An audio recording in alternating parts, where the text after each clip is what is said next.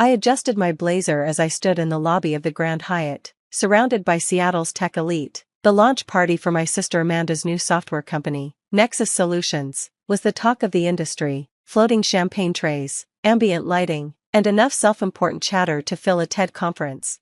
The irony of my presence wasn't lost on me. For 6 months, I'd been Nexus Solutions' biggest client under a different name. Of course, as CEO of Horizon Technologies, I'd signed their largest contract through a subsidiary, keeping my identity hidden behind layers of corporate structure.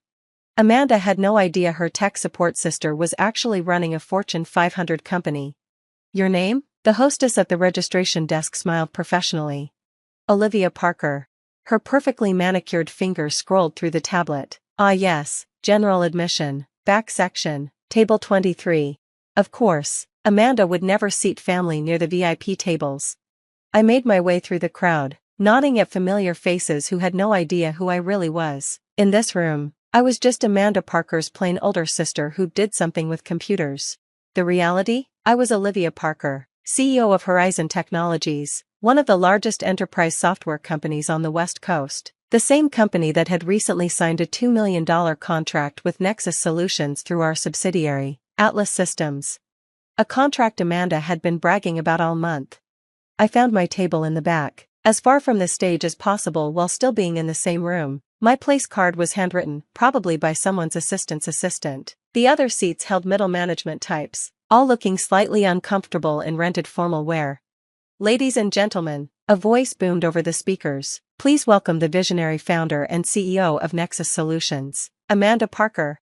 My sister practically floated onto the stage, her designer dress catching the spotlights perfectly. Everything about her was calculated for maximum impact, from her professionally highlighted hair to her casual but commanding stance at the podium.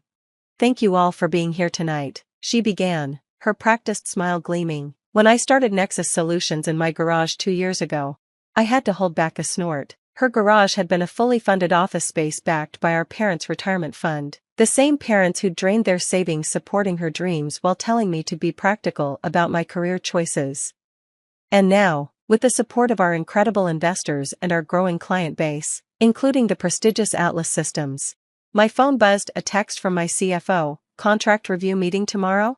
Yes, I typed back. Need to discuss some concerns about Nexus Solutions' delivery timeline. Amanda was still talking, her voice carrying that particular tone she used when building to a spontaneous joke. And of course, success like this doesn't come without sacrifice. Just ask my family, especially my sister. Here it comes. Poor Olivia still works in tech support, she laughed, gesturing vaguely toward my table. But hey, maybe once Nexus really takes off, I can get her a real job. The crowd chuckled politely. My tablemates shifted uncomfortably, suddenly very interested in their champagne glasses. I stayed perfectly still, my face neutral. Let her have her moment. The punchline would come soon enough. After the speech, Amanda worked the room like a politician, air-kissing investors and laughing just a little too loudly at their jokes. She was approaching my table, probably for the obligatory family acknowledgement, when her COO intercepted her. Amanda, the Atlas Systems representatives are here. Her face lit up. Where? Actually, I stood slowly, straightening my blazer. I can help with that. Amanda's perfect smile flickered. Olivia, not now. I need to meet with some very important people. Yes, I smiled. You do. I pulled out my business card, not the generic one I used for family functions, but my real one, CEO, Horizon Technologies, embossed in silver on heavy stock. What is this? She frowned, taking the card automatically.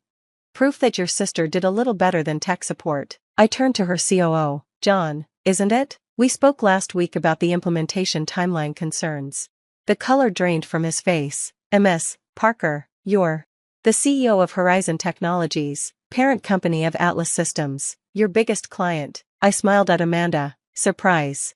The room didn't exactly go silent, there were too many people for that, but a bubble of quiet spread around us as nearby conversations stuttered to a halt. This is a joke, Amanda said flatly. You can't be. Call Marcus Thompson at Atlas, I suggested, or better yet, check your own contract. The final approval signature? That's mine. She fumbled for her phone, fingers trembling slightly as she pulled up her emails. I waited patiently as she found the document, watched her scroll to the last page.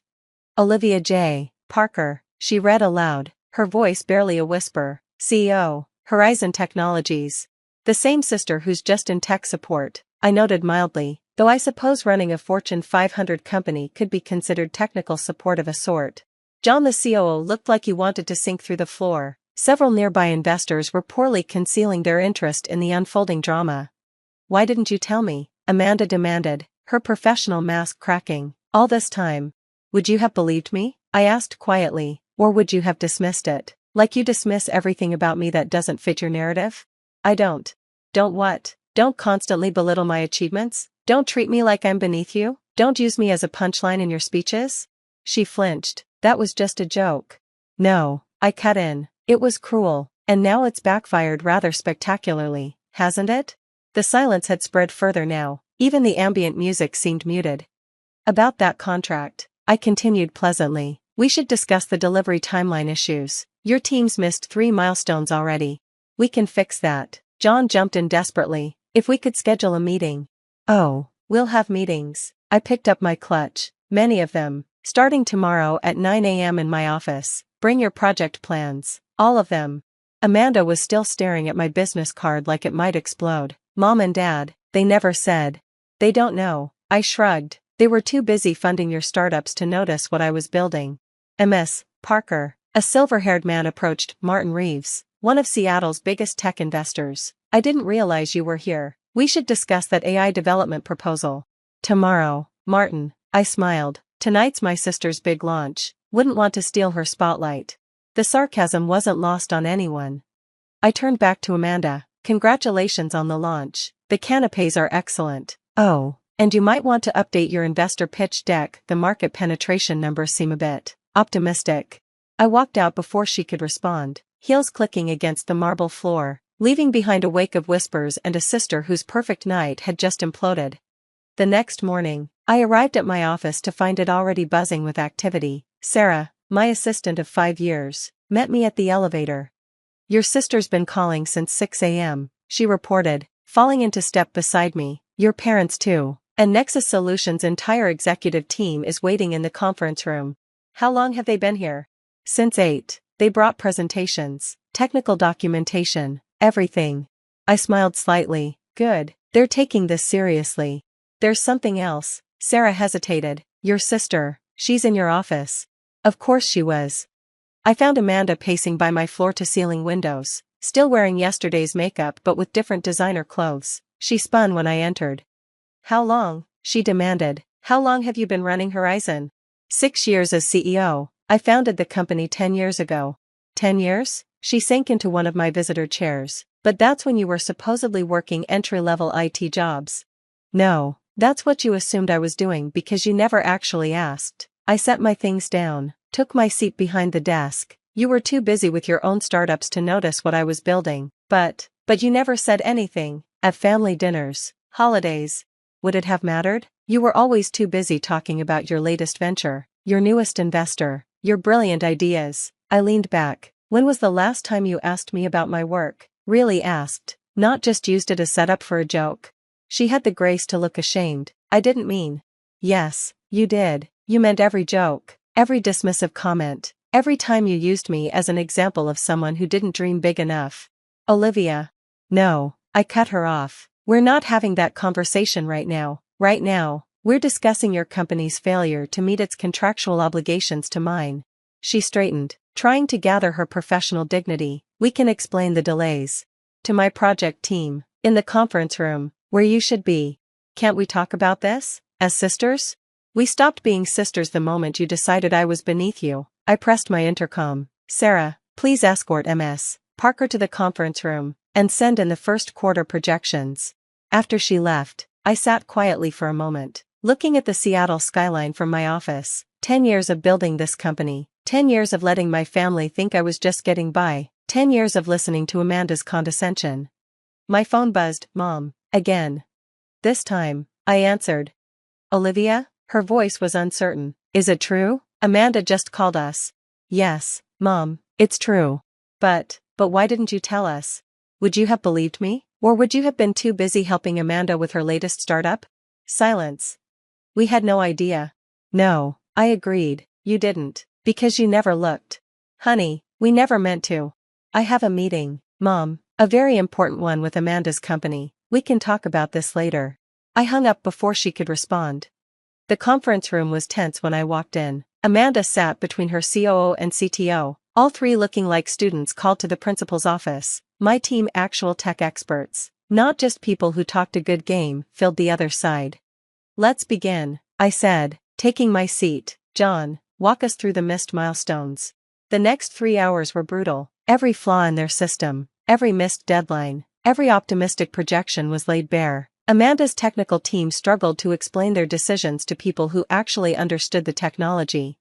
So, I concluded as the last presentation ended, you've missed 3 major deliverables, your codebase is inefficient, and your scalability projections are fundamentally flawed. We can fix it, Amanda's CTO insisted, we just need more time. Time isn't the issue, I cut in, competence is. Amanda flinched. Here's what's going to happen, I continued. We're assigning our senior development team to review your entire system. You'll implement their recommendations without argument, miss another milestone, and we pull the contract. You can't, Amanda burst out. That contract is half our revenue. Then I suggest you start taking it seriously. I stood. Daily progress reports starting tomorrow. My team has complete access to your systems. No exceptions. They filed out looking shell-shocked. Amanda lingered. Olivia, please. Please what? Let you continue delivering subpar work because we're family? That's not how this works. I didn't know. No, you didn't, because you never bothered to find out. Too busy being the family success story to notice you weren't the only one building something. She sank back into her chair. Does it feel good, getting revenge like this? Revenge? I laughed. This isn't revenge, Amanda. This is business. Something you claim to understand but clearly don't. What's that supposed to mean? It means you've built a company on hype and connections while I built mine on actual technology and expertise. The difference is showing. She stood slowly. I worked hard for everything I've achieved. No, I corrected gently. You worked hard at appearing successful. There's a difference. And you're so perfect, hiding your success, letting everyone think. I didn't hide anything. I just stopped trying to compete with your constant need for attention and validation. That hit home. She stepped back like I'd slapped her. The meeting's over, I said, gathering my papers. You should get back to your office. You have a lot of work to do. After she left, I went back to my office and pulled out an old photo, me and Amanda as kids. Before competition and comparison had driven us apart, we were both smiling, genuine smiles without artifice or agenda. Sarah buzzed my intercom. Your father's here. Of course he was. Dad looked older than I remembered, standing awkwardly in my office doorway. Gone was the confident businessman who'd always treated my career choices with benign neglect. Nice view, he said finally. Better than the IT department you always assumed I was stuck in? He winced. We should have asked more questions. Yes, I agreed. You should have. Your mother's upset. Because she finally has to face how she treated me? Or because Amanda's perfect image is cracking? He sat heavily in a visitor chair. Both, probably. He looked around my office. How did we not know? All these years. You knew what you wanted to know. Amanda was the star, the one who needed support and attention. I was just, reliable. And now you're her boss. No, I corrected. Now I'm her client. A client who's been deeply unimpressed with her company's performance. Are you going to cancel the contract? If they don't improve? Yes, that's business. He nodded slowly. You know, I always thought Amanda inherited my business sense. Turns out you did. I inherited your work ethic. I said quietly. Amanda inherited your love of appearances. That hit home. He looked down at his hands. We failed you, he said finally. No, I stood, walking to the window. You just failed to see me. There's a difference. 3 months later, I sat in the same conference room, reviewing Nexus Solutions' latest progress report. The improvements were significant, amazing what proper oversight and actual consequences could accomplish. Amanda sat across from me, looking different. The designer clothes were still there, but the artificial confidence was gone, replaced by something more genuine. The system updates are complete, she reported. All performance metrics are exceeding targets. So I see. I closed the report. Well done. She blinked, surprised by the praise. Really? I'm hard on my vendors. Amanda, not cruel. You've done good work here. We had help, she admitted. Your team, they know things we never considered. That's what happens when you focus on substance over style. She was quiet for a moment. I'm sorry, she said finally, for everything, the jokes, the dismissal, the way I treated you. I know. How did you do it? Build all this while you were mocking me? Simple. I stopped caring what you thought and focused on what I could build. She nodded slowly. I get that now. The difference between appearing successful and being successful. Do you? Getting my ego handed to me by my tech support sister was quite the wake-up call. She smiled slightly. Mom's still processing it all. Mom's still processing that her backup daughter outperformed her star. You were never the backup, she said quietly. We just couldn't see past our own assumptions. I studied her for a moment. The old Amanda would have turned this into a performance, a dramatic scene of reconciliation. This Amanda just sat there, accepting her truth. The contract's up for renewal next month, I said finally.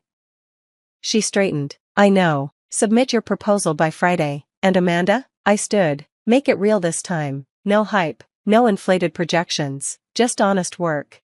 I will. She gathered her things, then paused. Sunday dinner this week? Mom's cooking. Will I be the punchline of your stories again? No, she said seriously, but I might ask you for actual business advice, if that's okay. I smiled slightly. That would be okay. After she left, I went back to my office and looked at that old photo again. Two sisters, before success and competition had driven us apart. Maybe, just maybe, we could find our way back to something real. My phone buzzed. A text from Mom. Dinner on Sunday? I'd like to hear about your company, really hear about it. I looked out at the Seattle skyline, at the city where I'd built my success while my family looked the other way, at the empire I'd created while they underestimated me. Yes, I texted back, I'd like that. Because sometimes the best revenge isn't revenge at all, it's simply standing in your truth and letting others finally see you clearly. Even if it takes a $2 million contract and a very public revelation to make it happen. What do you think about Olivia's story? Was she right to keep her success hidden? Or should she have been more open with her family? Share your thoughts in the comments below, and don't forget to follow for more stories about family, success, and the courage to be seen. One morning I got a call from my mom. She was crying and sounded really upset. Grandpa is badly hurt. Please stay home. He needs you, she told me.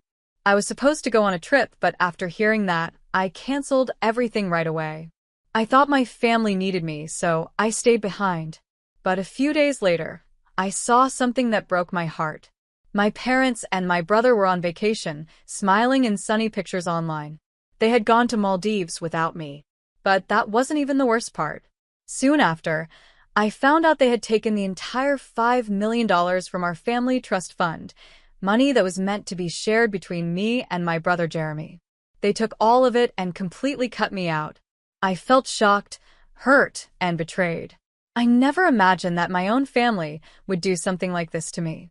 Looking back now, I realized the warning signs were always there. But I ignored them. I kept telling myself it was all in my head. My name is Rachel Zegler, and I grew up in Dallas, Texas. On the outside, we looked like a perfect, wealthy family. But inside, we were broken. My dad, Tyler Zegler, always told everyone he built his hotel business from nothing.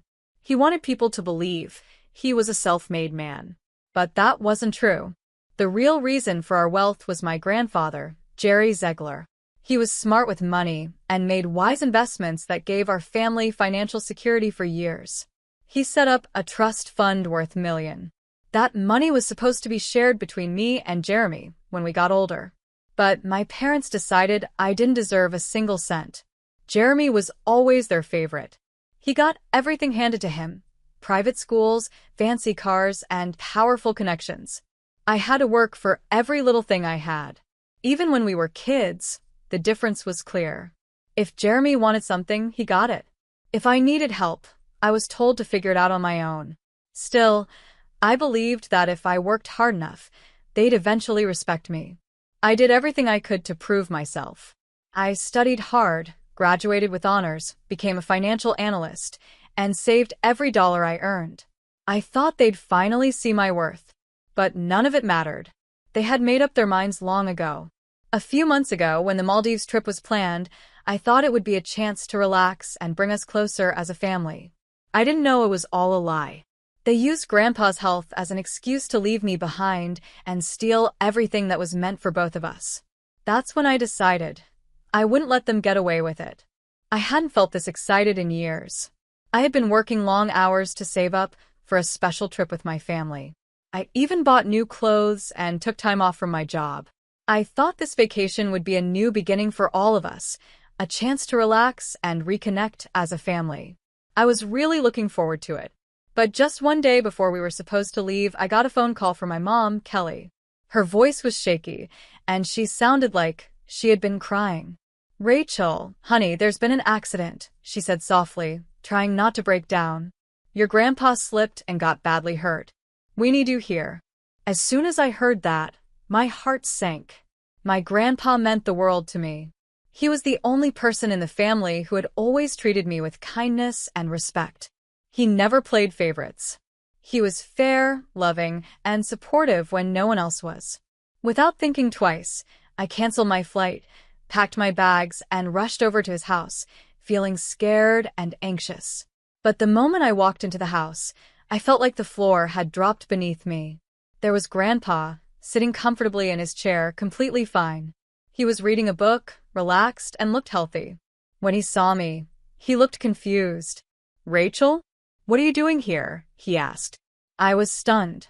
"Mom called me," I said, trying to understand what was happening. "She said you had a bad fall and needed help." Grandpa's face suddenly turned serious. He closed his book, leaned forward, and rubbed his forehead. "She told you that," he said, clearly upset.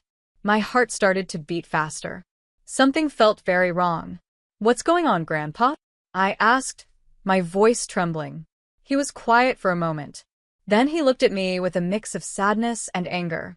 "She asked me to lie," he finally said. "She called a few days ago and wanted me to pretend I was hurt so you wouldn't go on the trip. She said it would keep the peace in the family. But I refused. I told her I wouldn't lie to you." I couldn't breathe. My own mother had made up a story, just to keep me from going on the trip. But why? I whispered. Grandpa reached for my hand. "That vacation, they never planned to include you," he said gently. It felt like someone had hit me in the chest. No, that couldn't be true. I didn't want to believe it. I hoped there had been a mistake or a misunderstanding. Then my phone buzzed. Without thinking, I pulled it out. There was a new Instagram notification. I opened it, and my heart broke into pieces. Right there on my screen was a photo of my entire family. They were at the beach resort in Maldives, laughing, smiling, holding drinks. My parents, my brother Jeremy, aunts, uncles, cousins, everyone was there. Everyone except me. I was supposed to be in that photo. I kept staring at the screen, my eyes stuck on the words written under the picture. Jeremy had posted it himself. The caption read, "Family vacations are the best. So grateful for this beautiful trip." My hands started to shake. My mind felt like it had stopped working. I couldn't believe what I was looking at. They had lied to me. They had tricked me. My own family never wanted me on that trip. Tears filled my eyes, but I told myself I wouldn't cry. I bit my lip and clenched my fists, digging my nails into my palms to stay calm. My mother had looked right at me and lied. My father, the man who always told me to work hard and earn everything, had pushed me aside on purpose. And Jeremy, the brother I had stood up for so many times, had left me out like I didn't even exist. I turned to my grandpa, my voice flat and empty. Why would they do this? His jaw tightened as he looked at me. "I don't know, sweetheart," he said softly. "But I do know one thing." He reached out and gently squeezed my hand. "This isn't just about a vacation. Something bigger is going on." I nodded slowly, my heart racing. He was right. This wasn't only about the trip. It was something deeper, something that had been going on behind my back. I took a deep breath and wiped the tears from my face. If they thought I would just sit quietly and accept this, they were wrong. I was going to find out the truth. And when I did, they would regret treating me like I didn't matter. That night, I barely slept. I sat on the couch in Grandpa's living room, staring at my phone. I kept scrolling through the vacation photos again and again. Each picture felt like a knife to the heart. They were all there, my mom, Dad, Jeremy, my aunts and uncles, laughing, smiling, holding drinks, and enjoying the beach. My mom had her arm around Jeremy, like he was the only one who mattered. They had lied to my face. They had used Grandpa's name to keep me away.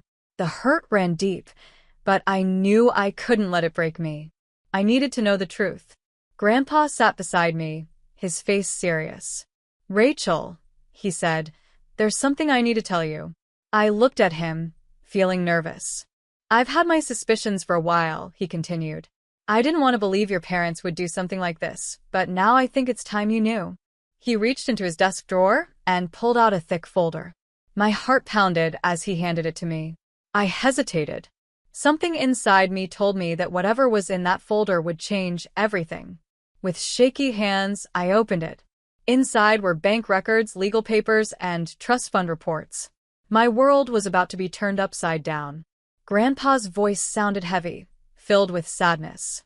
"This is everything I've collected over the years," he said. "It's about your trust fund, Rachel. It was supposed to be shared equally between you and Jeremy." My throat felt tight. "Supposed to be?" I asked. He nodded. "Yes. But your parents slowly took your share over the years. First, they used it to pay for Jeremy's private school. Then they bought him a fancy car. Later, they used more money to support his failed businesses.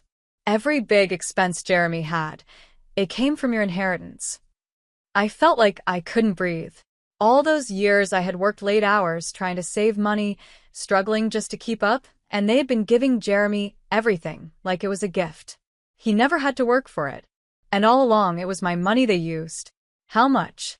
I asked in a quiet voice, barely able to get the words out. Grandpa paused for a moment before answering. "Almost everything. The trust fund was originally worth $5.5 million. I closed my eyes, trying to stay calm. $5.5 million gone. Given to Jeremy. There's more," Grandpa said, lowering his voice. "They're not just taking your money. They're planning to give the entire hotel business to Jeremy." My eyes flew open. "What?" I said in shock. He let out a sigh. "Your father is finishing the paperwork now. Once it's done, Jeremy will own everything. And you'll be left with nothing." I shook my head. I couldn't believe it. "But the business was meant for both of us," I said. "It was," Grandpa replied. "That's why I gave your father control of it years ago. I trusted him to do what was right. But it's clear now, he only sees Jeremy as his heir." My hands curled into fists. They hadn't just taken money from me. They were trying to erase me completely.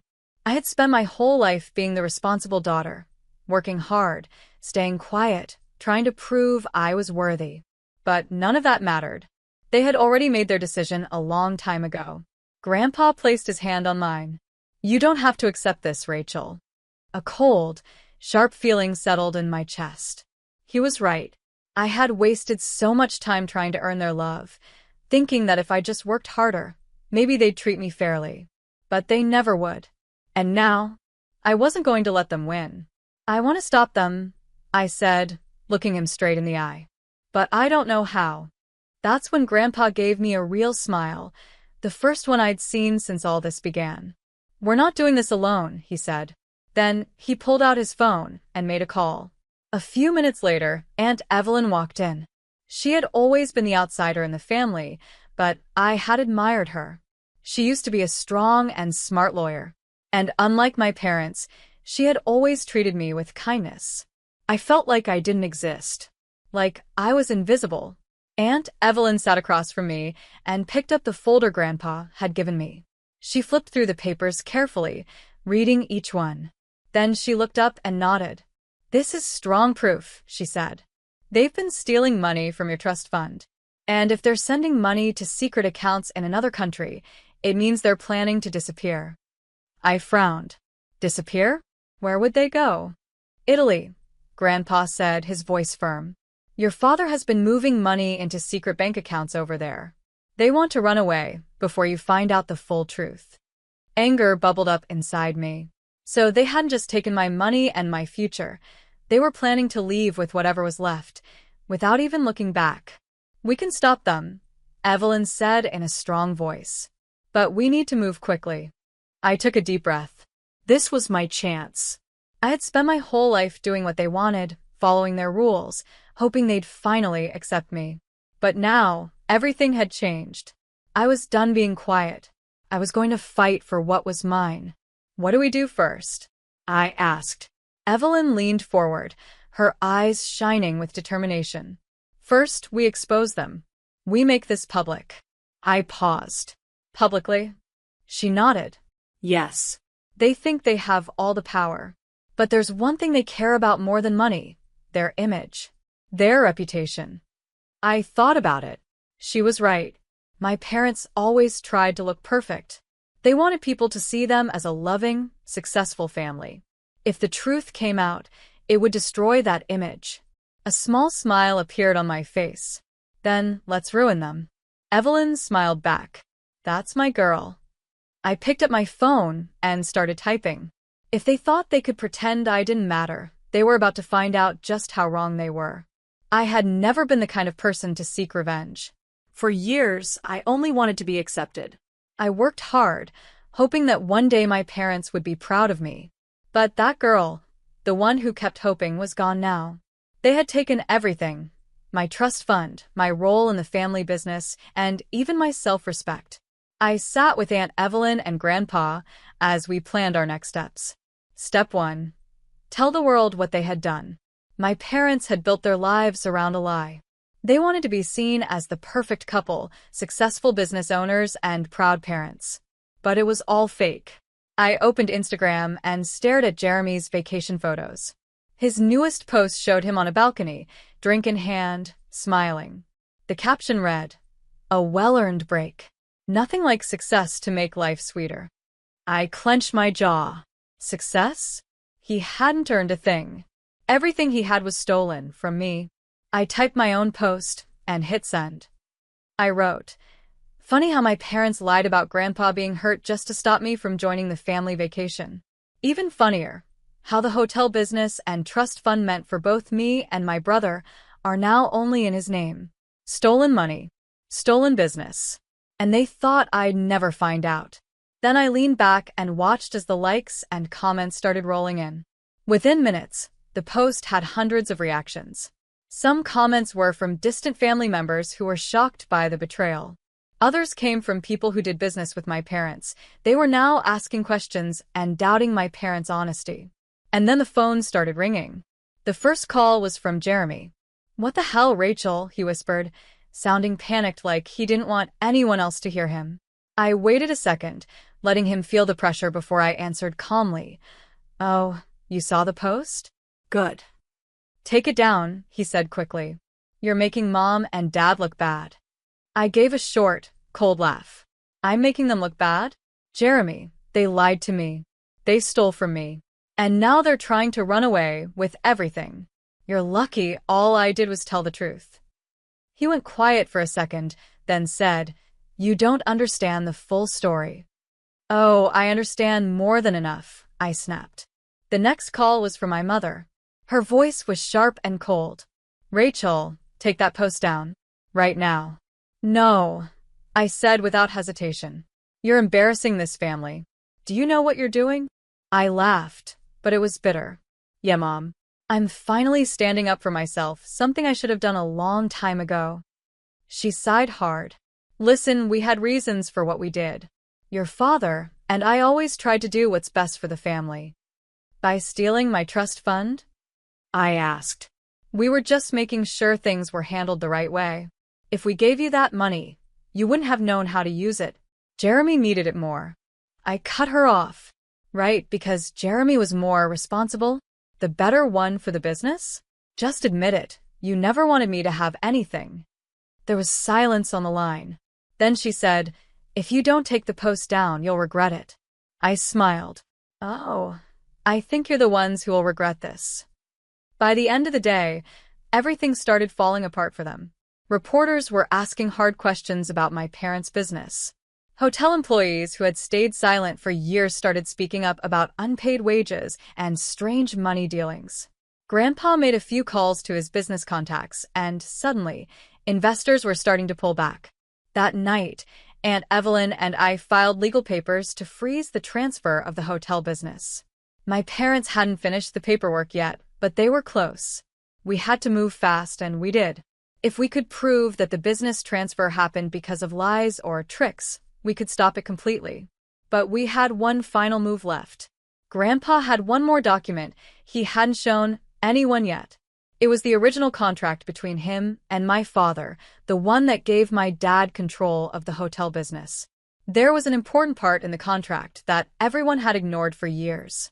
It said that if there was ever proof of dishonesty or bad behavior, control of the business could be taken away. The next morning, I walked into the corporate office without hesitation. I went straight to my father's office. He and my mother were inside, hurriedly shredding papers. Dad looked up, and his face turned red.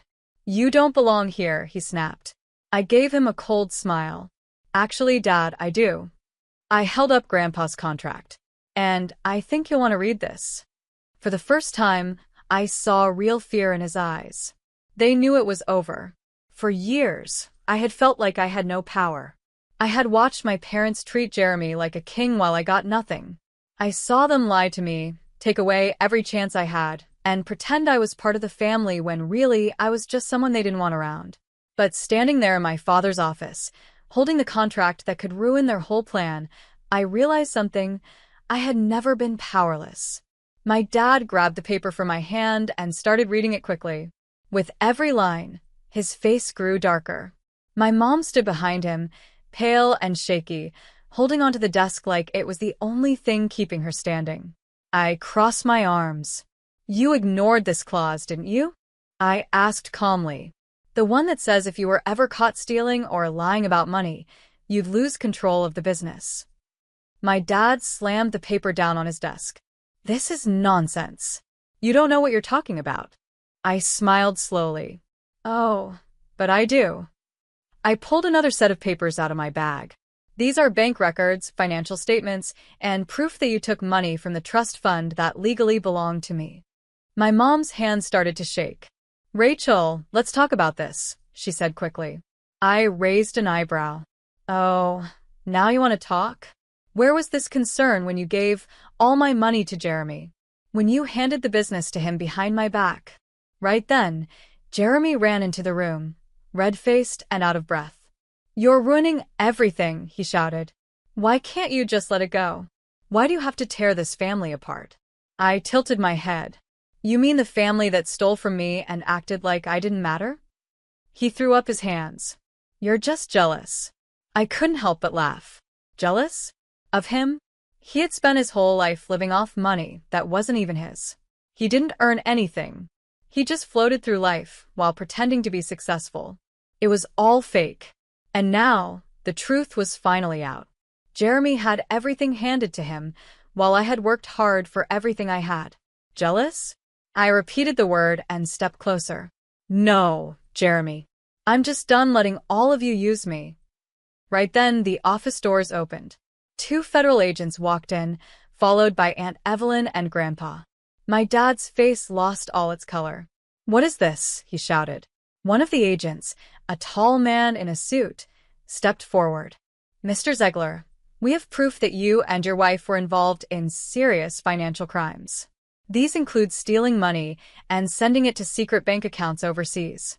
You are both under arrest." My mom gasped and turned to my dad in panic. "Tyler, do something." But there was nothing he could do. The agents put handcuffs on both of them. My dad turned to me, his eyes full of anger. "You think you've won?" he hissed. "You think you're better than us?" I looked him straight in the eyes, my face calm. "No," I said softly. "I just finally chose to stand up for myself." Jeremy took a step back, the truth finally sinking in. He looked at me, shocked. "You ruined everything, Rachel." I shrugged. "No, Jeremy. You did." As the agents led them out, I felt something shift inside me. For the first time in my life, I felt truly free. After that, things moved fast. The court case against my parents didn't take long. Aunt Evelyn led the charge, using all the evidence we had. Once the truth about the stolen money and lies came out, the court canceled the deal that gave Jeremy the hotel business. It was proven to be based on fraud. My parents lost everything. Jeremy, without their money and support, was left with nothing. Grandpa also went to court to help get my trust fund back. But most of the money was already gone. Still, the court gave me something even bigger, full ownership of the Ziegler Hotel business. I was the only one legally entitled to it now. The very thing my parents tried so hard to take from me was now mine. At first, I wasn't sure if I even wanted it. Taking over the company meant dealing with the mess my father had left behind. It meant fixing broken relationships, earning trust, and showing people that I was not like him. But then I remembered everything I had lost, everything I had fought so hard for. And I realized I wasn't just taking back what was stolen from me. I was creating something better. 4 months later, I walked into the Ziegler Hotel headquarters, not as an outsider, but as the new owner. Employees who had once been afraid now greeted me with smiles and relief. The toxic rule of my parents was over, and I was ready to lead with honesty, strength, and a fresh start. I made real changes to the company. I made sure all employees were paid fairly. I started a scholarship program to help their families. I also changed the way the business worked, so everything was open and honest. Jeremy tried to contact me once. He made a weak attempt to get back on my good side. I didn't reply. Some wounds are too deep, and some people never really change. My parents were sent to prison for financial fraud. For the first time in my life, I didn't care what they thought of me anymore. I no longer needed their approval. One afternoon, I sat with Grandpa on the balcony of one of our newly remodeled hotels. We looked out at the ocean, the waves calm and peaceful. He took a sip of his coffee and smiled. "You know," he said, "your grandfather would be proud of you." I turned to him. "Why do you say that?" He looked at me kindly and said, "You took all the pain they caused you, all the betrayal, and turned it into something they never expected." I smiled. "And what's that?" He reached over, gently squeezed my hand, and said, "Your victory." He was right. In the end, my parents and Jeremy had stolen from me. They had lied and tried to erase me from everything I worked for. But all they really did was push me to become stronger. They thought they were breaking me. Instead, they helped me discover the power I had all along. Their betrayal didn't destroy me. It woke me up. My name is Sophia, and I'm 25 years old. I live with my parents, and I'm just waiting for my college graduation. Life should be easy right now, but it's not, all because of my older sister Liesel and her twins. Liesel is 28, married, and lives in her own house on the other side of town. You'd think that since she has her own place, she'd take care of her own kids. But that's not how things go in our family. Since her twins were born 6 years ago, I've been the one she always asks to babysit. It all started when I had just started college. One day, Liesel showed up at our house carrying her 2 tiny babies and a diaper bag. "Sophia, I have a really important meeting," she said. "Can you watch them for just 1 hour?" But that 1 hour turned into 3, then 4. It was already dark by the time she came back. She was carrying shopping bags and gave me a guilty smile. "Thanks so much." "You're so good with them," she said. From that day on, it kept happening. Liesel would bring the twins over whenever she had to run errands, go to the doctor, or just wanted a break. Sometimes she left them for a few hours, other times for the whole weekend. "Liesel, I have midterms coming up," I tried telling her when she showed up without calling first. "I really need to study." "Don't be so dramatic," she'd say, while putting the twins' bags down in the living room. "They mostly sleep anyway. You can study while they nap." But anyone who's been around babies knows that's not true. Between feeding them, changing diapers, and giving them attention all the time, it was almost impossible to study. "I haven't seen my friends in weeks," I told her one day after she dropped the twins off for the 4th weekend in a row. "I need some time for myself, too." Liesel just rolled her eyes. "What are you talking about? You have plenty of free time. The babies don't take up that much of it," she said while grabbing her purse and heading to the door. "Besides, isn't that what sisters are for? We're supposed to help each other." That became her favorite line. Sisters should help each other. She said it every single time. I tried to speak up every time. I told Liesel about my classes, my homework, or how I wanted a social life. But to her, nothing mattered more than being there for family. And so, it kept going month after month, year after year. My whole college life turned into a mix of babysitting and trying hard to keep up with my studies. While my classmates were going to parties and making fun memories, I was writing essays with one hand while holding a crying baby in the other. The twins grew from tiny babies into active toddlers. But Liesel's expectations didn't change. In fact, she asked for even more help. "They're so much easier now," she'd say. "They can walk, talk, it's like having little friends over." But 5-year-old friends still need someone to watch them all the time. They need to be played with, fed, cleaned, and kept out of trouble. Whether they were climbing bookshelves or drawing on the walls, they needed my full attention. Finally, graduation day came. After 4 hard years of balancing school and babysitting, I was finally done with college. My friends and I decided to celebrate at our favorite cafe, the one where we'd spent so much time studying and dreaming about the future. "So, what's next for everyone?" Heidi asked while stirring her latte. "We're all going different ways soon." "That's what I wanted to talk about," Amalia said. "We should do something fun together before we all leave one last trip." "What about Germany?" I said. "I've always wanted to go there." The idea caught on fast, like fire. Everyone started talking at once, pulling out their phones to look at flights and places to stay. I couldn't believe it might really happen. My grandmother had even given me $3,000 as a graduation gift. "Look at these flight prices," Agnes said. "If we book now, we'll get great deals." We spent hours at the cafe planning every little thing. By the time we left, our flights were booked and hotel rooms reserved. The trip was just a few weeks away. I felt so happy, like I was floating on a cloud. That evening, I came home excited. My parents had invited Liesel and her family over for dinner. I couldn't wait to tell everyone the news. "Germany," I said with a big smile. Liesel dropped her fork onto her plate. "When are you going?" she asked. "3rd week of May," I said, taking another bite of my mom's lasagna. "We got really good deals on the tickets." Liesel's face turned bright red. "3rd week of May? Are you serious?" I looked at her, confused by the way she spoke. "What's wrong with May?" "That's when Felix and I are going on our trip," she said. "You knew that. You did this on purpose." "What?" "No, I didn't know about your trip." "Yes, you did." Liesel raised her voice. "You're just trying to avoid babysitting the twins while we're gone." I put down my fork. I wasn't hungry anymore.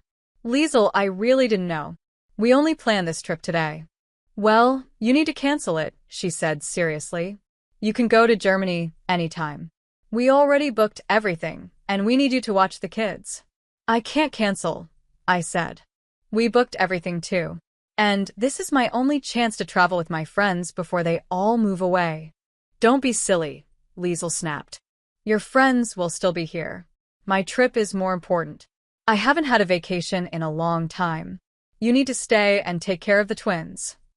I took a deep breath and looked her in the eyes. "I'm not changing my plans, Liesel. Everything is already set." "This is crazy. You're being totally selfish." "Selfish." My face got hot. "I've spent the last 6 years stopping everything to help you.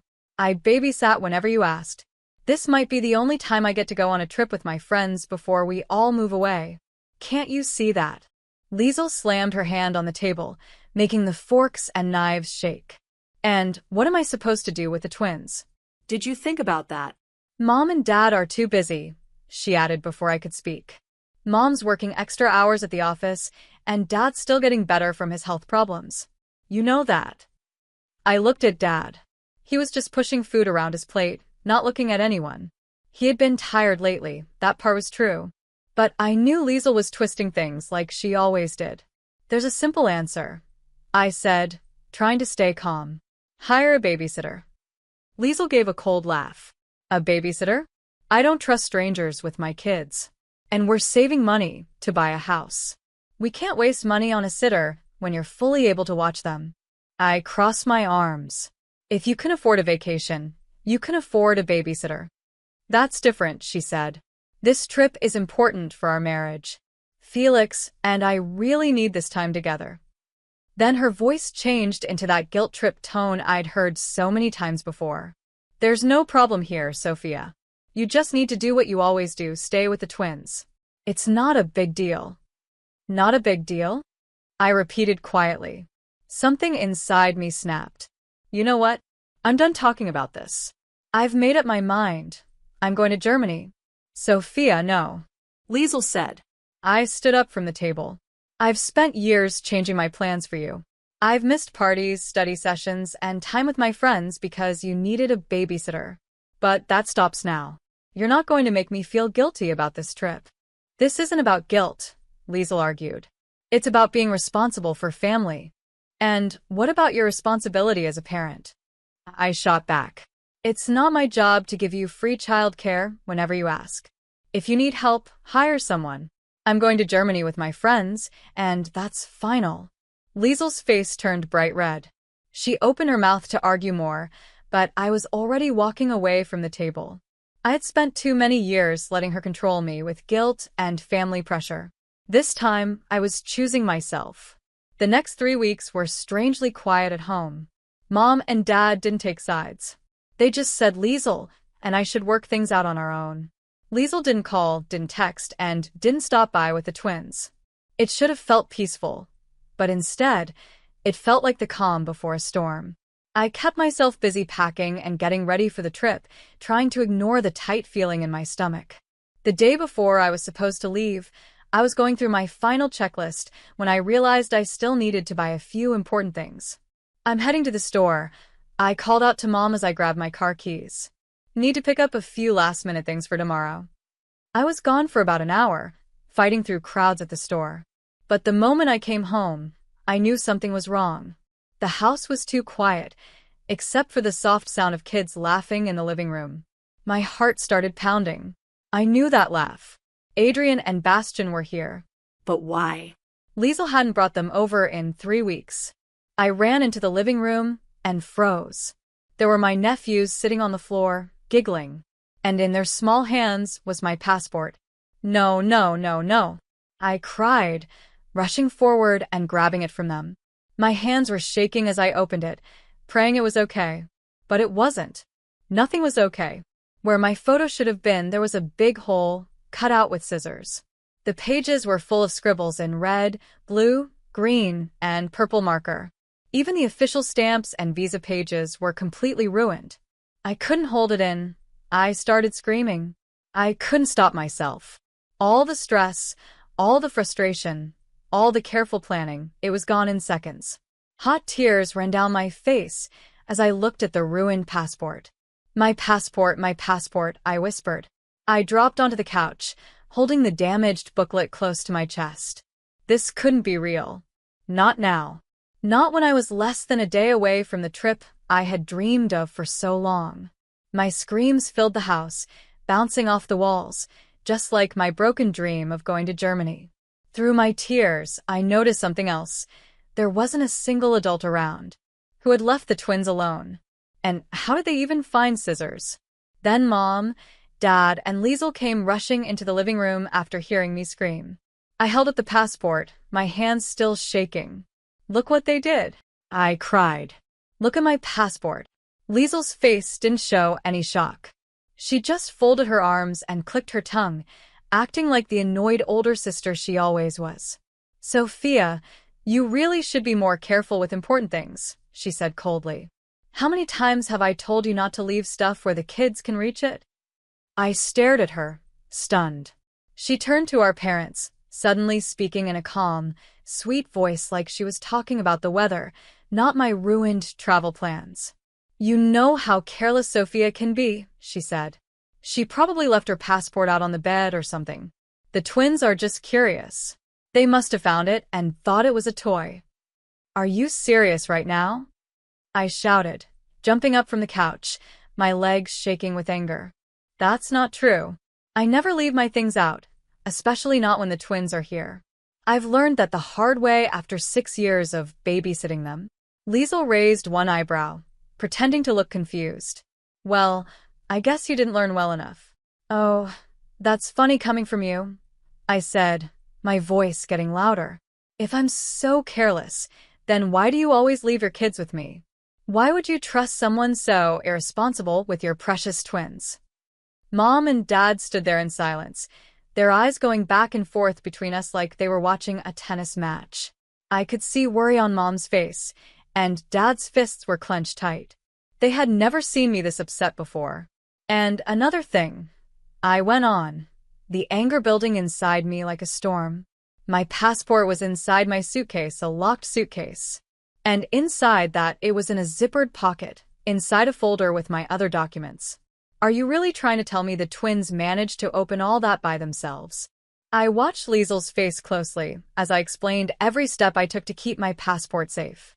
For a second, I saw something in her eyes, fear. But it was gone just as quickly, replaced by her usual fake calm look. It was the same look she always used when asking me to babysit, just for a few hours, which always turned into days. I don't know how it happened, she said smoothly, like she had practiced the words. Kids can be really clever when they want something, but there's no point in blaming anyone. The truth is, you clearly didn't keep your passport safe enough. She looked at me like it was obvious. The twins are only 4. They're too young to be blamed for this. You're the adult, Sophia. This is your fault. Hearing her talk like that made me feel sick. After all those years of saying yes to her, after years of canceling my own plans to help her, after all the sacrifices I made for her, this is how she repaid me. Then Liesel turned to our parents, acting like she cared. Well, since Sophia can't go on her trip anymore, she said sweetly, she can stay here and watch the twins while Felix and I go on vacation. It actually works out perfectly. She gave that same fake smile, the one I'd seen so many times before whenever she dropped her responsibilities on me. The room started spinning. I felt like I was going to be sick. I fell back onto the couch, crying so hard I could barely breathe. Through my tears, I saw Mom's shocked face and Dad's tight jaw. The twins stood in the corner, quiet and confused. They kept looking back and forth between Liesel and me, clearly not sure what was going on, or if they had done something wrong. After what felt like forever but was probably just a few minutes, I finally calmed down. A strange stillness came over me, like the feeling after a big storm, when you know there's nothing left to lose. Dad, I said, my voice rough from crying. Liesel did this. She planned it all. There's no way the boys got into my suitcase by themselves. My hands were still shaking, but my voice was strong. I was done being the little sister who always stayed quiet. Liesel let out a short, cold laugh. Oh, please. Don't be ridiculous. You can't make serious claims like that without proof, Sophia. Where's your evidence? She sounded so sure of herself, like always. Like someone who had never been held responsible for anything. Her smug voice made my hands shake even more. But before I could say anything, Dad spoke. His voice was calm but firm as he turned to face the twins. I had never seen him look so serious before. Adrian, Bastian, come here for a minute, he said, kneeling down so he was at their level. His kind eyes looked into theirs. Can you tell Grandpa where you got Aunt Sophia's passport? The twins looked at each other. Then Adrian stepped forward, bouncing on his toes like he always did when he was excited to share something. Mommy gave it to us, he said proudly. She said we were going to surprise Aunt Sophia. Bastian quickly nodded, not wanting to be left out. Yeah. Mommy said Aunt Sophia had an ugly picture in her passport and we should cut it out. Adrian added, smiling as he remembered. She gave us the big scissors from the kitchen and the markers too. Mommy said we could make it look pretty with lots of colors. She said Aunt Sophia would be so happy. The room went completely quiet. The only sound was the ticking of the old clock in the corner. Liesel's face turned pale. All her earlier confidence disappeared as her own kids shared the truth. She opened her mouth to speak, but no words came out. For the first time ever, my perfect big sister didn't know what to say. Mom covered her mouth with her hand, shocked. Her eyes moved between Liesel and me, like she was truly seeing both of us for the first time. Dad's kind expression turned cold. All the patience in his face was gone, replaced by something harder, something I'd never seen before. And Liesel, the sister who always acted like she was in control, finally looked scared. What happened next is something I'll never forget. Dad, who had never even raised his voice in my whole life, suddenly exploded. "What is wrong with you?" he yelled so loud everyone jumped. The twins hugged each other tightly, their eyes wide with fear. "Have you completely lost your mind, Liesel?" Liesel stepped back, her face as white as paper. Dad, "Don't you dare try to explain this," he shouted, pointing at her. His hands were shaking. "This isn't just some silly joke. You destroyed your sister's passport on purpose. And worse, you got your own kids to help you ruin her trip." Mom quickly pulled the twins close, trying to keep them from hearing more. I sat frozen on the couch, watching my dad finally let out years of anger and frustration. "We have always helped you, Liesel," he continued. "Your mother and I have bent over backwards to support you. And Sophia, she gave up her whole college life to be your babysitter." He shook his head, furious. "And this is how you thank her? By acting like a selfish, out-of-control person." Liesel's lips started to shake. "I just messed up, Dad. I didn't mean." Dad let out a bitter laugh. "You didn't just mess up, Liesel. You crossed every line." Then he looked her straight in the eyes. "Remember the deal we made about helping you buy a house? Well, that deal is off. It's cancelled." All the color drained from Liesel's face. "No, Dad, please. That $95,000? You're not getting it anymore," he said firmly. "I'm giving it to Sophia instead. She can use it to get her own apartment, far away from your lies and control." His voice was cold and strong. "As for you, you'll get your inheritance after I'm gone. Not a day before." Liesel broke down crying. Her mascara ran down her cheeks. She turned to Mom, looking for help. But Mom just shook her head slowly. "I'm so disappointed in you, Liesel," she said in a quiet, sad voice. "I never thought you'd do something like this. I don't even know who you are anymore." The room went silent. My torn-up passport still lay on the coffee table, a painful reminder of everything that had just fallen apart in our family. Of course, I couldn't go to Germany the next day. My dream trip was officially canceled, at least for now. But my friends showed me just how amazing they were. They refused to go without me.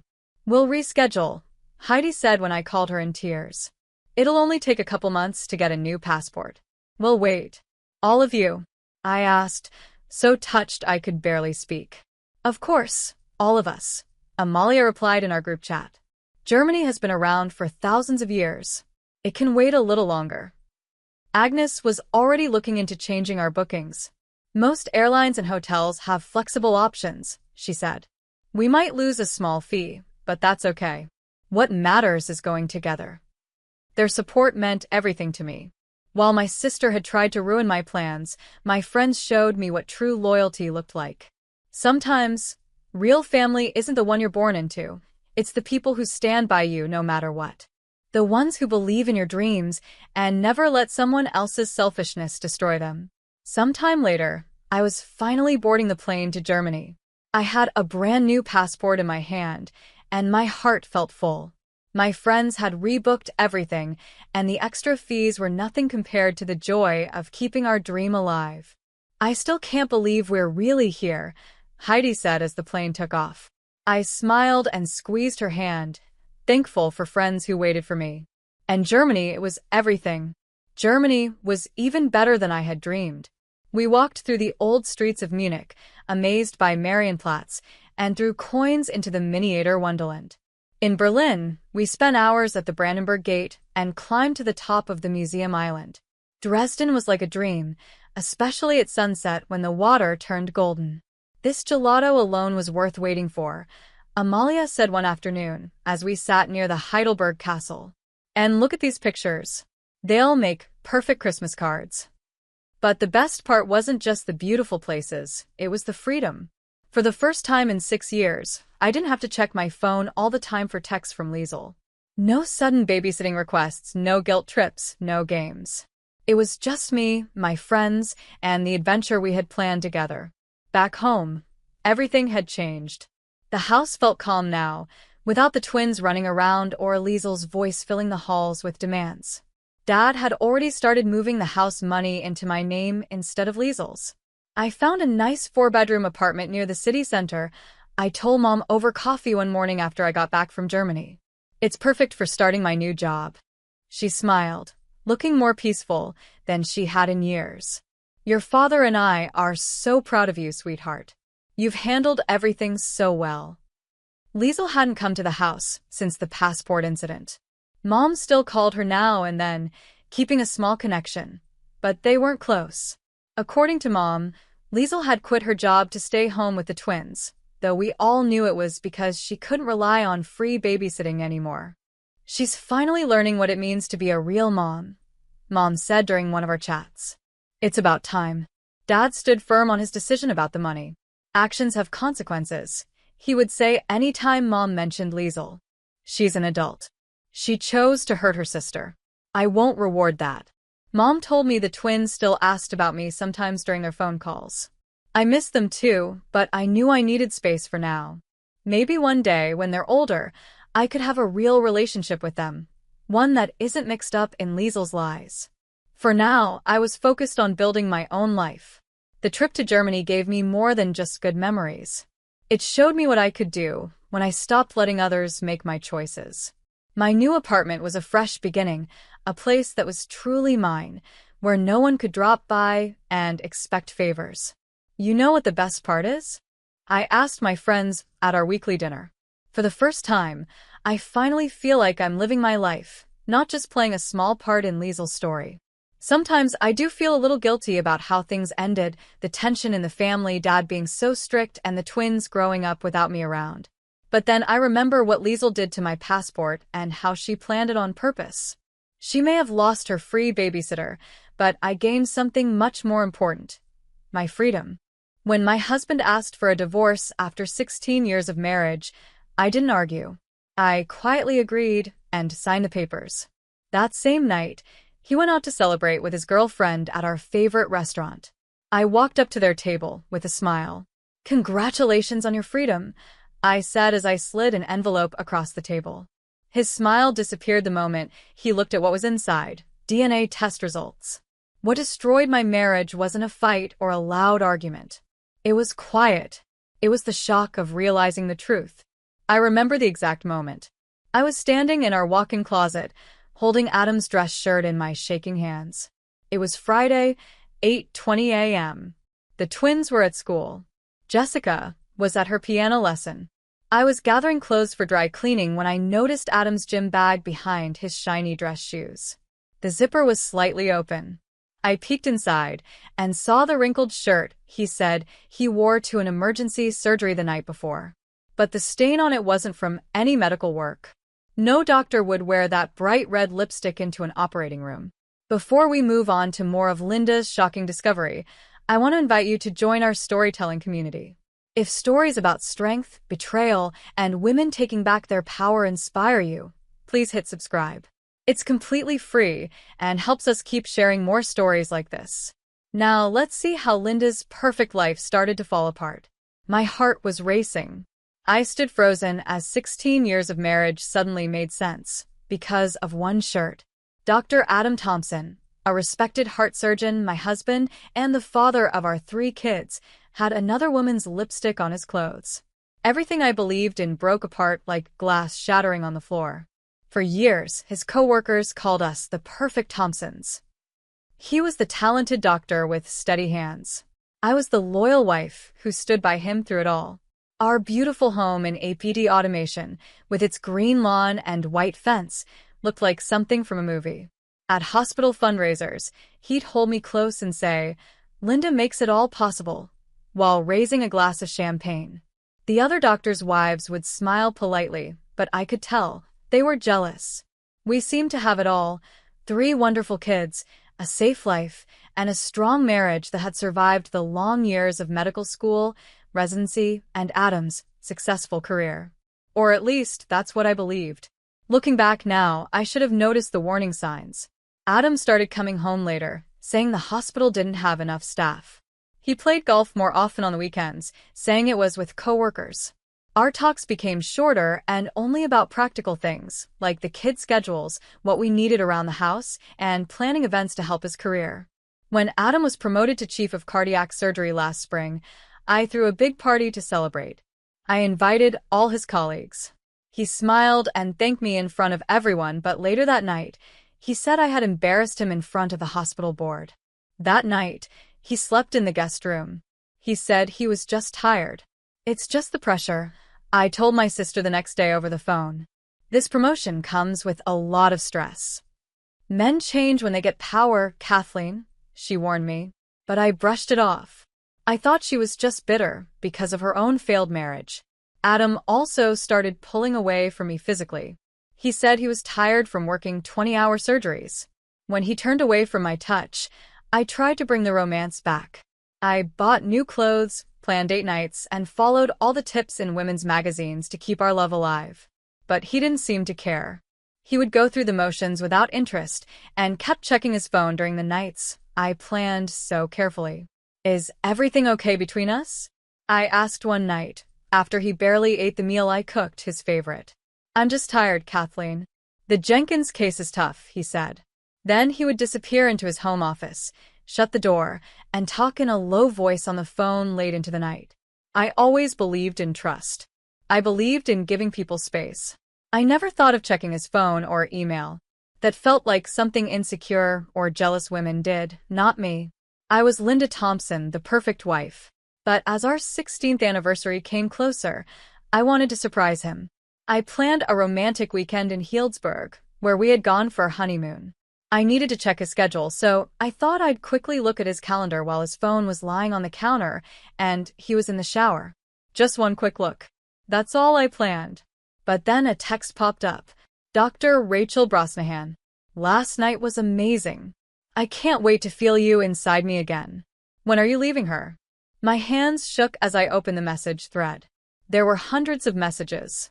They had been texting for 9 months, sharing private photos, making secret plans while I was busy taking Jessica to her piano lessons or helping the twins with schoolwork. Some of the messages were cruel jokes about me. Adam. She's planning some big anniversary surprise. Rachel. Poor thing. Still thinks there's something to celebrate. I felt sick. I quietly put the phone back where I found it. I made his coffee, like I always did. I kissed him goodbye as he left for work. Then I ran to the bathroom and threw up until there was nothing left in me but bitterness and heartbreak.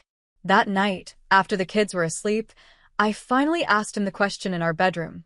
The same room where we had created our family. The room where we held each other during the heartbreak of miscarriages, where we turned to IVF, where he once comforted me when my dad passed away. Are you sleeping with Rachel Brosnahan? I asked. My voice was calm, even though my heart was pounding. Adam didn't even react. He calmly took off his watch and placed it on the nightstand. Yes, he said. For how long? I asked. Does it matter? He replied coldly. He looked at me with such emptiness that I barely recognized him. Then he added, I want a divorce, Linda. His words didn't come with guilt or sadness. They were cold and sharp, like a blade. It didn't feel like a confession. It felt like an execution. Why?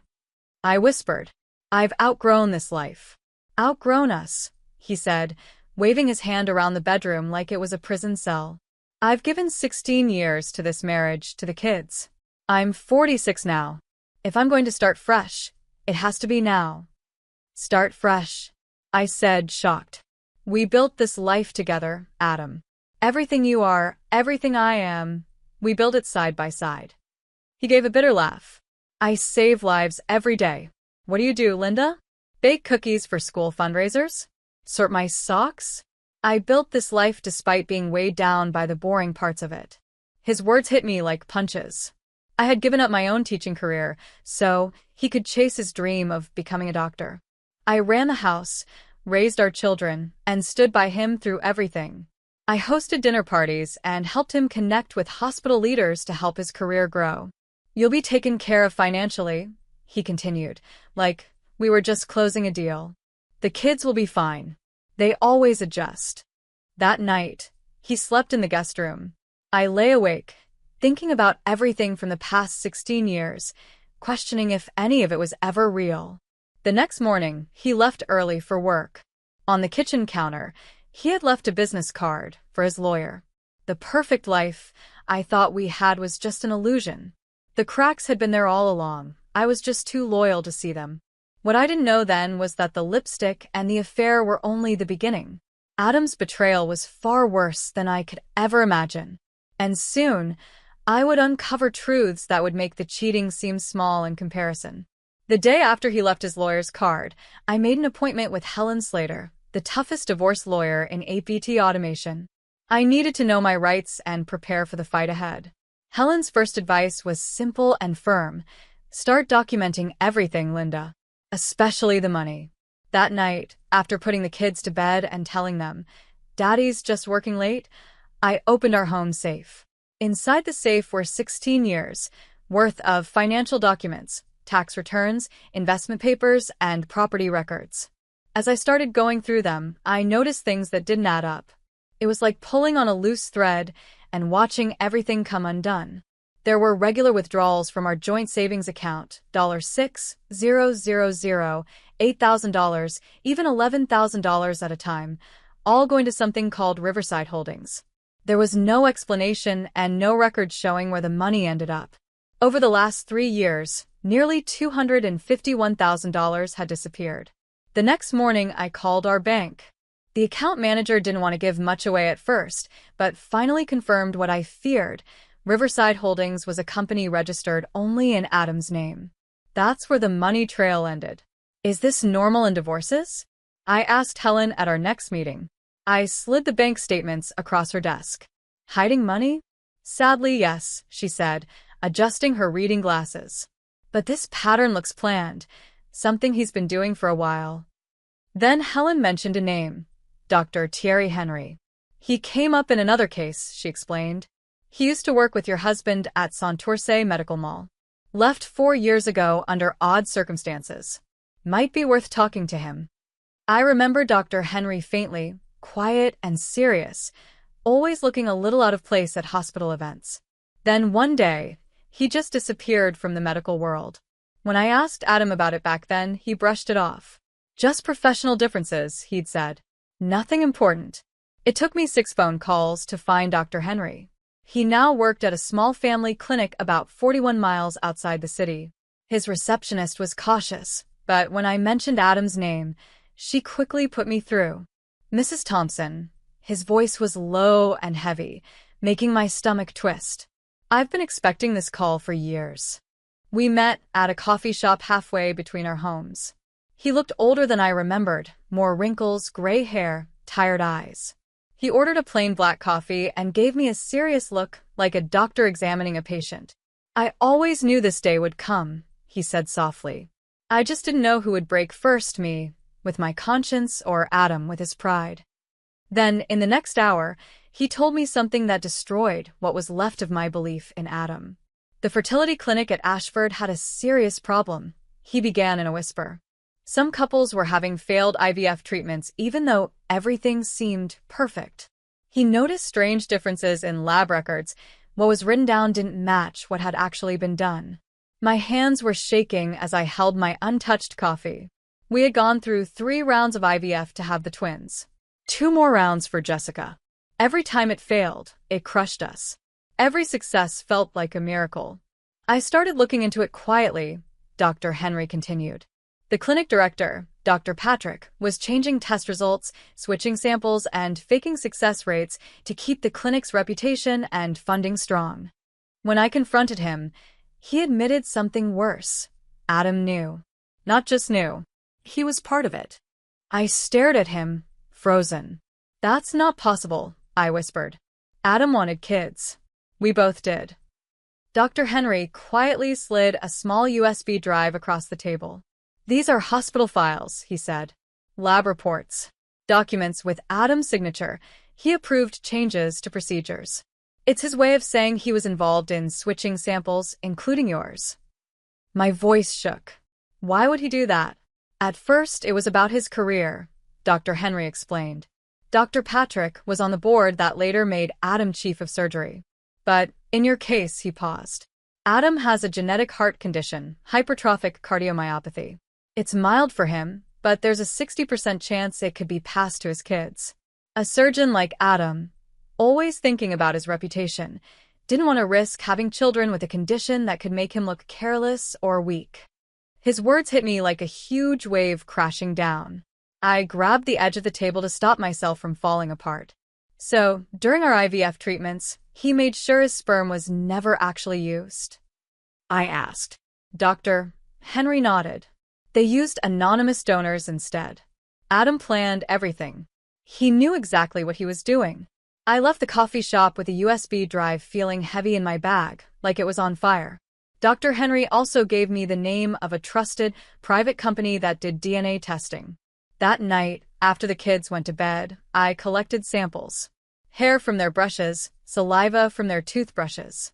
I even took a comb of Adam's from our bathroom, though he no longer used it. The 3-week wait for results felt endless. Meanwhile, Adam was rushing through the divorce. He asked for a custody evaluation, saying I was emotionally unstable and not fit to raise the kids. His lawyer sent cold, threatening letters, saying I hadn't really contributed much to the family and couldn't support the children on my own. They offered a deal that would barely cover basic living costs, a cruel trick to make me give up without a fight. But I kept going. I showed up for the twin science project. I clapped at Jessica's music recital. I smiled at drop-off time at school. When other moms asked about Adam, I just said, busy at the hospital. You know how it is. At night, I read everything I could about fertility fraud and medical ethics. I found heartbreaking stories. Doctors using their own sperm instead of donors, clinics mixing up embryos, families learning the truth decades later. But nothing like this. No story where a husband on purpose made sure his children weren't biologically his. A man who built a fake family and kept pretending he was their real father. Then the testing company called one Friday morning. The woman's voice was calm and professional.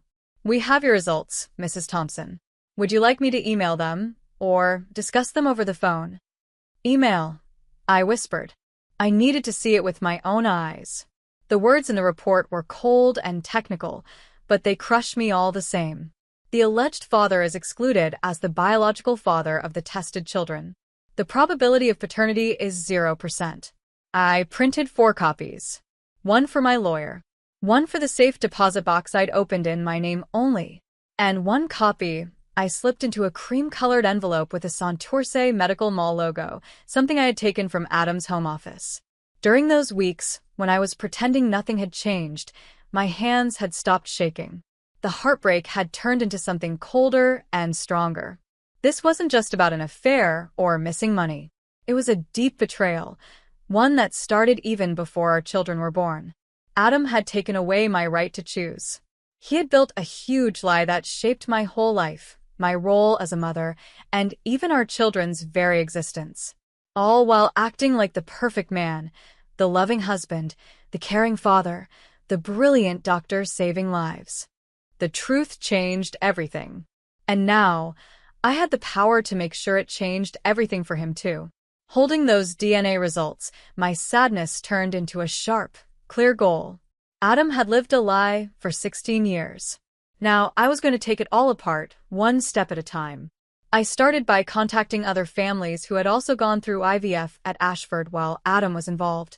Dr. Henry gave me a list of 28 couples who might have been affected. Most of them didn't want to talk. They couldn't bear the thought of questioning their children's origins. But 5 families agreed to meet. The Millers had twins who looked nothing like them. The Patels had a daughter with health issues that didn't match their family history. The Johnsons, Garcias, and Myers all had miracle pregnancies after several failed attempts, right after Dr. Patrick personally took over their cases. We were just so thankful, Joyce Meyer said, tears rolling down her cheeks. We never thought to ask how it finally worked. My search eventually led me to Lauren Alexis, a former nurse who worked at the Ashford Fertility Clinic for 13 years. We met at her small apartment outside the city. Her home was filled with old filing cabinets. I kept everything, she said, her hands slightly shaking as she opened a leather notebook. Patient names, changes to procedures, signatures approving everything. They thought I got rid of it all when I left. Why didn't you report them? I asked. Lauren gave a sad smile. I did. I told the hospital board, the medical ethics committee, even the police. But the investigations kept disappearing. Your husband has powerful friends, Mrs. Thompson. She showed me notes going back 9 years, carefully written records of switch samples, fake consent forms, and procedure changes. Adam's signature showed up again and again, approving changes in cases where there were genetic concerns. And what about me? I asked softly. Lauren flipped to a page marked with my name and the dates of our IVF treatments. There it was. Special instruction from Dr. Thompson. Specimen replacement authorized due to quality concerns. No donor ID recorded. I took photos of every page, every signature, every piece of proof. As I was getting ready to leave, Lauren handed me a business card. Medical Ethics Investigation Unit, she said. Ask for Agent Jones. Tell him I sent you. Jerry Jones worked for a special team that looked into healthcare fraud. He had been trying to build a case against Ashford for a year and a half, but the fertility clinic had been hard to break into. Your evidence could be the key, he told me during our first meeting. But we'll need more: financial documents showing illegal payments, proof of cover-ups, and someone on the inside willing to talk. I promised to get him what he needed, while still pretending to be just a woman going through a painful divorce. During mediation meetings, I smiled politely at Adam, agreed to temporary custody, and acted like I was thinking about his ridiculous financial offer. You're being surprisingly reasonable, Linda, he said once after a tense meeting with our lawyers. I just want what's best for the kids, I replied quietly. He grew more confident each time I gave in, at least that's what it looked like. He started bringing Rachel to school events. He introduced her to our friends. He even let her stay overnight when the kids were at his new apartment downtown. All while I was collecting proof, recording conversations, taking pictures of documents, and carefully building my case. Things took an unexpected turn when I hired a private investigator to look into Rachel's past. The report shocked me. Rachel wasn't just Adam's coworker and girlfriend. She was Janet Brosnahan's daughter. Janet had been Adam's patient 6 years ago. It was supposed to be a simple heart valve surgery, but something went wrong. Adam was blamed for making a mistake, but the hospital said it wasn't his fault. They claimed Janet had forgotten to mention a medication that caused complications. But Agent Jones found the truth hidden in old records. Adam had been working with barely any sleep after spending the weekend with Rachel in Milwaukee. He made a mistake during surgery. The hospital covered it up. They changed the reports and paid off the family using Ashford's money. Janet's husband died a year later from stress and grief, leaving Rachel completely alone. She changed her last name, cut all ties to her past, and slowly got close to Adam, first as a coworker, then as his lover. Her revenge had been carefully planned for years. Just like mine. I thought about talking to her, maybe even asking if we could work together. But I chose not to. Rachel was driven by pain and emotion. I needed to stay focused, calm, and smart. Over the next month, I collected statements from former clinic employees. I followed the trail of money from Ashford to Riverside Holdings to secret overseas accounts. I got signed letters from patients whose treatments had been tampered with. Agent Jones worked on the legal case. I was building something else, something more personal. The complete destruction of Adam Thompson's perfect reputation. I even recorded one of our co-parenting talks, gently guiding the conversation toward the fertility treatments. The twins have your eyes, I said casually. I mentioned it casually. Good genes, I said. Adam, distracted by his phone, replied, yeah, good genes. Then I asked, do you ever wonder if the kids inherited your heart condition? His head shot up. What heart condition? Hypertrophic cardiomyopathy. Dr. Henry told me about it. Adam's face changed instantly. He looked angry. Henry should keep his mouth shut about things that don't involve him. Don't you think our children's health does involve him? And me? There's nothing to worry about, he said quickly. I had them tested years ago. They're fine. You tested them without telling me? I asked, shocked. I'm their father and a doctor. I made a medical decision. The recording caught every word. Adam admitting he has the heart condition, that he had the kids tested without me knowing, and still pretending to be their biological father. It was the last piece Agent Jones needed. The timing couldn't have been better. Santurce Medical Mall's biggest event of the year was coming up, the annual gala. Adam had been chosen to receive the Physician of the Year award for his work in heart surgery and his supposed strong moral values. The invitation arrived at our house, still addressed to both of us, even though we were in the middle of a divorce. Adam texted that he would be taking Rachel as his date, but that I could still come if it wouldn't be too awkward. I replied with the perfect mix of grace and quiet pain. I wouldn't miss it. You deserve the recognition. What Adam didn't know was that I had already met with the hospital board chairman. I had shown him parts of the evidence. A private meeting was scheduled right before the gala, where Agent Jones would present the full case against Adam, Dr. Patrick, and the fertility clinic. As I picked out my dress, a sleek black gown that Rachel once joked about in a text to Adam, calling it "suburban mom trying too hard," I received another message. Adam and Rachel were planning to celebrate at Vincenzo's after the event. Our special restaurant. The same place where Adam proposed to me 16 years ago. It was the perfect final touch to everything I had carefully planned. The envelope with the DNA results was ready. The legal team was prepared. Every detail had been thought through. For the first time in months, I felt completely calm. I knew what I had to do. Adam had spent 16 years building a lie. Tomorrow night, the truth would finally come out.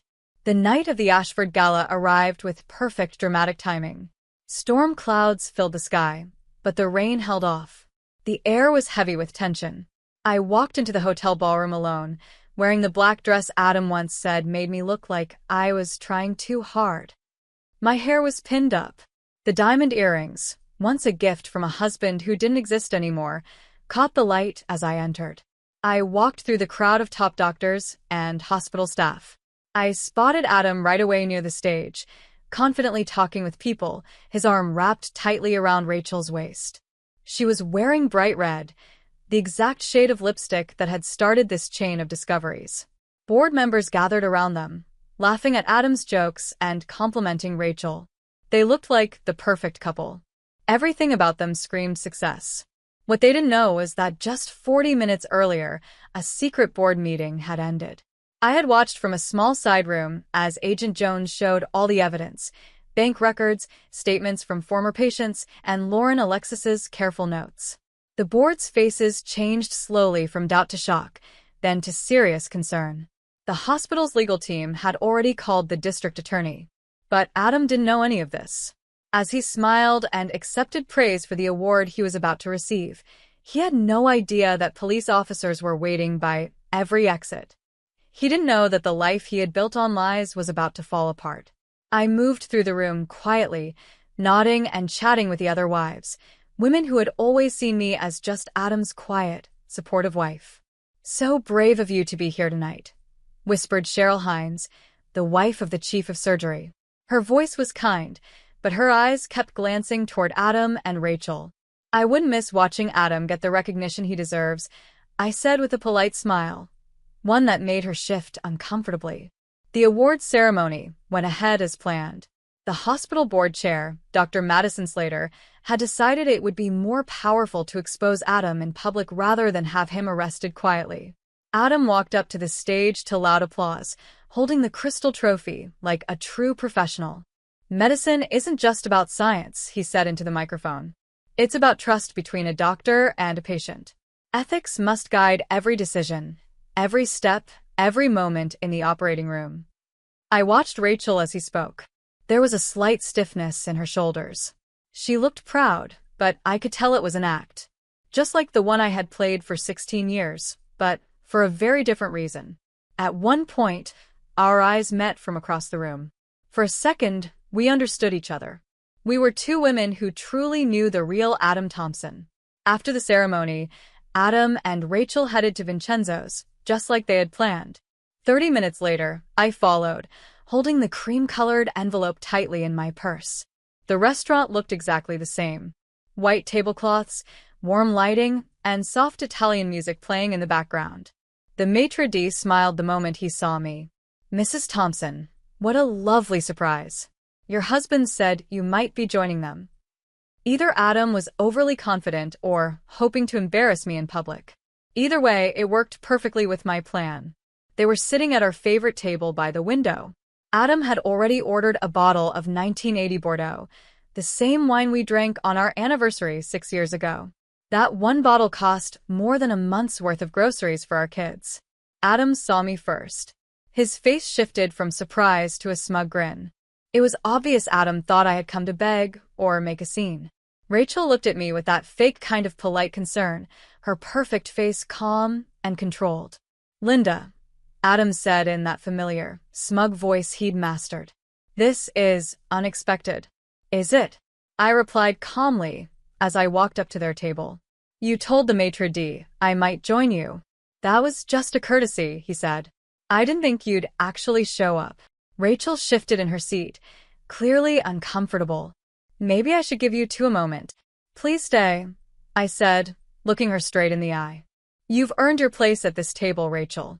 Or should I say, Rachel Brosnahan." Her face went pale. Adam frowned. "What are you talking about?" "Rachel knows," I said, not taking my eyes off her. "She's the daughter of Janet Brosnahan, the woman who died after a surgery you messed up, Adam. The same surgery you performed after coming back from a weekend in Milwaukee with her daughter." Adam turned to Rachel, realization slowly hitting him. "Is that true?" She didn't answer. She didn't need to. Her silence said everything. While they sat stunned, I placed the cream-colored envelope on the table. "Congratulations on your freedom," I said quietly. "I think you'll want to read this." Adam's hand shook slightly as he opened the envelope and pulled out the DNA test results. I watched his face change, first confused, then shocked, and finally horrified. "This can't be true," he whispered. "Isn't it?" I said calmly. "You made sure your sperm was never used during our IVF treatments. You faked records. You lied to me for 16 years about our children, about everything." Rachel looked from the paper to Adam, stunned. "What is she talking about?"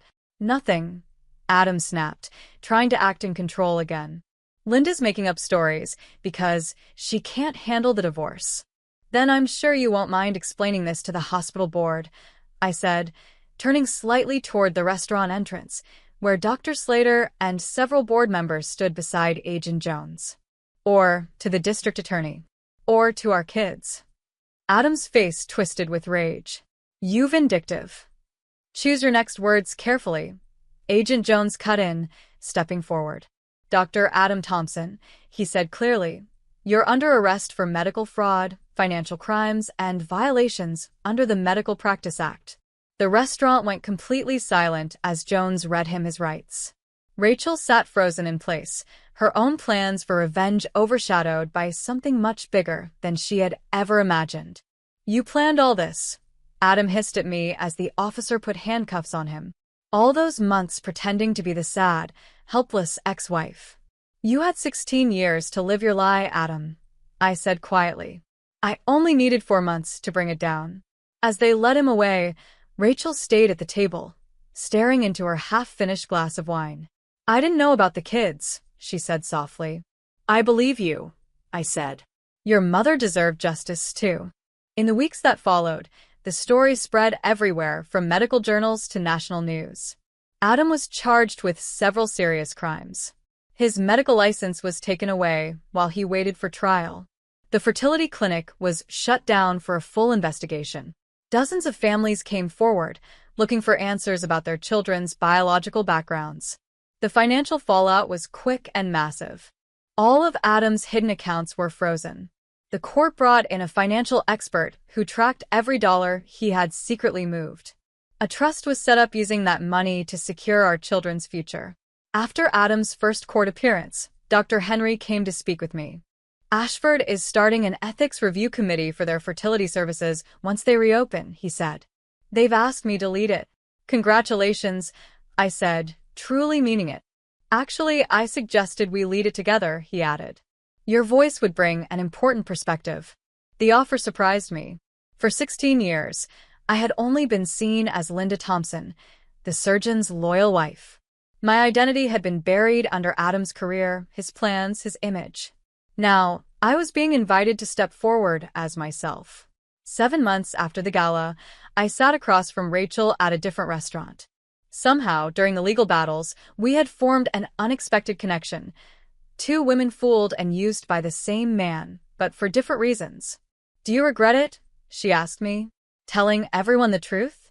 One day, the kids will know." I thought about her question.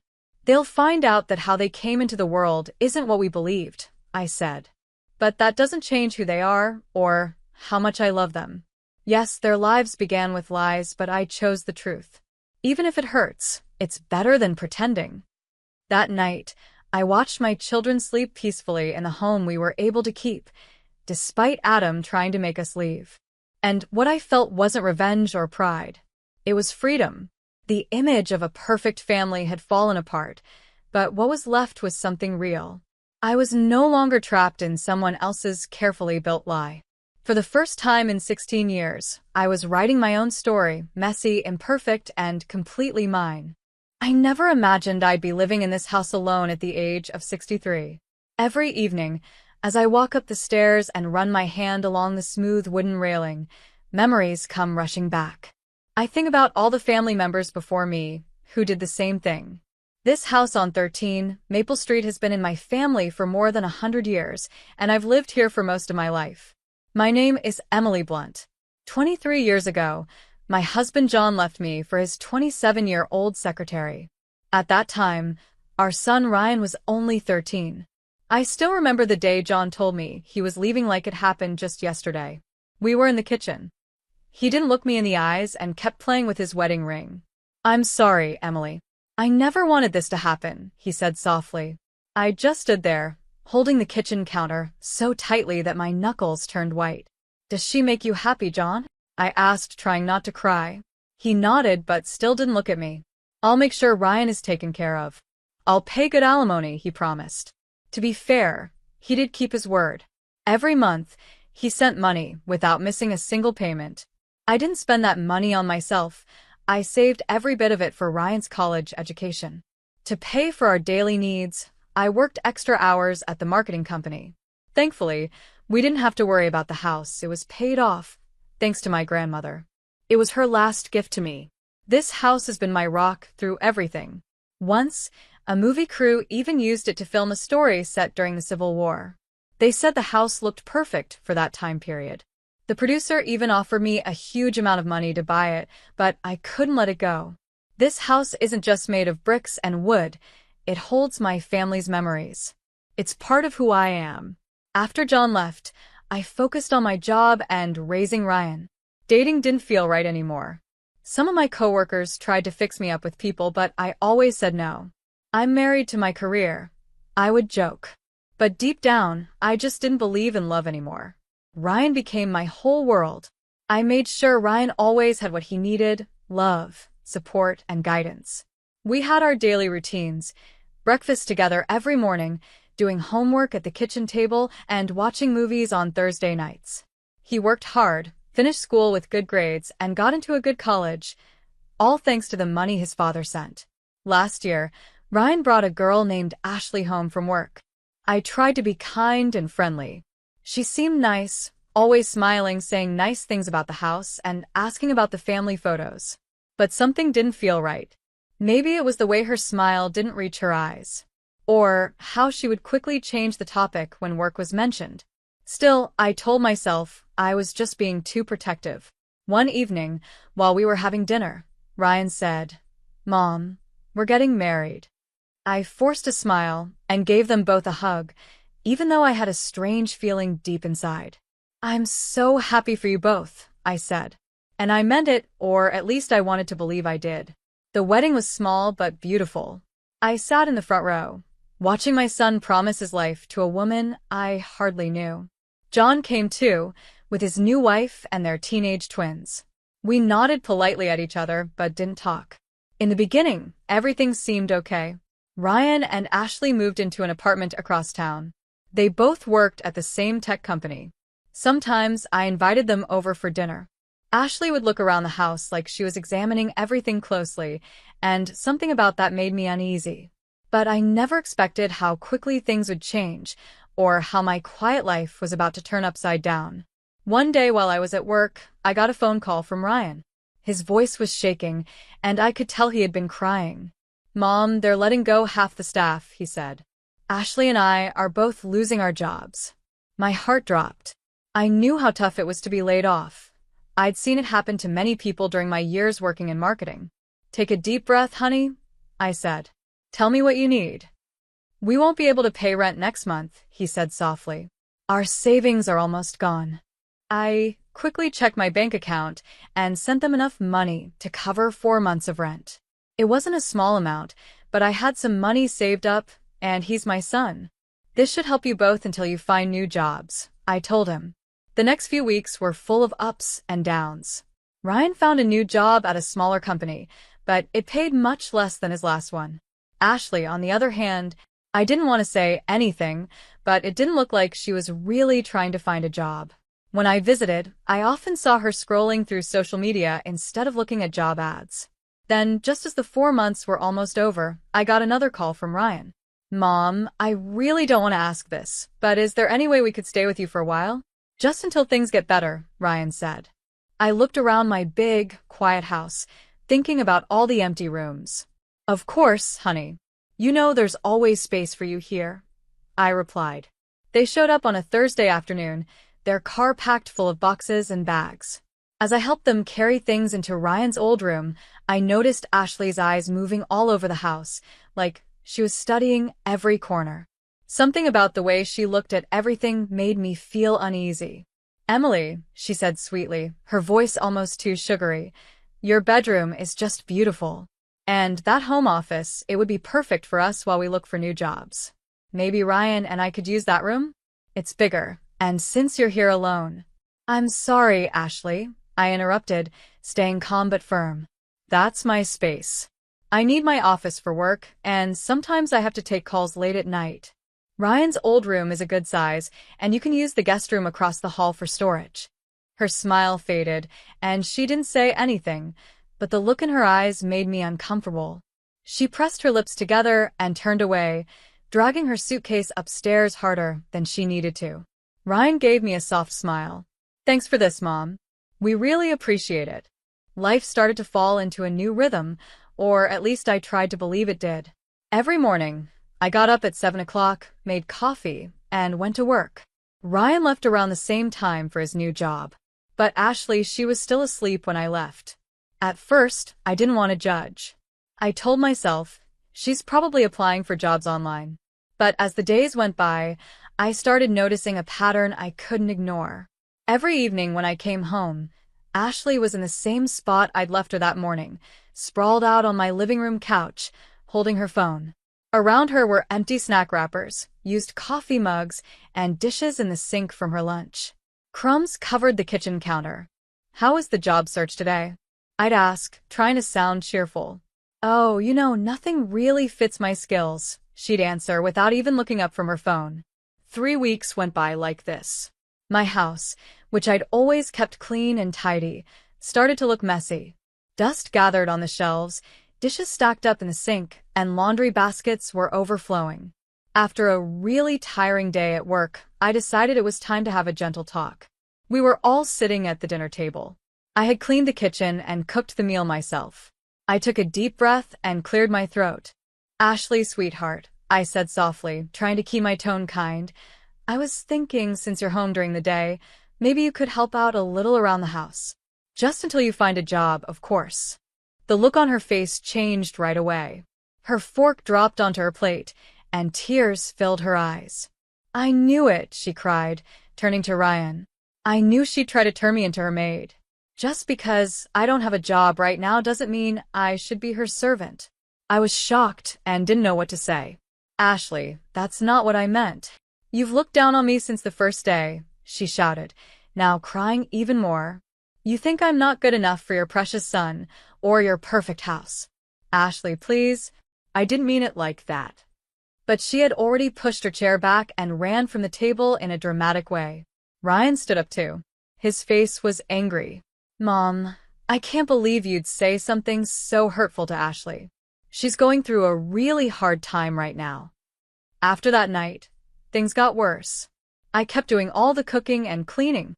Meanwhile, they ordered food and left the empty boxes and wrappers wherever they ate. Out of habit, or maybe hope, I still called them to dinner when I cooked.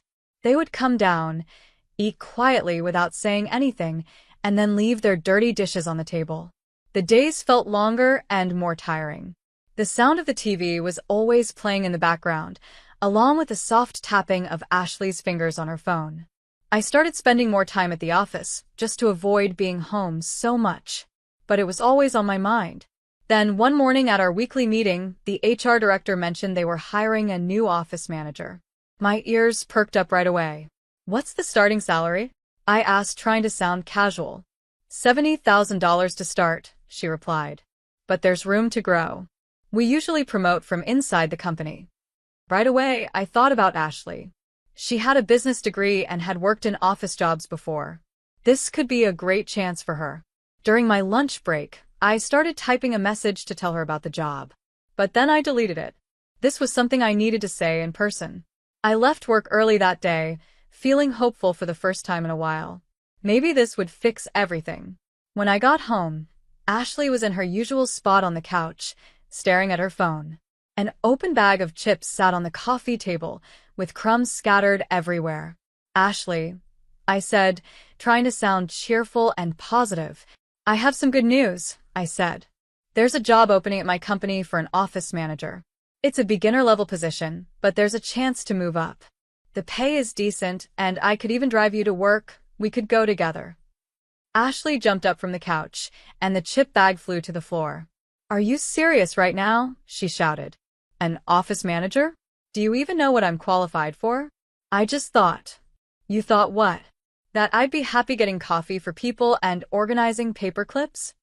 Her voice got louder with every word. "I have a business degree. I used to be a project coordinator." "Ashley, please, I didn't mean it like that." "Oh, I know exactly what you meant," she yelled. "You think I'm just sitting here doing nothing. You think I'm lazy.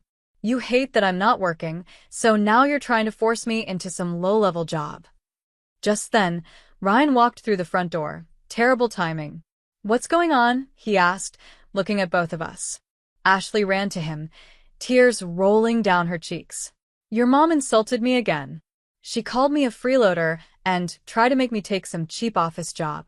I stood up, my hands shaking. "Ryan, that's not true. I was only trying to help. There's a job at my office, and I thought—" "Mom, stop." Ryan's voice was sharp. It cut through the room like a blade. "Why do you always do this? Why can't you just leave Ashley alone?" "I was only trying to help," I said, honestly confused. "Help," Ashley said between sobs. "You're trying to embarrass me." She ran upstairs, crying loudly enough for the whole house to hear. Ryan looked at me with disappointment in his eyes. "I never thought living with you would be so hard, Mom," he said, shaking his head. "You're always causing problems. It's like you enjoy the drama." Then he followed Ashley upstairs, leaving me alone in the living room. I sat back down in my chair, my coffee now cold in my hands. "Starting drama," I whispered to myself. The words felt bitter. In all my 63 years, no one had ever said that about me. The days turned into weeks. I learned to keep quiet about jobs. If I even mentioned work, Ashley would glare at me, so I stopped saying anything. It was easier that way, even if I had to watch her lie on the couch every day doing nothing. Things began to change when Ryan got his first big paycheck at work. Suddenly, Ashley started going out more. She came back with shopping bags from fancy stores and fresh manicures that probably cost more than a week's groceries. Not once did she buy anything useful for the house, not even basic things like laundry soap or paper towels. I still had to take care of all that myself. I kept hoping that now Ryan was earning more money, they would finally start looking for their own place. Every morning, I checked rental listings on my phone, imagining them finding a nice little apartment somewhere across town.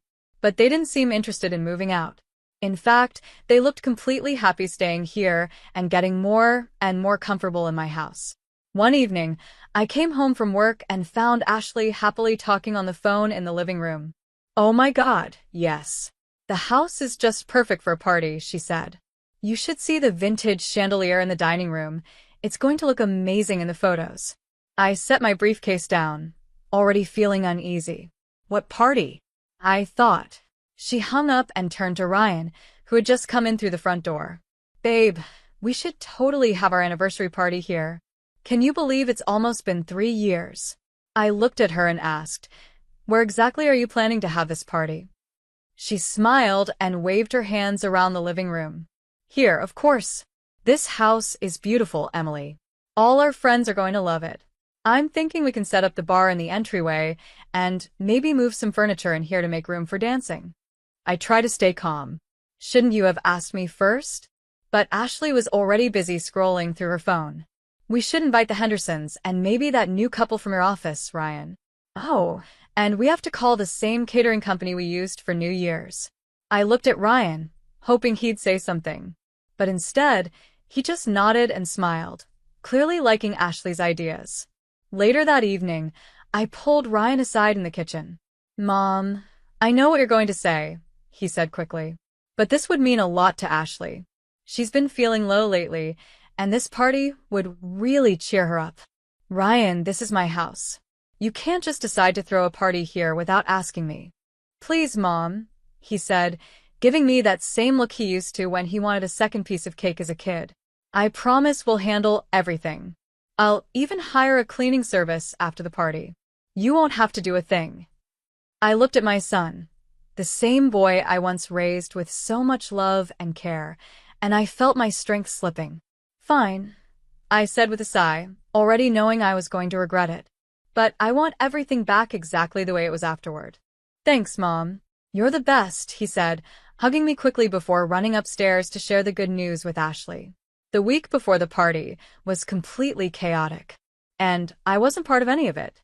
Ashley took over the house like she was in charge of a big event. Delivery trucks came and went, dropping off everything from fancy tablecloths to crystal glasses for champagne. Ashley moved my furniture around without asking me. She pushed my favorite reading chair into a corner to make space for a dance floor. I tried to stay out of the way and spent most of my time in my office. Still, I couldn't help hearing her long phone calls about snacks, drinks, and decorations. She moved my grandmother's antique vase to fit in some big flower displays. She even took down my family photos and replaced them with string lights and paper lanterns. On Saturday afternoon, I left work early. I had even bought a new dress for the party. It wasn't fancy, just a simple navy blue cocktail dress that I thought would be nice for the evening. As I pulled into my driveway, I saw cars already parked all along the street. I took a deep breath and walked up to my own front door. Inside, the house looked nothing like before. The furniture had been pushed to the walls, and people were already dancing in the middle of the room. The air was filled with the smell of catered food and expensive perfume. Ashley saw me from across the room. She was wearing a short silver dress that sparkled under the new party lights. Her hair and makeup looked professionally done. She left the group she was talking to and walked over to me with a big fake smile on her face. "Emily," she said sweetly, but loud enough for the people around us to hear, "I thought you'd be gone by now." I looked at her confused. Gone? Why would I be gone? She tilted her head and kept smiling. "Oh, I guess I forgot to tell you. This party is really just for our friends, young people. I thought you would have made other plans for the night. Maybe gotten a hotel room." I stood there, shocked. A few of her friends nearby giggled into their champagne glasses. "This is my house," I said quietly, almost in a whisper. "Yes, and you've been so kind letting us use it," Ashley said, patting my arm like I was a child. "But you have to understand, having someone's mom at a party like this can ruin the mood." I looked past her to Ryan, who was standing nearby, watching everything. I thought he'd say something. I hoped he'd step in. "Mom," he said, walking over, "Ashley's right. This party is really more for younger people. It might be better if you weren't here." And in that moment, something inside me, something that had been getting weaker and weaker over the past few months, finally broke. Without saying a word, I turned and walked up the stairs. Behind me, I heard Ashley's smug voice. See? I knew she'd understand. She's probably just gonna pack an overnight bag. I walked into Ryan's old room, now their room, and pulled their suitcases out from under the bed. My hands didn't shake. I started emptying their drawers, not bothering to fold anything. I just tossed their clothes into the suitcases, designer dresses, expensive suits, all the things they had bought using Ryan's new paycheck. I stripped the bed, wrapped their bathroom items in a towel, and added those to the bags too. Downstairs, the music was loud as I dragged the heavy suitcases down the stairs, one in each hand. The thumping sounds of the bags hitting each step caught everyone's attention. People stopped talking and turned to watch. Mom, Ryan's voice shook. What are you doing? I dropped the suitcases right in the middle of the living room on what was supposed to be the dance floor. You're leaving now, I said. The party's over. Ashley's face twisted with anger. What the hell do you think you're doing? She shouted. This is my house, I said, calm but serious. You have exactly 6 minutes to leave, or I'll call the police and have you removed for trespassing. Mom, come on, Ryan said with a nervous laugh. You're not serious, right? I took out my phone. 5 minutes. Guests started moving toward the door, whispering to each other. Some were already pulling out their phones to order rides. You crazy old woman, Ashley yelled, stepping closer and pointing her finger at me. I moved fast, faster than anyone expected. I stepped right up to her, standing just inches from her face. Call me one more name, I said, my voice low and steady. And I'll show you how much fight this old woman still has in her. Go ahead. Try me. Ashley's face turned pale. She stepped back quickly and grabbed one of the suitcases. Ryan stood still for a moment, unsure of what to do. Then he picked up the second bag. Mom, Get out. They walked to the door.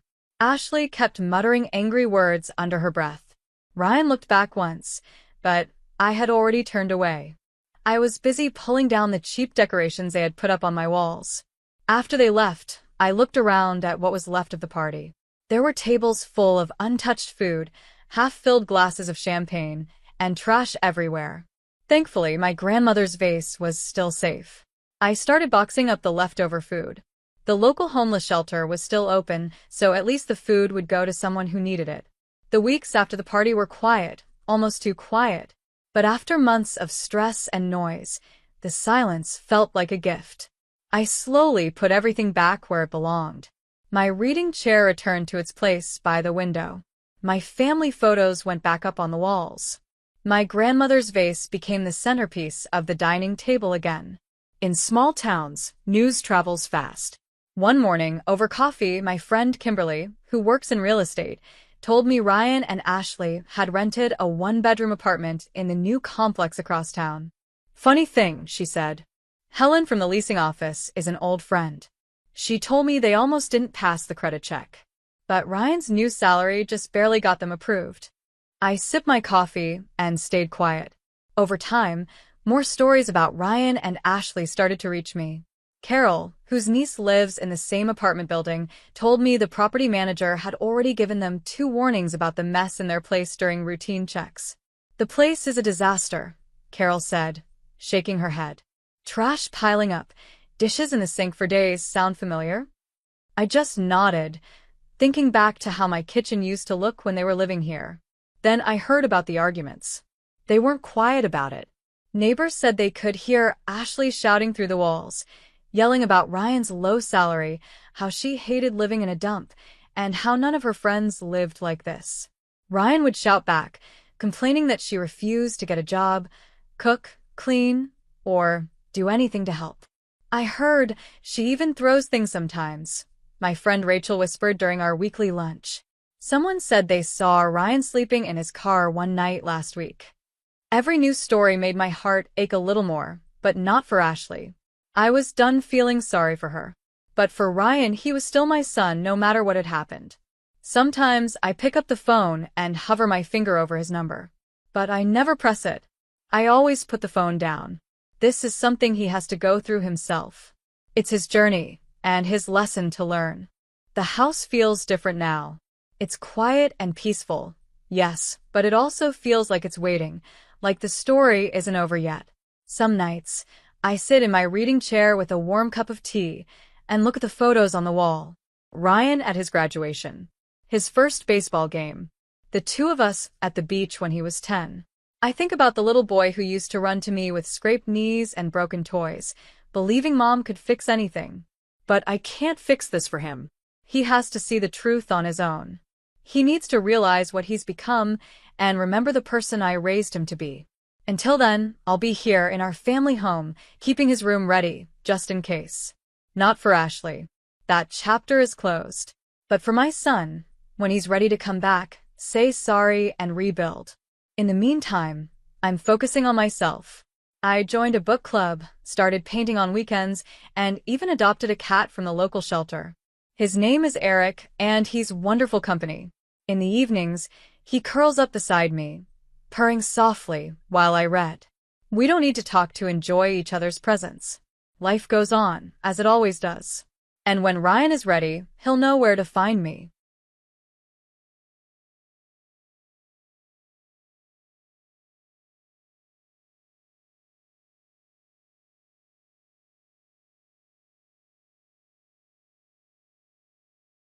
My name is Linda Smith. I'm 29 years old, and I have a younger sister named Sarah, who is 23. This is the story of how our family fell apart, but it's also a story about how we started to heal again. Right now, I'm sitting at my desk at work, staring at my computer screen. It shows a list of bank transactions. No matter how many times I read the large amount of money that was taken out, I still can't believe it's real. My hands are shaking. I feel a mix of anger and sadness deep inside. On my desk is a family photo. In the picture, my parents, Sarah, and I are all smiling. That photo used to bring me comfort, but now it just makes me feel worse. I never thought our family would end up like this. On the outside, we seemed like a normal middle-class family. My dad, Peter, worked as a site supervisor for a local construction company. He was organized and skilled, so people at work trusted and respected him. My mom, Ashley, worked as an office assistant at an elementary school. She was active in the PTA and liked by many people in our neighborhood. We lived in a small house in the suburbs with our golden retriever, Cooper. On weekends, we went for family picnics, and during holidays, we traveled to nearby places for short vacations. It was the kind of life many families have. My dad enjoyed using the barbecue grill in our yard. He often invited neighbors over for small parties. My mom liked to bake apple pies, and whenever the sweet smell filled our home, it made us all feel warm and happy. But behind that happy image, there were always little things going on that we didn't talk about. Looking back, I think it all started when I was in elementary school. From a young age, I took on the role of the responsible older daughter. It felt natural for me, like something I was just meant to do. I was often chosen as the class leader and earned the trust of my teachers. I always finished my homework on time and got top marks on my tests. In middle school, I became the student council president and also the captain of the swimming team. We even won some district tournaments. When I was 16, I started working part-time at a fast food restaurant on weekends. I wanted to earn my own pocket money. The first thing I bought with my paycheck was a beautiful scarf for my mom's birthday. But her reaction surprised me. She said, "Thank you, but you didn't need to spend your money on this." Her words made me feel like there was a wall between us. On the other hand, Sarah was like the star of our family. She was outgoing, cheerful, and made friends easily. Her grades were just average, but her happy nature brought her lots of friends. Our house was always full of energy, because her friends often came over. Our parents gave Sarah what I can only describe as too much love. They gave her almost everything she asked for. One thing I remember clearly is how different our birthdays were. Sarah always had big parties. The yard would be filled with balloons, and many of her classmates came to celebrate. There was a big homemade cake and piles of gifts. My birthdays, in comparison, were simple. I was often told, "You're older now," as if that meant I didn't need anything special. When I turned 13, I asked for a bright red bicycle. Many of my classmates were riding bikes to school, and I wanted one too. But my parents said it was too expensive and instead gave me study guides. 3 years later, when Sarah wanted the same kind of red bike, they bought it for her right away. She's still young and needs a safe way to travel, they explained. I still clearly remember something that happened when I was 17. I had been saving money for over 7 months to buy a new gaming console. I worked extra hours on weekends, packed my own lunches to save money, and put in a lot of effort to reach my goal. When I told my parents about the gaming console I had saved up for, they replied casually, "Oh, we already bought that for Sarah last week. You can just share it with her." They said it like it was totally normal. 12-year-old Sarah, who had no idea how I felt, was super excited. She quickly took over the brand new console. Whenever I tried to use it, she would say, "I'm playing now, wait for your turn." In the end, the money I had worked so hard to save was put into a fund for my education instead. But strangely, I didn't feel angry at my parents back then. If anything, I thought those experiences made me stronger. I learned how good it felt to reach my goals through hard work, and I also understood the value of being financially independent. I did well in high school and later studied finance in college. My parents used part of my savings to help with my tuition, but they didn't pay for everything. So I earned scholarships and moved into a college dorm. I balanced part-time jobs with my studies and kept working toward my future. During college, I worked at the library and also tutored students on weekends. From early morning to late at night, I managed both my job and my studies in a non-stop routine. Still, I never lost my love for learning about finance. In my investment classes, I often got the best grades, and my professors would say, "You have a bright future ahead." While I was busy with my demanding life in college, Sarah, who is now in middle school, was doing great at home with all the support from our parents. Whenever I came home on weekends, the living room was full of Sarah's friends. The smell of Mom's fresh cookies and brownies filled the house, along with the sound of happy middle school girls laughing. One moment that really stuck with me was when Sarah joined the school drama club. She got the lead role in Snow White, which was going to be performed at the school festival. Our parents immediately signed her up for a professional acting class and spent a lot of money on her costume. Dad even took time off work to build the stage props, and Mom drove Sarah to her rehearsals every day. On weekends, she practiced Sarah's lines with her. If Sarah wanted to hang out at the mall with friends, Mom happily drove her and gave her plenty of money to spend. Her room slowly turned into something that looked like a mini clothing shop, full of new clothes and accessories. When it came to school, even if Sarah got low scores on tests, our parents didn't scold her. They would just say, "It's not a big deal." But when Sarah suggested a school fundraising project or joined local cleanup events, our parents proudly said, "We're so happy she cares about others." One time, when Sarah failed her math midterm and scored below passing marks, our parents quickly hired a private tutor to help her. When I offered to help Sarah with her studies, my parents kindly said no. "You're already busy with your own work, right?" they told me. Later, one of Dad's co-workers' kids started coming over twice a week to tutor Sarah. For Sarah's 14th birthday, our parents threw a huge party. The backyard was decorated with pink and white balloons, and there was a custom-made cake from a professional baker right in the middle of the table. They invited all her classmates, along with some friends she had met at her tutoring center. The gift table was full of expensive presents, including the newest smartphone and a fancy designer handbag, things I couldn't even dream of having. I watched the whole scene while taking a short break from working on a university project. My feelings were mixed. I loved my sister very much, but I couldn't ignore how different things were for us. Sarah stood there like a princess, glowing with joy and fully enjoying the love our parents gave her. She smiled so brightly, as if everything she received was simply normal.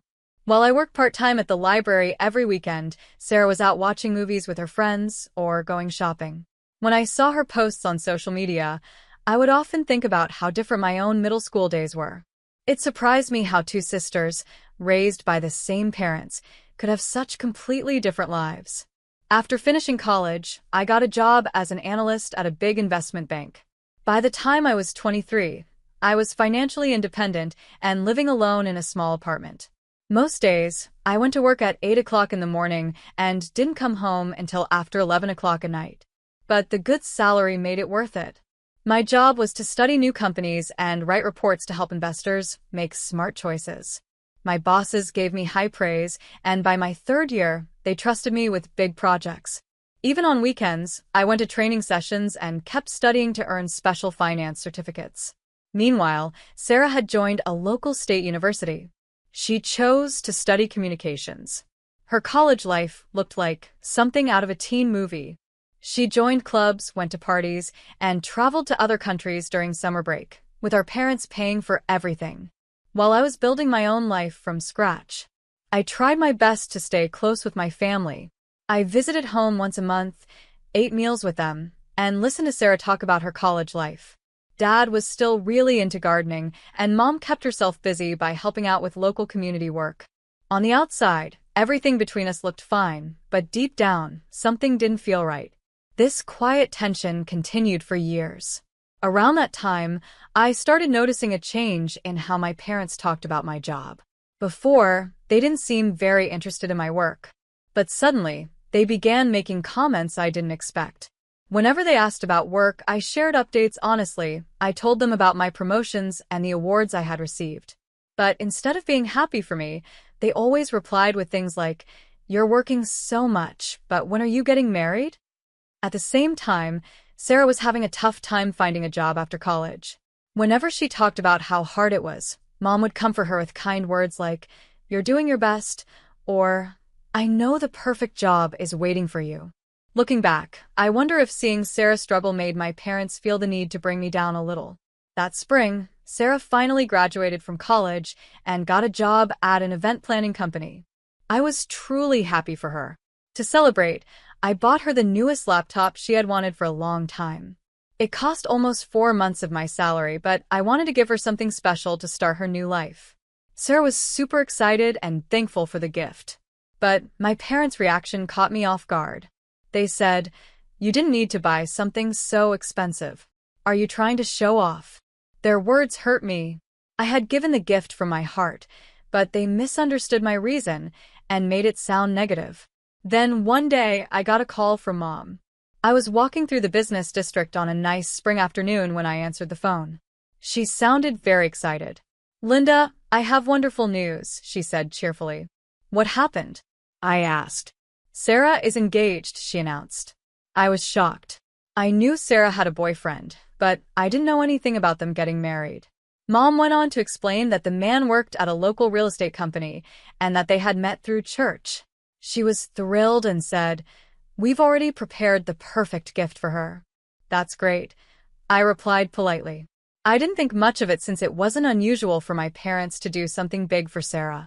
Then came the part that froze me.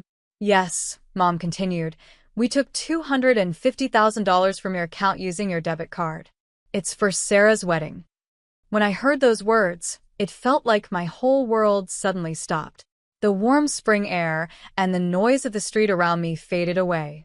What did you just say?" I asked, shocked. I couldn't believe what I had just heard. Standing in the middle of the busy office area, I felt my legs start to shake. "The money's already been spent," Mom said in a cheerful voice, like she was giving me good news. "We found the perfect wedding dress and already paid the deposit for the wedding hall. The planner said the date would get booked fast, so we made the decision right away." I didn't know what to say. Mom started listing how she had used my savings like it was no big deal, just like talking about the weather. She said, the dress was $10,000, the hall deposit was $8,000, and another $2,000 for the decorations. She kept going, doing the math out loud. Then she added, "I found your pin in the notebook in your desk drawer. It said, for emergencies." "And Sarah's wedding is an emergency, right?" Yes, I had written down my pin and hidden it in a drawer, only to use it in real emergencies, like an accident or a serious health issue. I never thought my parents would find it and use it without asking me. "Mom, this is illegal," I said, my voice shaking. "You used my money without asking me. That's a crime." I stopped walking. People passed me on the street, but I couldn't move. My head was spinning, and I could hardly breathe. "Oh, don't be so dramatic," Mom replied with a light laugh. That laugh hurt even more than her words. "We're family, aren't we?" she said. A wedding only happens once. And anyway, everything's already paid for. If we cancel now, we'll lose even more money. I was completely shocked. Each word from her felt like a sharp stab to my heart. Trying to stay calm, I said, "This is wrong. Every penny must be returned." Then, before she could say anything else, I ended the call. This wasn't just about the money. It was about all the years of being treated unfairly. It was about my trust being broken. It felt like they didn't see me, like I didn't matter. After I hung up, I went into the restroom at my office and cried for what felt like forever. When I looked at myself in the mirror, I saw tears running down my cheeks. I looked completely broken. That $250,000 had taken me 4 years to save. I had worked long hours from early morning until late at night. I gave up weekends, skipped small comforts, and worked harder than ever to save that money. That night, I couldn't sleep. I kept tossing and turning, replaying the conversation with Mom again and again in my head. My chest felt tight, like something heavy was pressing down on it. As I lay there, my eyes landed on the family photo hanging on the wall of my apartment. Memories of Christmas dinners, family trips, and birthday parties came rushing back like a slideshow. What once felt like happy times now felt sad and filled with bitterness. The next morning, just before I left for work, my phone rang. It was Dad. The sound of my phone ringing so early, just as the sun was rising, made my heart race. I hadn't even had my coffee yet. "Linda, I spoke to your mother," Dad said. His voice sounded colder than usual. In the background, I could hear the sound of the lawn mower. He never skipped his yard work, even when he was upset. "Why are you making such a big deal out of this?" he asked, like I was the one causing all the trouble. "Are you really saying the same thing as Mom?" I asked, shocked. I looked out my window and watched people rushing to work. "This is a crime," I said. "Using my money without asking me is illegal." "You're overreacting," Dad cut in, his voice sounding just like when he used to scold me as a kid. "We're family. You should support your sister." "Support," I replied, trying to stay calm. I already gave Sarah a laptop as a gift when she started her job. But that was my choice. It's not the same as taking my money without asking. I was on a crowded train and trying to keep my voice low so no one around me could hear. Still, my voice shook. "When did you become so cold?" Dad asked. His voice was filled with disappointment. His words felt like a sharp sting. "You weren't like this before. The Linda I knew wouldn't act this way." Something inside me broke. All the feelings I had pushed down for years came rushing out, like a dam bursting. "Dad, I've always worked hard on my own. You and Mom never helped me the way you helped Sarah. I've done everything by myself," I said, trying not to cry. "Are you really bringing up all that again?" he said, clearly annoyed. I could tell by his tone. Suddenly, the sound of the lawn mower stopped. "You need to stop comparing yourself to your sister." After he hung up, I couldn't stop the tears from falling. Before I even got to the office, I ran to the restroom to fix my makeup. The face looking back at me in the mirror looked tired and worn out. In that moment, it really hit me. My parents didn't understand how I felt at all. Later that afternoon, I called the bank. After going through the transaction history, it was clear. My parents had used my PIN to take out the money. I explained everything to the bank, and the staff spoke kindly. But they told me that since the correct PIN was used, it didn't count as unauthorized access. Still, I didn't want to give up. That weekend, after thinking long and hard, I decided to report the incident to the police. On my way to the state police station, I walked past a park where I used to go with my parents when I was a child. A photo from one of those days still hangs in their living room. The difference between those happy memories and what was happening now felt too painful to bear. This decision wasn't made quickly or out of anger. The night before, I had sat out on my apartment balcony, staring at the quiet city and the starry sky. I thought deeply about my life and the choices I had made.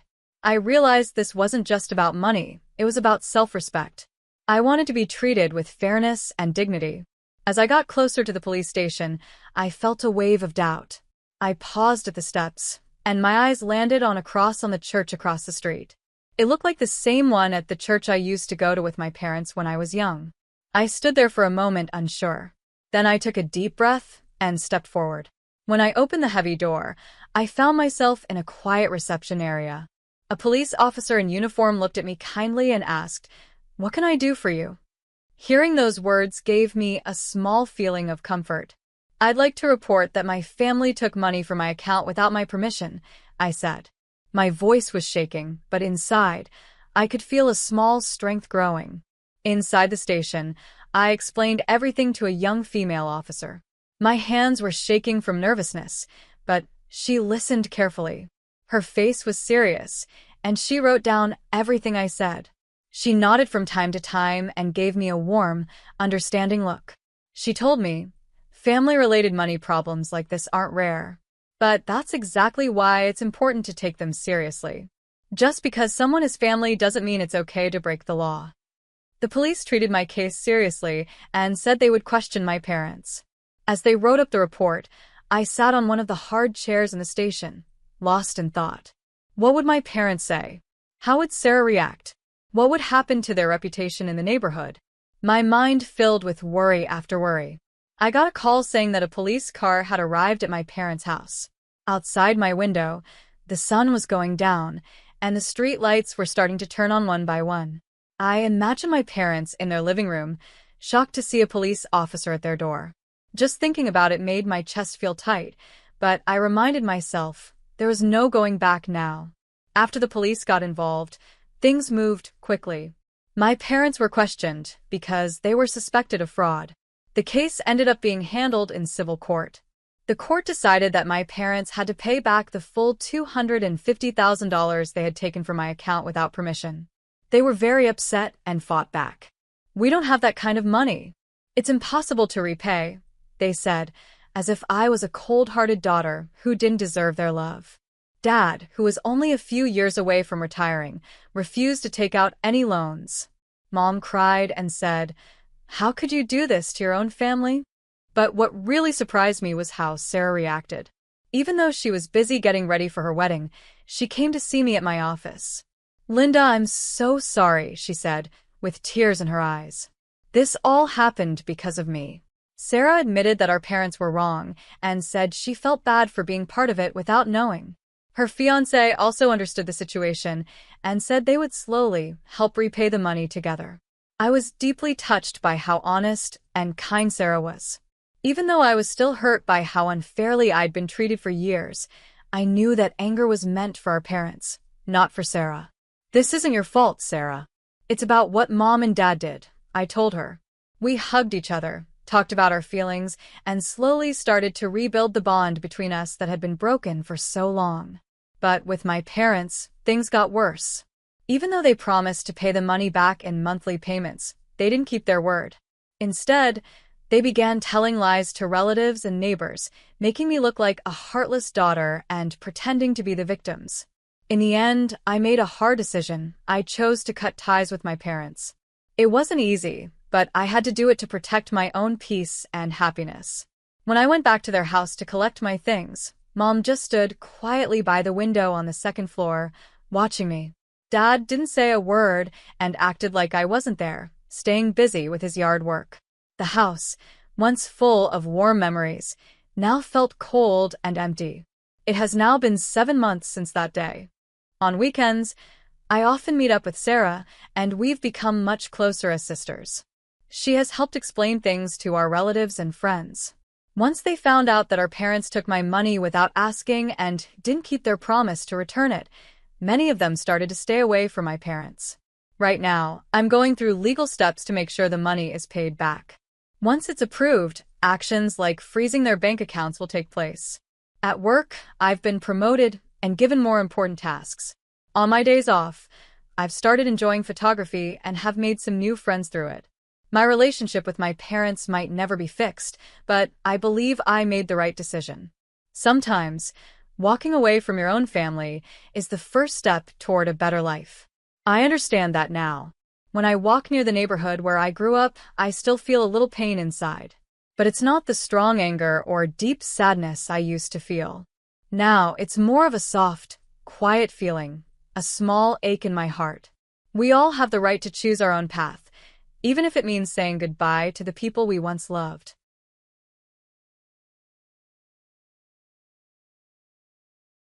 My name is Helen, and by the time I turned 29, I had built a life I was really proud of. After working hard for years, I finally got a job at one of the top companies in the city. The pay was great, and I had reached one of my biggest goals, buying my own apartment. It wasn't fancy or huge, but it was all mine, paid for with my own money, and that made it feel perfect. I still remember the day clearly. It was a sunny Thursday afternoon when my younger sister Julie showed up at my door without telling me first. She was 24 and still living with our parents. That never seemed to bother her before. She was always fine with letting them take care of her while she tried to figure out her life, as she used to say. But this time, something felt different.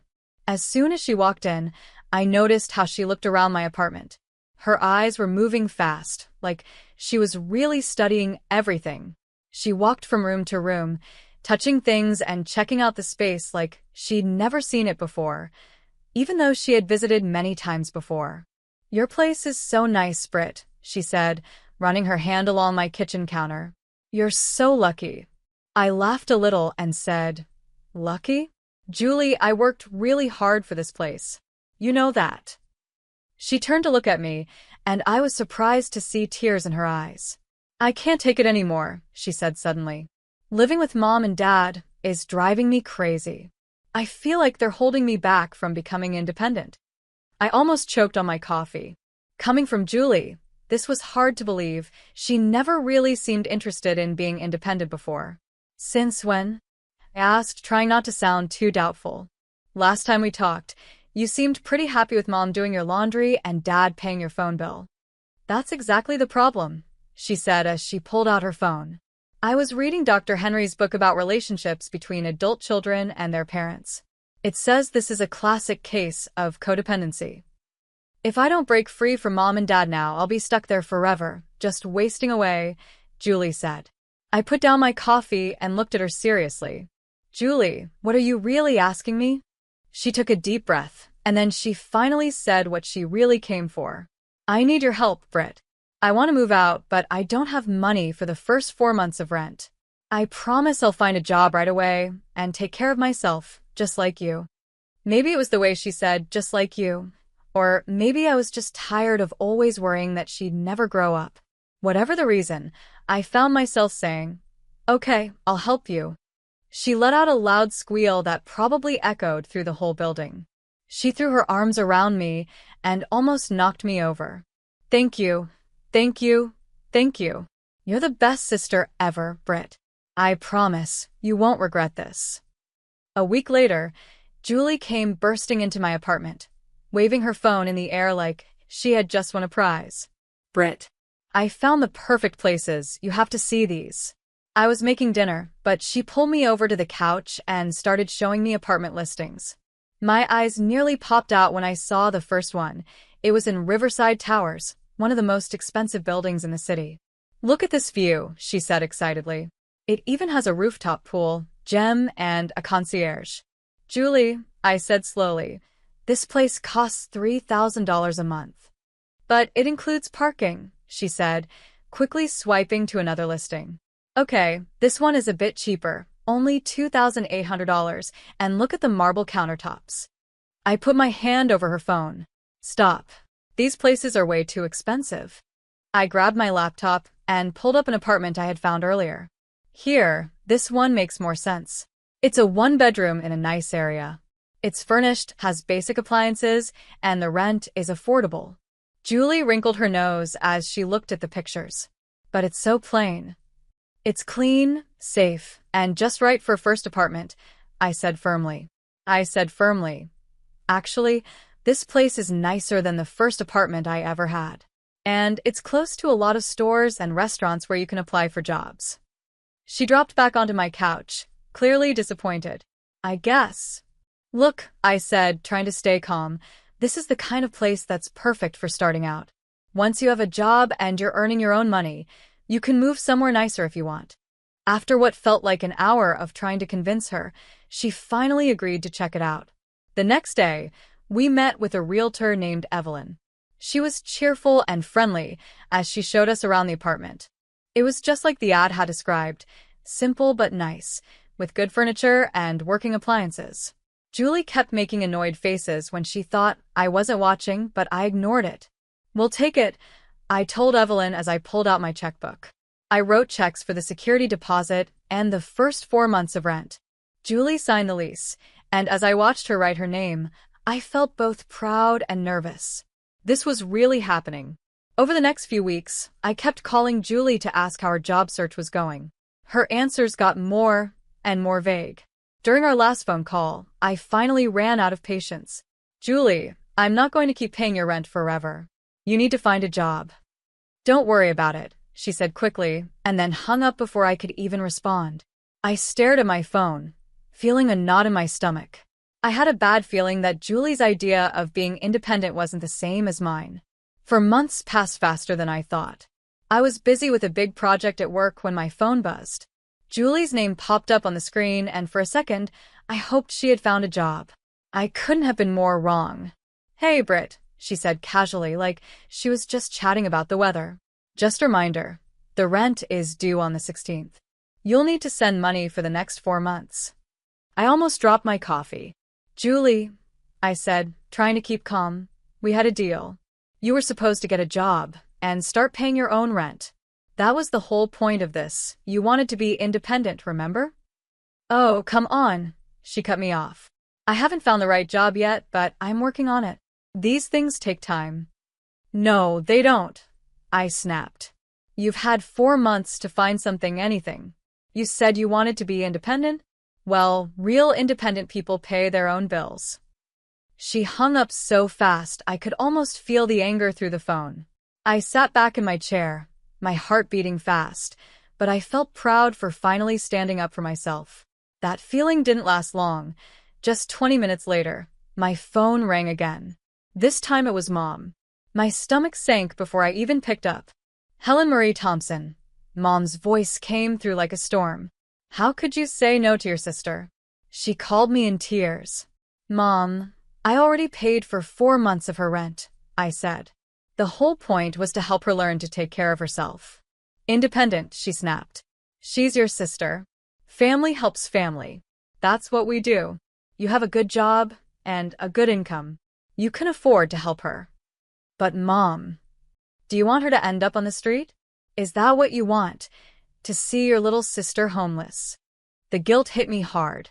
My resolve started to fade. Mom kept going, her voice full of disappointment and blame, something she was really good at. And even though I knew she was trying to guilt-trip me, it didn't make it any easier to push back. "Fine," I finally said, my voice tight. "I'll pay for 3 more months. But this is the last time." "That's my girl," Mom said, her voice suddenly sweet. "I knew you'd do the right thing." After the call, I sent the money and texted Julie. "Rent paid for 3 more months. This is absolutely the last time. I mean it." She replied just seconds later, with one emoji, a smiling face with a halo. That little innocent emoji felt like a slap. I knew right then I had made another mistake. But what could I do? She was my sister. And Mom was right about one thing: I could afford it. A week later, I was lying in bed scrolling on my phone when I decided to check Julie's Instagram. I hadn't looked at it in a while, and what I saw made my blood boil. There she was posing in the apartment I was paying for, like she was some kind of lifestyle influencer. Picture after picture showed her relaxing on the furniture, standing by the window in the morning light, or holding a cup of coffee next to a perfectly arranged setup on the kitchen counter. But the captions were even worse. "Living my best, authentic life. Being true to yourself is the greatest gift. Sometimes you have to choose your own path. Trust the journey." I kept scrolling through weeks of posts, my jaw getting tighter with every swipe. Not one mention of job hunting. Not a single word about trying to become independent. Just endless selfies and cheesy quotes about chasing your dreams. I couldn't take it anymore. I opened our chat and typed, "When are you actually going to start looking for a job?" She replied so quickly, it felt like she'd been waiting for me to ask. A picture popped up. It was a screenshot of an email with a company logo. It looked official. It was a job interview invite with a date, time, and place listed. My heart lifted. Finally, maybe she was starting to take things seriously. Then my phone rang. It was Julie. "Did you see it?" She squealed before I could even say hello. "I got an interview. But Britt, I need your help with something really important." Here we go again. "What is it?" I asked. "Well, I need to look professional for the interview, right? First impressions matter. I need some nice clothes, maybe a trip to the salon, just to look perfect and impress them. I was thinking you could help me out. $1,000 should cover everything." $1,000? I nearly choked. "Absolutely not. Please, Britt. This could be my big chance," she said, sounding desperate. "I promise I'll pay you back once I get the job." "Don't you want me to get the job?" "The receptionist always tells the hiring manager how you look. I read about it online. I need to look amazing. Please, please, please." I rubbed my temples. "Julie. Pretty please, Britt? I swear, this is the last thing I'll ever ask you for." 12 minutes. 12 full minutes of begging, promises, and emotional guilt-tripping. I knew she was trying to manipulate me. I knew it. But still. "Fine," I said through clenched teeth, opening my banking app, "but this is absolutely the last time." "You're the best sister ever," she squealed. "I love you so much." I sent the money, feeling terrible about it. But maybe, just maybe, this would finally help her get on the right path. A few days later, I called Julie during my lunch break. "Hey, how did the interview go?" I asked as soon as she answered. There was a short silence on the other end. "What interview?" she said. My stomach dropped. "The one you needed $1,000 for. The one you showed me the email about." "Oh, that," she said with a little laugh that made my skin crawl. "Yeah, I checked out the company and honestly, Britt, it just wasn't for me. The job was super boring. Just data entry and filing stuff all day. I go crazy doing something like that. I need something more creative, you know?" That was it. All the frustration I had kept inside for months finally exploded. "You're not in a position to be picky," I shouted into the phone. "You've never worked a day in your life. And I'm not going to keep paying your bills while you wait around for your dream job to magically appear." "Oh, gotta go, Britt," she said quickly, cutting me off. "Waiting for a super important call. Talk later." Then she hung up before I could say anything else. I sat at my desk, shaking with anger. Then something hit me. I opened Instagram and went to her profile. There she was. Just a few hours ago, Julie had posted a photo, not in any kind of professional outfit, but wearing a sparkly party dress. The kind of dress that probably cost every penny of the $1,000 I gave her. The caption read, "Life is a party. Dress like it." I tried calling her right away, but it went straight to voicemail. I sent her a text. Nothing. By the time work ended, I was so upset I didn't even go home. I drove straight to her apartment instead. I could hear the bass from the music thumping from down the block. As I got closer, it got louder. By the time I reached her floor, it was clear Julie was throwing a wild party. On a Saturday night, no less. I still had a spare key from when I helped her move in. My hands shook as I slid it into the lock.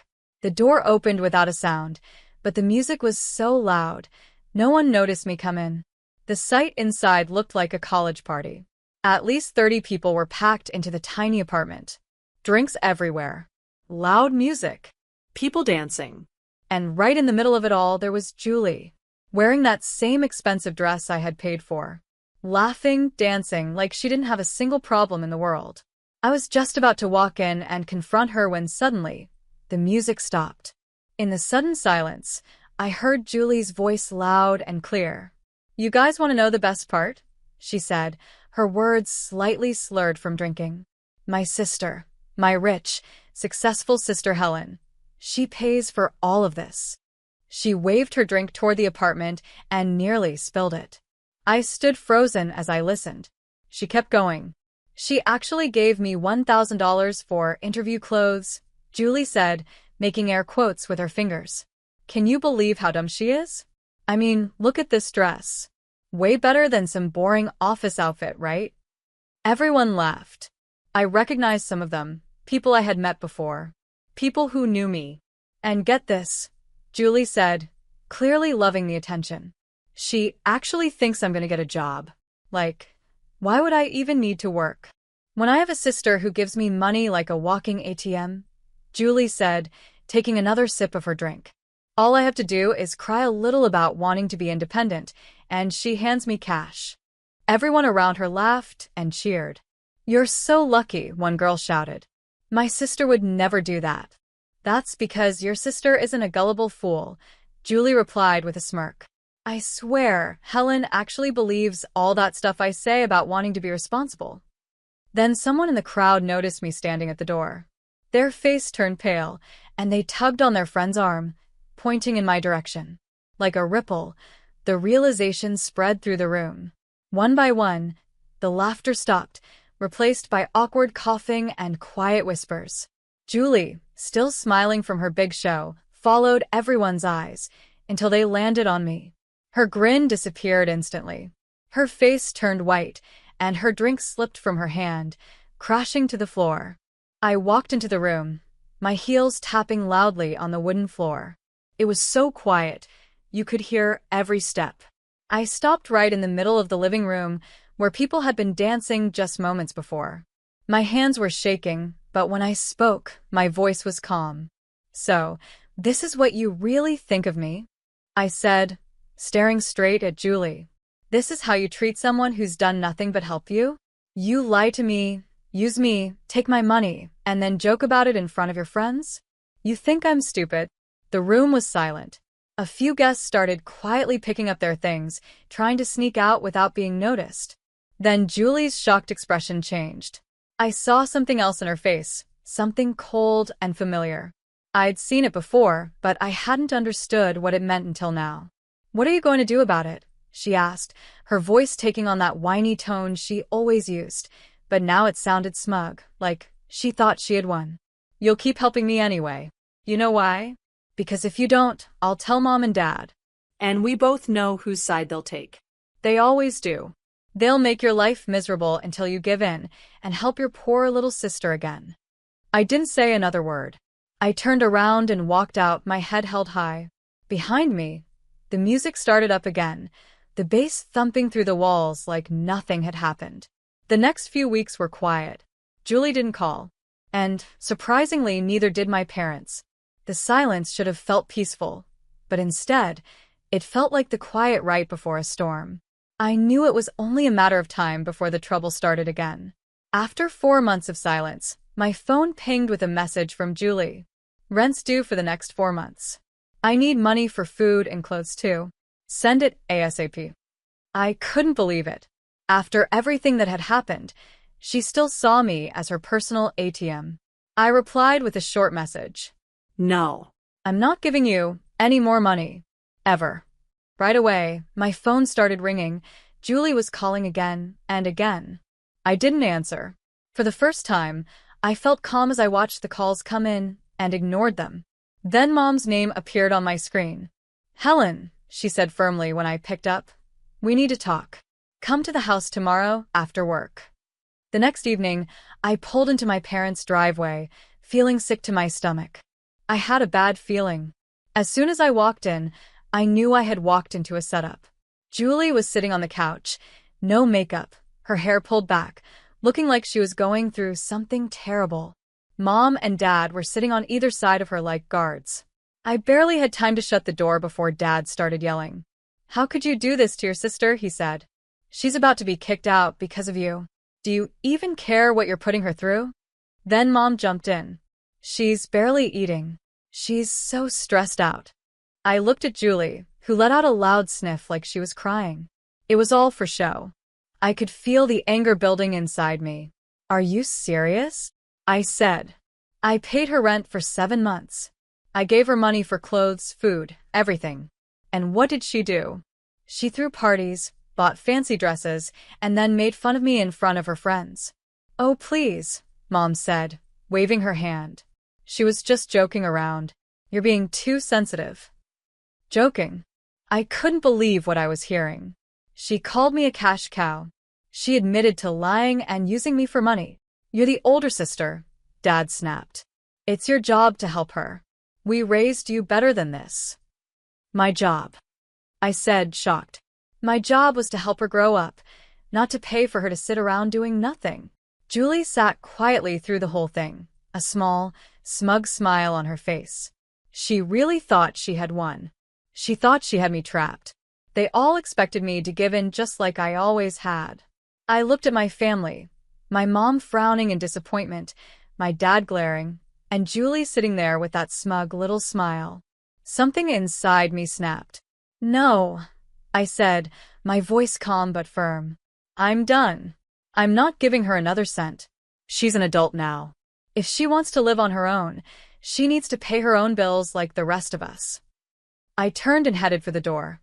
Behind me, I heard Dad shouting about family duty, Mom crying about how she had raised such a selfish daughter, and Julie's over-the-top fake sobs. I got in my car and drove home. My phone kept buzzing with calls and messages, but I didn't check any of them. I just turned the phone off. For the first time in months, I felt truly free. Free from the guilt. Free from being manipulated. Free from all the constant demands. A few weeks after that big argument, my cousin Kelly called me to check in. She had heard about the fight and wanted to give me some updates. Your parents are paying Julie's rent now, she said. They even had to take money out of their retirement savings to do it. And she still hasn't looked for a job. I had 2 peaceful months. Then one evening, my phone lit up with Mom's name. Even though I knew better, I picked up. Helen, she said, her voice shaking. We have a problem. She told me what happened, bit by bit, stopping often because she was crying. The landlord had finally had enough. He showed up during one of Julie's wild parties, with the police. The neighbors had complained too many times. But that wasn't even the worst part. Mom's voice broke as she said, when they checked the apartment, they found out Julie had been selling the furniture and appliances. The owner's furniture. She sold them piece by piece to pay for her parties. I dropped onto the couch in shock. She what? She's being charged with theft, Mom sobbed. But the landlord said if we pay him back for everything she sold, he won't press charges. Helen, please, we need your help. Your father and I used most of our savings to cover her rent. We don't have enough. No, I said, steady and clear. I warned all of you this would happen if you kept covering for her. This is what happens when you protect someone from consequences their whole life. How can you be so cold?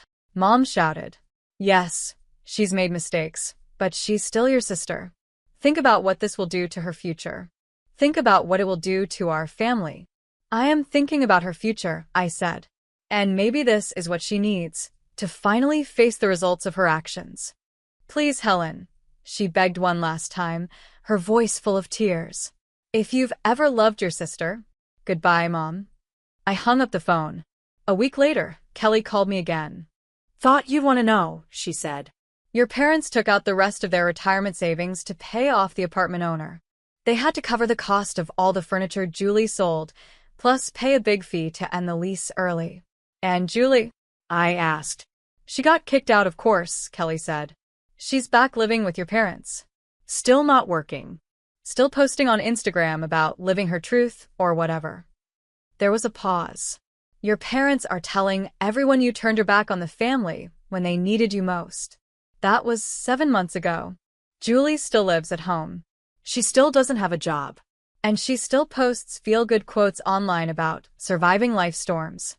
Mom and Dad had to delay their retirement, but they haven't changed. They're still supporting her. Still making excuses for everything she does. As for me, I haven't spoken to any of them since that last phone call.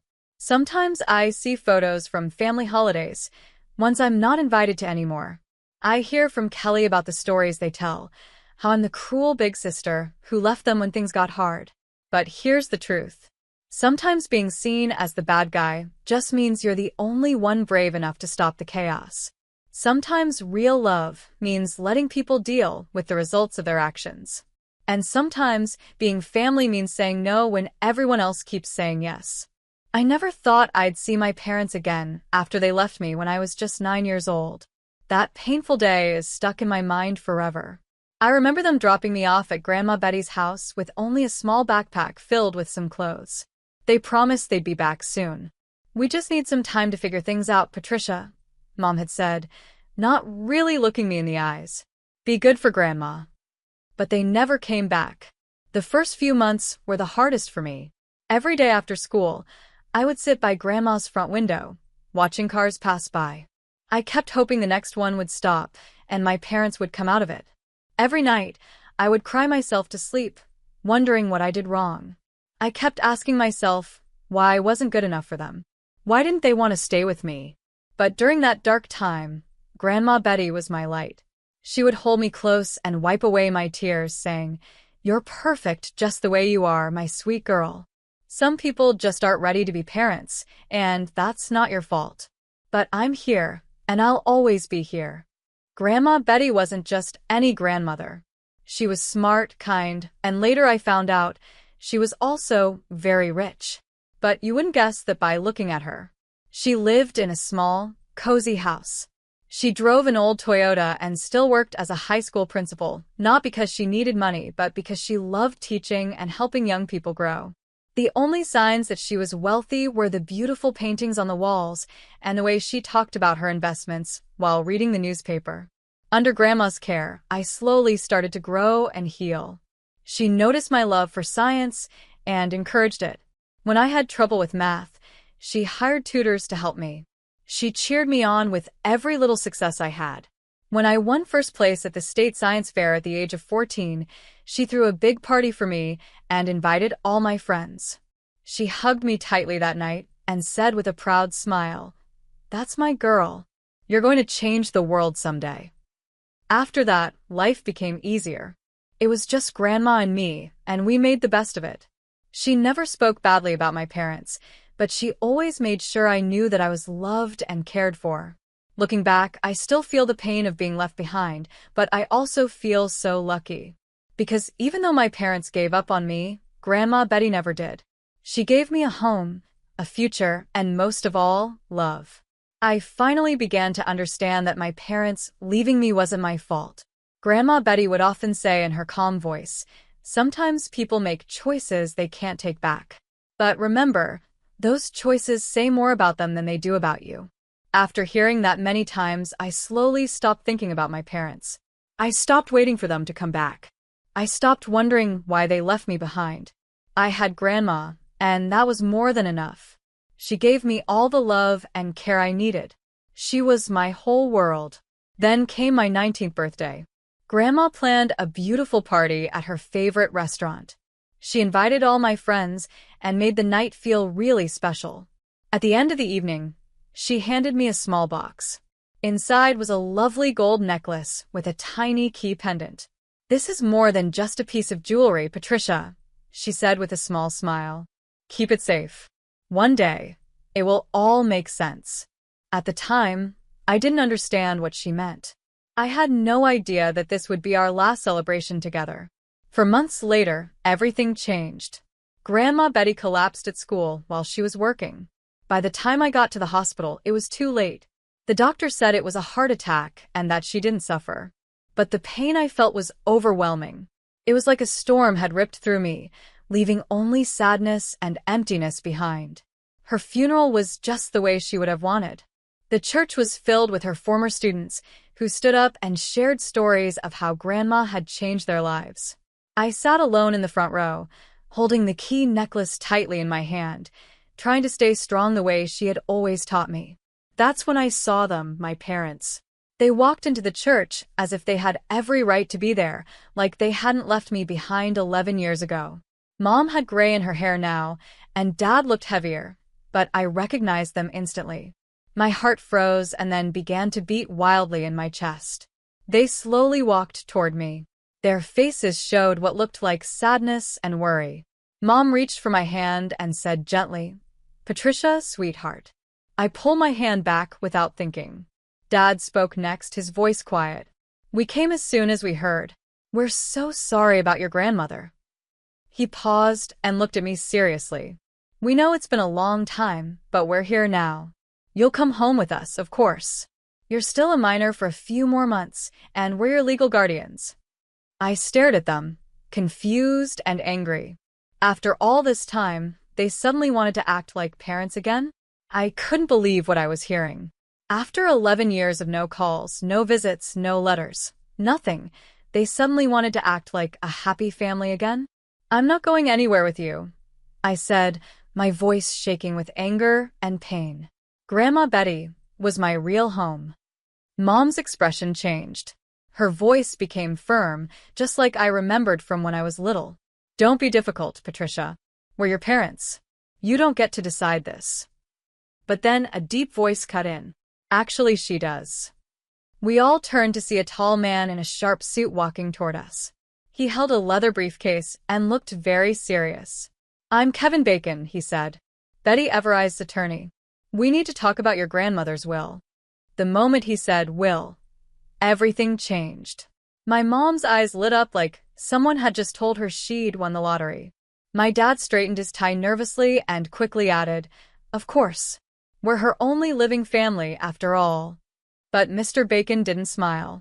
He just looked calm and serious. "Let's step into the private room. There are important matters we need to go over right away." As we followed him, I felt my hand reach up and grip the little key necklace Grandma Betty had given me on my birthday. Somehow, deep inside, I knew this moment was going to change everything. I just didn't know how much yet. The private room in the church was small and quiet. It felt like all the air had been sucked out of it. Mr. Bacon sat across from us at a polished wooden table and carefully took out papers from his briefcase. My parents sat on either side of me, trying to look calm and caring, but I saw how their eyes kept flicking to the documents. They weren't thinking about me. They were thinking about Grandma's money. Mr. Bacon looked at me and said, "Before we start, Miss Patricia, could you please show me the necklace your grandmother gave you?" My parents looked confused, but I reached for the key around my neck and held it up. Mr. Bacon smiled just a little. "Perfect," he said. Then he opened the folder in front of him and began to read. "I, Betty Evereye's, being of sound mind, declare this to be my last will and testament." At first, all the legal words blurred together. I wasn't really listening. My mind was racing until one line made my heart stop completely. "To my beloved granddaughter, Patricia Heaton Evereye's." What came next would change my life forever. I leave my entire estate, including all properties, investments, bank accounts, and business holdings, currently worth around $50 million. The room exploded in shock. "50 million?" Mom shouted, her face turning red with disbelief. "That's impossible. Betty was just a school principal." Dad slammed his hand on the table. "This is ridiculous. We're her only children. You can't seriously be saying she gave everything to a teenager." Mr. Bacon stayed calm. "There's more," he said firmly. "According to the will, Patricia is to be legally emancipated immediately. A trust will be set up in her name. The key she wears opens a safety deposit box that holds more documents and instructions." My head was spinning. $50 million? My sweet grandma, who drove an old Toyota and lived so simply, had been worth that much? I never saw it coming. Mom picked up the will, her voice suddenly cold. "This document is dated just last month. We're going to fight this. Patricia is still a minor. We're her legal guardians. We have rights." Mr. Bacon shook his head and pulled out another paper. "Actually, you gave up those rights 11 years ago. This is a copy of the abandonment report Betty filed after you left Patricia. You never showed up in court, and she was granted full legal custody. You haven't been Patricia's guardians for a very long time." I watched as my parents' fake emotions disappeared. Their sad expressions turned into something uglier, pure greed and anger. "Patricia, sweetheart," Mom said in a soft, sugary voice. "You don't understand all of this. Let us help you. We're family, after all." Family. That word hit me hard. It felt bitter and cold coming from her. "Where was family when you left me behind?" I asked, standing up, my voice trembling with emotion. Where was family when Grandma Betty had to raise me all alone for 11 years? Dad jumped in quickly. We made a mistake. We were young and struggling. But we're here now, and we want to make it right. Make it right, I said, shaking with anger. You're only here because you found out about the money. Did you even care that Grandma died? Did you ever care about me? They said nothing. Their silence told me everything I needed to know. Mr. Bacon cleared his throat gently. There's one more thing. Betty left a letter for you, Patricia. He reached into his briefcase and pulled out a sealed envelope, handing it to me carefully. She wanted you to read it alone, he said softly. I took the envelope with both hands, my heart aching. Even now, Grandma was still looking out for me. As I held the letter close, I knew it would hold the answers I needed, and the love I'd always counted on. I took the envelope and quietly walked away, leaving my parents behind. They were still arguing and shouting, but I didn't look back. I found a quiet corner in the church where I could be alone. My hands were shaking as I opened the letter Grandma Betty had written for me. My dearest Patricia, it began. If you're reading this, then I'm no longer with you, and you've just learned the truth about our family's wealth. Tears welled up in my eyes as I read her words. I know this must be a big shock. I kept it a secret for many reasons, but the main reason was to protect you. I wanted you to grow up learning the value of hard work, kindness, and love, not money. I've watched your parents choose money over love so many times.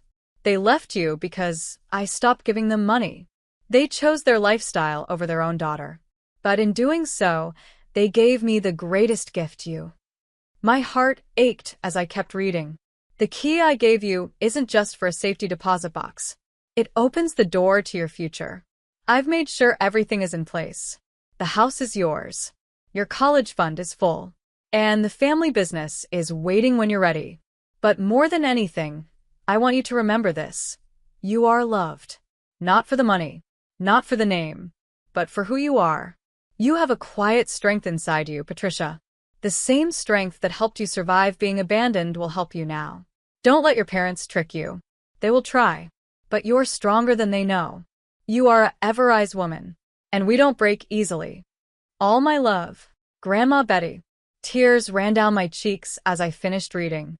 Even after her death, Grandma Betty was still taking care of me, still protecting me. I gently touched the key around my neck, finally understanding its true meaning. When I walked back into the private room, my parents were still arguing with Mr. Bacon about the will. They stopped talking when they saw me. Patricia, my mom began, but I held up my hand. I want you to leave, I said clearly, my voice calm but firm. Both of you. You're not welcome here. My dad stepped forward angrily. Now listen here. Mr. Bacon interrupted him smoothly. Shall I call security? As the sole heir and legal property owner, Patricia has every right to ask you to leave. My parents looked at me in silence. In that moment, I saw the truth in their eyes. They knew they had lost. Not just the money, but any chance of controlling me again. This isn't over, Mom hissed as they grabbed their things. You'll regret this. I watched them walk out, and to my surprise, I felt peaceful. No fear. No sadness. Just calm. What happens now? I asked Mr. Bacon. He smiled gently. Now we visit the safety deposit box. Your grandmother left very clear instructions for what comes next. Shall we? As we stepped outside, I caught a glimpse of my parents in the parking lot, arguing with each other. They had lost everything today, not that they ever truly had it. They chose money over love once before, and now, that choice had finally caught up with them.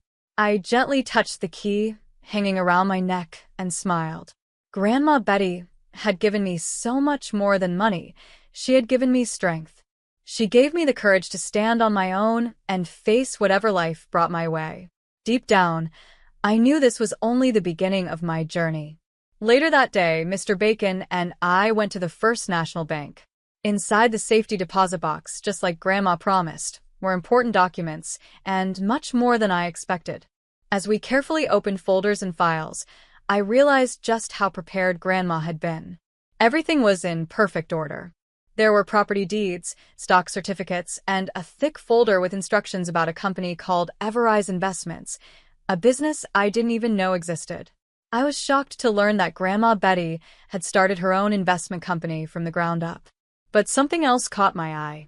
A small USB drive with a handwritten label that said, "Watch me first." Mr. Bacon pulled out his laptop and plugged it in. A video began to play. I gasped softly as Grandma Betty's face appeared on the screen. She looked happy and full of life. This must have been recorded shortly before she passed away. "Patricia, my darling girl," she began, her voice warm and full of love. "If you're watching this, then everything has happened just like I expected. I bet your parents showed up at my funeral, didn't they? Trying to take what was never theirs." I was stunned. Even after she was gone, she had known exactly how things would play out.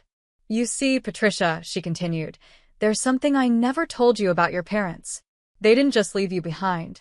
They also tried to steal everything from me. First, your father, my own son, and your mother worked together to secretly transfer all of my money and assets into their names while I was away on a business trip." Her smile faded, and her face turned serious. "They thought I was just a kind old-school principal who didn't know anything. But what they didn't know was that I built Everrise Investments from scratch. I worked hard for every single dollar.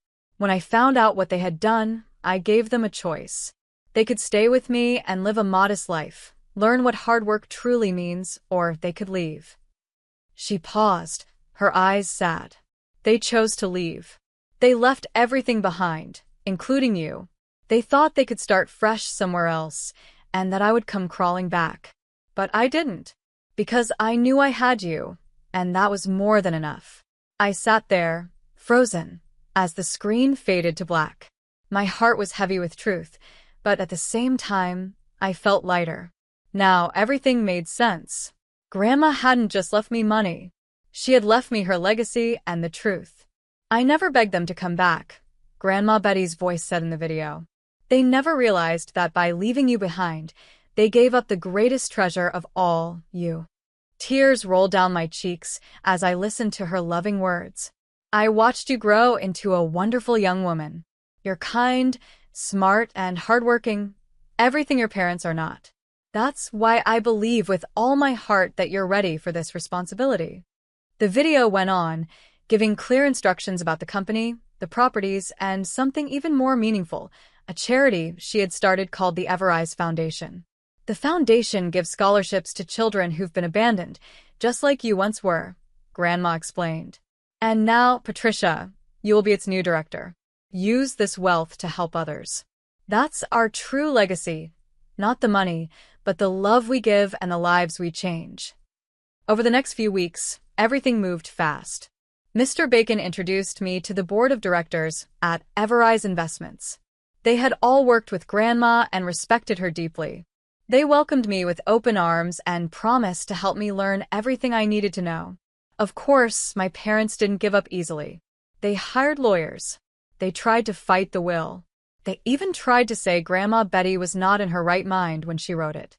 But nothing worked. Grandma had been too smart. She had planned every detail carefully. Every document was perfect.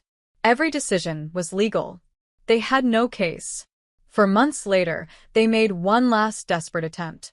They showed up at the Everrise Investments office, shouting and causing a scene in the front lobby. Were her parents? Mom yelled, trying to push past the security guards. "She can't keep us out." I stepped forward calmly, dressed in one of Grandma's elegant suits, the gold key necklace resting proudly around my neck. "Actually," I said clearly, "I can. And I will." Dad's face turned red with anger. "We'll go to the press," he threatened. "We'll tell everyone how you stole our inheritance."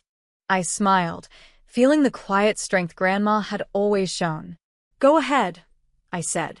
"Tell them how you abandoned your 9-year-old daughter. Tell them how you tried to steal everything from your own mother. I'm sure the press will love that story." They froze. The fight in their eyes faded. They finally understood they had lost. Not just the money, but any chance of controlling or hurting me again. "Goodbye," I said firmly. "Don't come back." And just like that, They turned and left. I stood there for a moment, feeling strong, proud, and free. I wasn't just carrying Grandma Betty's name, I was carrying her legacy. And I was ready to protect it, just like she had protected me. I stood still and watched my parents walk away. As they disappeared from view, I reached up and gently touched the key around my neck. I could almost feel Grandma Betty's presence beside me, like she was still watching over me. That same evening, I sat down at my desk, Grandma's old desk, now mine, and approved the very first round of scholarships from the Everise Foundation. 25 children from broken and struggling homes were about to get a fresh start. They'd have chances they never dreamed of, just like Grandma had given me. Looking around the office, I felt a deep warmth in my heart. I glanced at the framed photo of Grandma Betty hanging on the wall. She looked so proud and strong. I smiled through tears. She had given me more than just money. She had given me purpose. She had given me strength. She had given me the power to change lives, just like she changed mine. The old Toyota she used to drive is still parked in my garage. Even though I can now afford any car I want, I won't get rid of it. That car reminds me of where I came from and who raised me. It reminds me of a kind, hard-working woman who believed that real wealth wasn't about having lots of money. It was about how you used it to make life better for others. Sometimes, when I go to important board meetings, I wear Grandma's old principal blazer. It's a little big on me, but it makes me feel close to her. The board members who knew her always smile when they see it. They understand that I'm not just someone who inherited money. I am continuing Grandma Betty's work. I'm not just her granddaughter. I am her legacy. As for my parents, I heard they moved to another state. They still tell anyone who'll listen about their ungrateful daughter, who took everything from them. But their words don't matter anymore. They can say whatever they want, it can't hurt me now. Because I know who I am. I am Patricia Heaton Everise. And like my grandmother before me, I choose love over money. I choose kindness over greed. I choose helping others over helping myself. That's what Grandma Betty taught me, and that's what I'll keep doing for the rest of my life. Because that's what real family does. We lift others up. We protect those who need it. We leave behind something that matters. And thanks to Grandma Betty, I now have the chance to carry on that mission, one life at a time. My name is Lauren German. Tonight, like most nights since I came to Cannes, I was sitting alone at a small cafe near the busy JW Marriott Cannes. It's nothing like the rich and fancy life I grew up with. But after finishing college in the America, all I wanted was a simple break. My dad owns a lot of things, hotels, tech companies, you name it. But I used my mom's last name to keep things low-key and avoid attention. The night air was getting cooler when he walked in. Paul. He acted like he owned the place, or at least like he believed he did. He walked over with the kind of confidence people have when they wear suits more expensive than most people's rent. Without even asking, he pulled out the chair across from me and sat down. "Mind if I sit?" he finally said, already settled. His smile was smooth, like he had practiced it in the mirror. "Looks like you already are," I said, not even looking up from my coffee. He chuckled, the sound too perfect. "I'm Paul. And you are?" "Lauren," I replied quickly, giving him a fast look. He wasn't my usual type, too neat, too perfect. But I had to admit, he was good-looking. "So, Lauren," he said, leaning in a little, "what's a girl like you doing at a pricey spot like this, all alone?" His voice had a playful edge. I couldn't tell if it annoyed me or made me laugh. "Just enjoying my coffee," I said, not giving away much. "What about you?" "I could say business," he replied, "but that would be a lie. Tonight, I'm just looking for something interesting. And I think I might have found it." He stared right at me. I raised an eyebrow. "Well, I hope the coffee lives up to your high hopes," I said. Paul laughed. "Something tells me it already has." I wasn't here to make friends. And I was definitely not looking for a quick romance. "I'm not one of those girls who fall for cheesy lines," I said. "If that's what you're trying, it won't work. And I'm not interested in whatever game you're playing." "Who says I'm playing a game?" he asked, his voice a bit softer now. "Experience," I replied. You sit down without asking, start with a smooth line, and probably expect a phone number or a date. He leaned back and smiled like he was honestly amused. You're tough, I like that. I'm not looking for your number. Just a conversation. But if that's too much, just say the word, and I'll disappear. I looked at him for a second. Ken was beautiful, but it could also feel lonely. Maybe a short chat wouldn't hurt. Talking is fine, I said. But let's keep it casual. We ended up chatting for a while, and it was easier than I thought. He didn't ask personal questions, and I didn't offer any. As the night went on, I realized I was actually enjoying it. Paul wasn't like the usual guys who tried to impress me with money or big connections. He seemed used to luxury, but he didn't make it a big deal. Eventually, the air got cooler, and it was time to leave. Well, Paul, this turned out to be nicer than I expected, I said as I stood up. Surprised yourself, huh? He asked with a grin. Maybe just a little. Good night, Paul. As I walked back to my apartment, his words stayed in my mind. Ken really was full of surprises. And maybe, just maybe, I'd found one tonight. After meeting Paul that night, the evenings in Ken felt a little less lonely. He had a way of showing up wherever I went. Whether I was walking through a market during the day or having dinner alone at night, he seemed to always appear. But strangely, I didn't mind.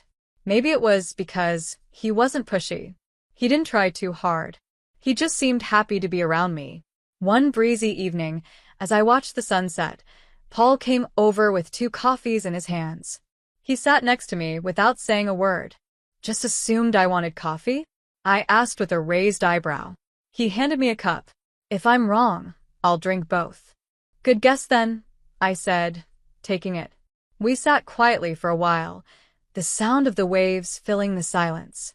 You never told me what you do back in the States, Paul finally said. Didn't think it was important, I replied. I shrugged. I work, but right now I'm just enjoying not working. He laughed. Fair enough. But everyone has a story, don't you think?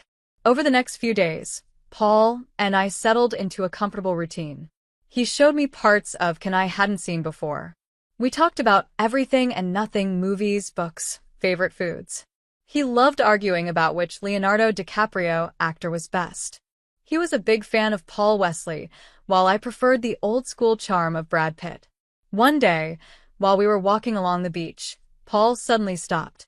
He looked at me in a serious way I hadn't seen before. Lauren, I know I'm just a guy you met at a cafe, he said, but these past few weeks have felt different. Better because of you. I stopped too, unsure of what to say. I hadn't planned on catching feelings while I was here. Paul, I like spending time with you, I really do. But this is just a break for me. I'm not looking for anything complicated. He nodded slowly and took a deep breath. I understand. No pressure. I just want you to know I'm here, and I think you're pretty amazing. Days turned into weeks, and my time in Ken was almost over. Paul and I kept spending more time together. What started as casual chats and walks became late-night dinners and early morning breakfasts. Falling for someone under the stars wasn't part of the plan, but it happened. Then one evening, Paul surprised me with something big. Come back with me, Lauren. Work at my company in the States. I know it's sudden, but I feel like this could really work. The idea was wild, totally unexpected, but part of me was curious. I was tempted by the adventure, by the thought of seeing where this could go. Going back to the States with him felt like jumping into a completely different life. Paul's offer wasn't just about a job. It was like an open door into his world. Before I knew it, I was living in a simple apartment in a regular neighborhood, playing the part of a normal girl who just got lucky. But my dad had other thoughts about what normal meant. He showed up one afternoon without warning, just as I was unpacking my last box. His loud laugh filled my tiny living room as he stood in the doorway, larger than life. Lauren, hiding in plain sight, huh? He said, pulling me into a hug that nearly crushed me. So, tell me about this choice. This guy must be really special if you dropped everything and moved like this.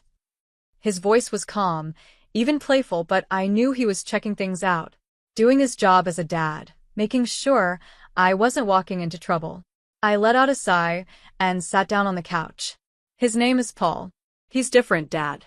He doesn't know about all of this, I said, waving my hand around, hinting at the money and all the complicated stuff that came with it.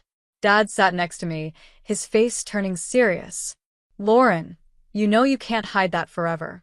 If he's going to be part of your life, he deserves to know who you really are. I know, Dad. I just want to be sure about him before I make things more complicated. He smiled and gently messed up my hair like he used to when I was a little girl. Always here for you, kiddo. Just remember, if you ever need anything, I'm only a phone call away. And don't forget, I've got eyes everywhere, he added with a wink. The next few weeks were a blur as I adjusted to my new job and new life. Paul was always around, supportive, kind, and just as charming as before. But I could see a slight change in him too. There was a seriousness now, a weight that came from all the work and responsibility he had. One night, while we were having a quiet dinner at my place, Paul brought up something I had been trying to avoid. Lauren, when do you think I'll meet your parents? I feel like there's a part of your life I haven't seen. I froze for a second. The question hit me harder than I thought it would. Well, my mom passed away a long time ago, I said softly. And my dad, he's just a regular truck driver. We're not really talking right now. Paul frowned, looking a little worried. I'm sorry to hear that. But when you're ready, I'd really like to meet him. Family matters. I nodded, thankful for how he handled it. But deep down, I knew the truth about my dad's world, and I wasn't ready to bring Paul into that just yet. Life with Paul moved faster than I expected. We were already becoming part of each other's daily routines. My job at his company was going well, and we were growing closer as a couple. It all felt like we were heading towards something big. But even then, I wasn't prepared when that big moment finally arrived. It was a normal evening. We were at his apartment, modern and cozy, with a beautiful view of the city lights. We had just finished dinner, nothing special, just some takeout since neither of us felt like cooking. We were sitting on the couch, a documentary about ocean animals playing in the background, the kind you put on but don't really pay attention to. Then Paul turned to me. His face looked more serious than the moment called for. He held my hand, and suddenly, my heart started beating faster. Lauren, he said, I've been thinking about us. About everything we've been through, and everything I want for our future. I nodded, my mouth suddenly dry. I love you, Lauren. I love everything about you. I can't imagine my life without you, he said. He paused, and I saw him swallow hard, like he was nervous. Honestly, I was just as nervous. I want to be with you forever. Will you marry me? Just like that. No getting down on one knee, no ring box, just honest and real. So very Paul. Yes, I said. The word came out quickly, like a weight had been lifted. Yes, I will. He smiled that big, warm smile that I had fallen for the very first day, and hugged me tightly. We spent the rest of the evening talking about our future, what we wanted, where we saw ourselves. It was exciting and a little scary, but it felt right. The next challenge was telling my dad. I thought he'd be happy, but instead, he looked concerned. Lauren, you know I only want you to be happy, he said. But are you sure about this? Everything's happening so fast. I'm sure, Dad. He's a good man. You'll see, I said, trying to sound more confident than I really was. He sighed. All right. But promise me one thing, sign a prenup. Just to be safe. The word prenup didn't bother me. It was just part of marriage these days, especially when one or both people had a lot to protect. Even though Paul didn't know the full truth about my background, I understood my dad's concern. Of course, Dad. We'll take care of it, I said. That's good. And Lauren, he paused for a moment, I won't be at the wedding. I don't want to ruin your story of being a simple girl. Then came the part one was nervous about, meeting Paul's mom. Her welcome was cold from the very beginning. During dinner at their family home, she stared at me with a look that could freeze the air. Paul, are you sure about this girl? She asked sharply. She doesn't seem like the right match for our family. Paul tried to calm things down, but his mother wouldn't stop. A prenuptial agreement is not optional, she said firmly. I didn't argue. I agreed right away, knowing it would help ease the situation. Of course. I wouldn't have it any other way, I said. Later, We met with a lawyer and signed the prenup. Despite all the bumps along the way, our wedding in New Zealand was like a dream. I stood next to Paul, the ocean whispering behind us, the warm sand beneath our feet, and everything felt perfect. I felt a wave of hope. It was just the two of us, our love, and a future we were ready to build together. Even though things had been tough with our families at first, married life started better than I ever imagined. Paul and I moved into our new home, a beautiful house with way more space than we needed. It was meant to be the start of our perfect life together. I jumped back into work, determined to show everyone that I was more than just the boss's wife. My job had always been challenging, but now there were even more expectations. I wasn't just managing projects, I was now part of the big decisions too. At first, Paul seemed proud. He would introduce me in meetings with a smile and say, "This is Lauren, my wife and our project lead." But over time, something began to change. It started small. A few strange comments, little remarks here and there. One night at dinner, Paul brought it up. "You're doing really well at work," he said. "Maybe too well." I looked up from my plate, confused. "What do you mean? Isn't that good for the company?" "It is," he said, moving his food around with his fork. "But some of the guys are saying it's starting to feel like the Lauren show over there." His words stung. "That's not fair. I thought you'd be happy the company is doing well." "I am," he said, "but it's a lot. Everyone's always talking about you and how you run things. Makes me wonder where I fit in." That was the first of many talks like that. As the company grew, and I kept doing well, the tension between us also grew. Paul, who had once cheered me on, now seemed bothered by my success. It got worse when his mother came to stay with us for a few weeks. Her old-fashioned views brought a cold air into our home. She made comments that I'd always managed to avoid hearing. "You're always at the office, Lauren. When do you have time to take care of your husband?" she'd say. I tried to ignore her and stay calm, but her words made the distance between Paul and me even bigger. No matter how well I was doing at work, it felt like nothing I did could fix what was breaking at home. The more I succeeded at my job, the more our marriage seemed to fall apart. Then one evening, Paul came home with a hard look on his face. "Lauren, I think it's best if you leave the company," Paul said. "We need to focus on our family, and it feels like your job is causing too much stress." "Leave the company? Why?" I asked, my voice full of shock and frustration. "I've worked so hard. I've done so much." "It's for the best," he said, brushing it off. "You can focus on the house, maybe even start that garden you always talked about." He said it like it was no big deal, like my career meant nothing. The next day, things got worse. I found out Paul had fired all our house staff, the cleaners, the cooks, the gardeners. Everyone. "You wanted to be more involved at home," he said coldly. "Now's your chance." I didn't mind doing housework, but the way he suddenly forced it on me felt wrong. This wasn't the caring man I married. This man seemed harsh and controlling. His mother, who was still staying with us, seemed to enjoy it all.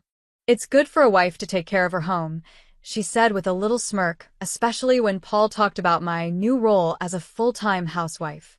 As I tried to adjust to this sudden change in my life, I felt something I didn't expect. Shame. Shame that I didn't see this coming.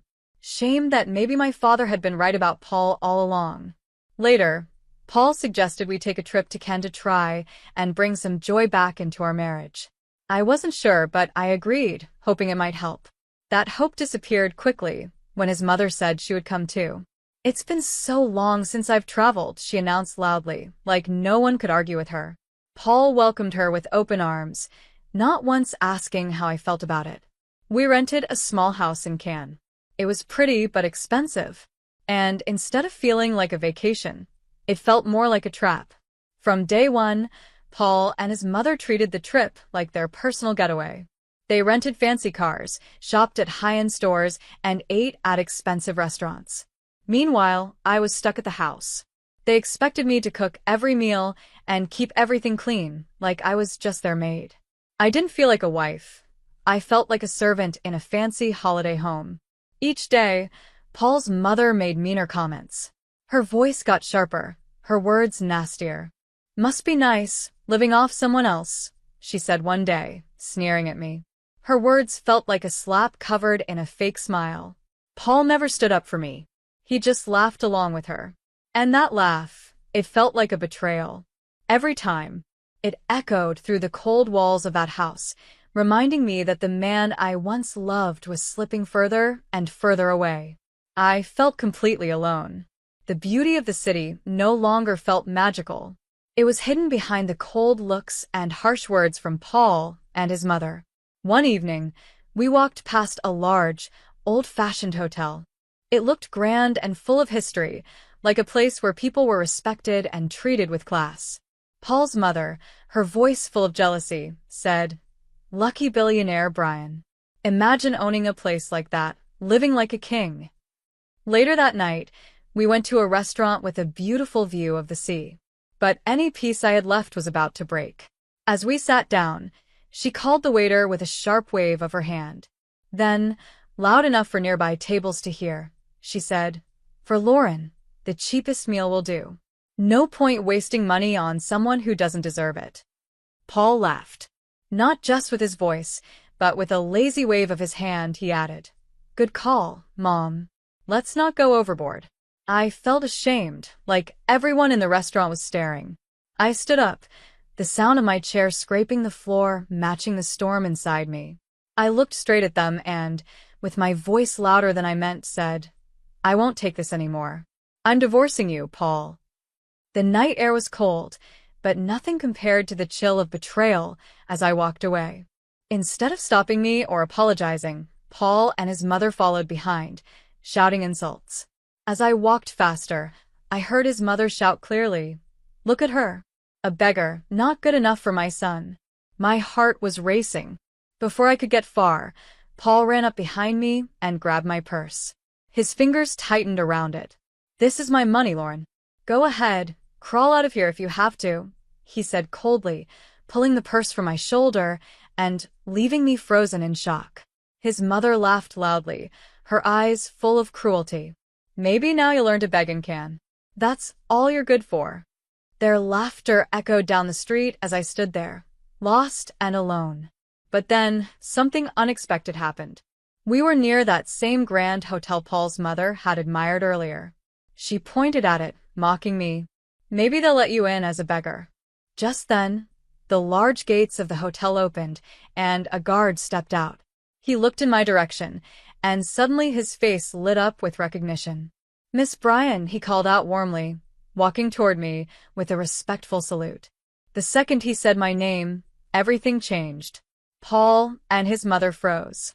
Their smug smiles vanished, replaced with shock and confusion. The guards smiled warmly. "Your father told us you might stop by. Please, this way. The best room is always saved for you," as Mr. Bryan instructed. Paul's mother went pale. Her confident tone disappeared. "H. Bryan? As in billionaire Brian?" she stammered, her voice shaking. I didn't say a word to them. I simply walked toward the guard, my back straight, my steps calm. "Thank you, Timothy," I said, keeping my voice steady and strong. Inside, I felt both relieved and proud. Behind me, I heard Paul calling, his voice filled with panic. "Lauren, please. I didn't mean it like that." His mother quickly added, trying to sound polite, "Maybe we could come in? Just for a quick drink." I didn't turn around. I walked into the hotel, the doors closing behind me like a final goodbye to all the pain and drama I was leaving behind. Timothy led me to the reception, where the staff greeted me with the kind of respect you give to the daughter of the hotel's owner. I felt seen and respected. The flight back to the America gave me time to think about what to do next. By the time I landed, I had made up my mind. I was no longer that quiet, unsure woman. I was ready to stand strong. The next day, I sat in a lawyer's office. Papers were spread across the desk like pieces of a battle plan. "During your time at the company," the lawyer said, "it looks like your husband never paid you the bonuses you earned from the major deals you closed. We're talking about multi-million-dollar contracts." "That sounds about right," I said with a sigh, thinking of all the hard work I had done, the long hours, the stress, the results I delivered. "We're suing for $5 million," the lawyer said firmly. The courtroom was cold and quiet, a big difference from the angry looks Paul kept throwing my way. He stood there trying to defend himself, but it was weak. The man I once loved now looked small and lost. When the judge ruled in my favor, awarding me the full $5 million, Paul's face fell apart. Outside the courthouse, he made one last attempt. "Lauren, everyone's laughing at me. I made a mistake. Can we try again?" Once those words might have made me stop. But not anymore. "You don't miss me, Paul. You miss the money," I said sharply. "Next time, maybe don't listen to your mother so much." Then I turned and walked away, the sound of my heels on the pavement telling the world that this part of my life was officially over. When I got home, my father was waiting. The air between us felt heavy, like so much was left unsaid. Finally, I broke the silence. "Dad, I should have listened to you," I said quietly. He pulled me into a hug, warm and full of love. "You had to learn on your own," he said gently. "Now you understand. And that's the first step." We talked late into the night about life, the mistakes we make, and starting over. His words gave me hope and helped me see a new path ahead. After that talk, I felt inspired. I started planning my next move. My time at Paul's company had helped me sharpen my skills, and more importantly, it made me realize how much I enjoyed the work. I had found something I truly cared about. So I decided to open my own investment firm. With the knowledge I had and the money I received from the divorce, I finally had the tools to build something real. Something that belonged to me. Weeks turned into months as I worked hard to build my business from scratch. There were tough moments, and the work wasn't easy. But every problem taught me something new. Every win reminded me I was heading in the right direction. One day, as I sat in my office looking out at the busy streets below, it all became clear. I had come a long way, from a sad, lonely wife in a broken marriage to a strong, confident woman running her own business. The journey hadn't been easy, but every challenge had made me stronger.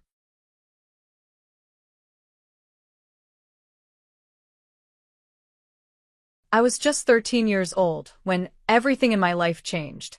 That morning started like any other. Dad gave me a kiss and said goodbye before leaving for work. He was a site manager at a construction company. Mom didn't even look up from her phone when he left. I remember thinking how strange that was. They used to be so loving toward each other. My name is Betty Thomas, and that was the last time I ever saw my dad alive. That afternoon, he collapsed at work. They said it was a massive heart attack. I was in math class when the principal called me to her office. Mom was already there. Her makeup looked perfect, even after hearing such terrible news. "Your father's gone, Betty," she said in a calm voice, too calm. I burst into tears, but Mom just sat there, lightly patting my back like it meant nothing. Later that evening, I heard her talking on the phone with her friend Laura. I wasn't trying to listen, but our house had thin walls, and I could hear everything. "Actually, Laura, this might be for the best," she said quietly but clearly. "Being a widow sounds better than being divorced. Plus, I get to keep everything without dealing with lawyers." Then she laughed. Yes, she actually laughed. I know, she continued. "I'll act like the sad widow at the funeral. I've already picked out the perfect black dress." I was sitting on the stairs, holding my hand over my mouth to stop myself from screaming. Dad's sister, Aunt Helen, was the only one who seemed to see the truth. While everyone else gave their sympathy to my heartbroken mother at the funeral, Aunt Helen just stood there, shaking her head. She knew. She had always known how badly Mom treated Dad. Mom didn't take long to move on. Just 4 months later, she started inviting a man over for dinner. His name was Peter Fernandez, and he had 2 kids from a previous marriage, Adam, who was 12, and Joyce, who was 11. Mom would cook big, fancy dinners when they came over, something she never did for Dad. One evening, Mom turned to me with a sugary voice and said, "Betty, sweetheart, Peter and I have something to tell you." I already knew what they were about to say. The way they sat close together on the couch, holding hands, with Mom smiling like a teenager, it was obvious. "We're getting married," Mom said cheerfully. "Isn't it wonderful?" You'll have a new father and siblings. I forced a smile, but my stomach felt sick. That's great, Mom. Congratulations. Peter gave me a smile too, but it didn't feel real. Adam and Joyce are so happy to have a new sister, he said.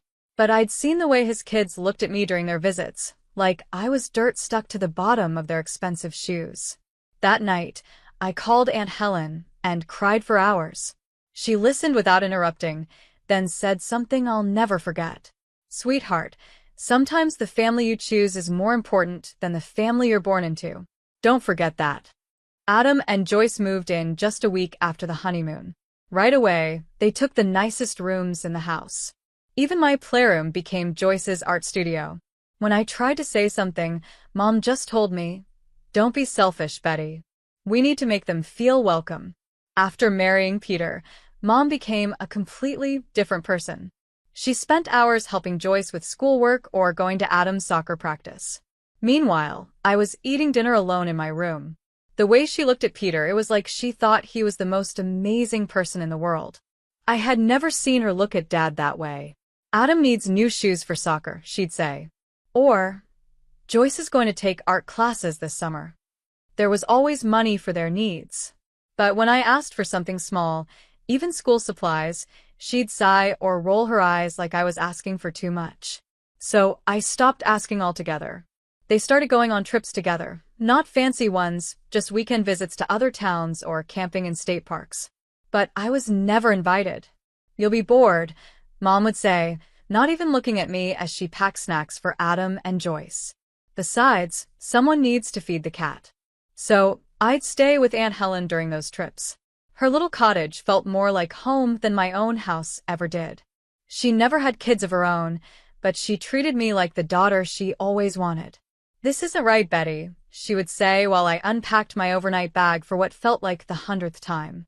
"A mother shouldn't have favorites." I shrugged, pretending it didn't hurt. "At least I have you, Aunt Helen," I said. One evening when I was 17, I brought up college during dinner. I had been looking at schools online and dreaming about studying business management. "Mom," I said carefully, waiting for the right moment when everyone seemed happy, "I want to talk about college applications." Mom's fork dropped onto her plate. "College, Betty? We can't afford to send you to college. We have to think about Adam and Joyce's education." Adam smirked across the table, and Joyce didn't even try to hide her proud smile. Peter just kept eating like the whole talk had nothing to do with him. Later that night, I stopped Mom in the kitchen. "What about Dad's money?" I asked. "He had life insurance, and he's saved for years." Mom's face turned cold. "I've used that money to take care of you for the past 5 years, she snapped. "Food, clothes, a roof over your head. Did you think that was free? Stop acting like you deserve everything. You can't just expect things from me." I stood there shocked by her harsh words. I knew she was lying.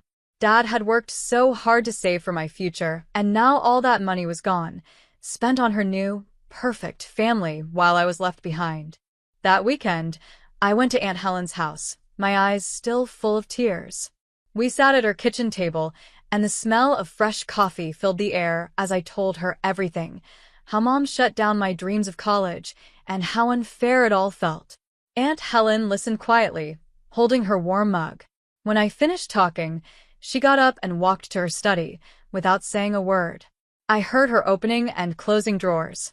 Then she came back with a thick envelope in her hand. "Your father came to see me about 3 weeks before he died," she said, placing the envelope on the table. "He seemed worried, like he knew something bad might happen. He gave me this and made me promise to keep it safe until you were ready for college." My hands shook as I opened the envelope. Inside was a bank statement with a big savings account in my name. Aunt Helen was listed as the trustee. Dad had been secretly saving money for years, just for me. "Your mom had been acting strange," Aunt Helen said softly. "Your dad wanted to make sure your future was safe no matter what. The money's been growing all these years."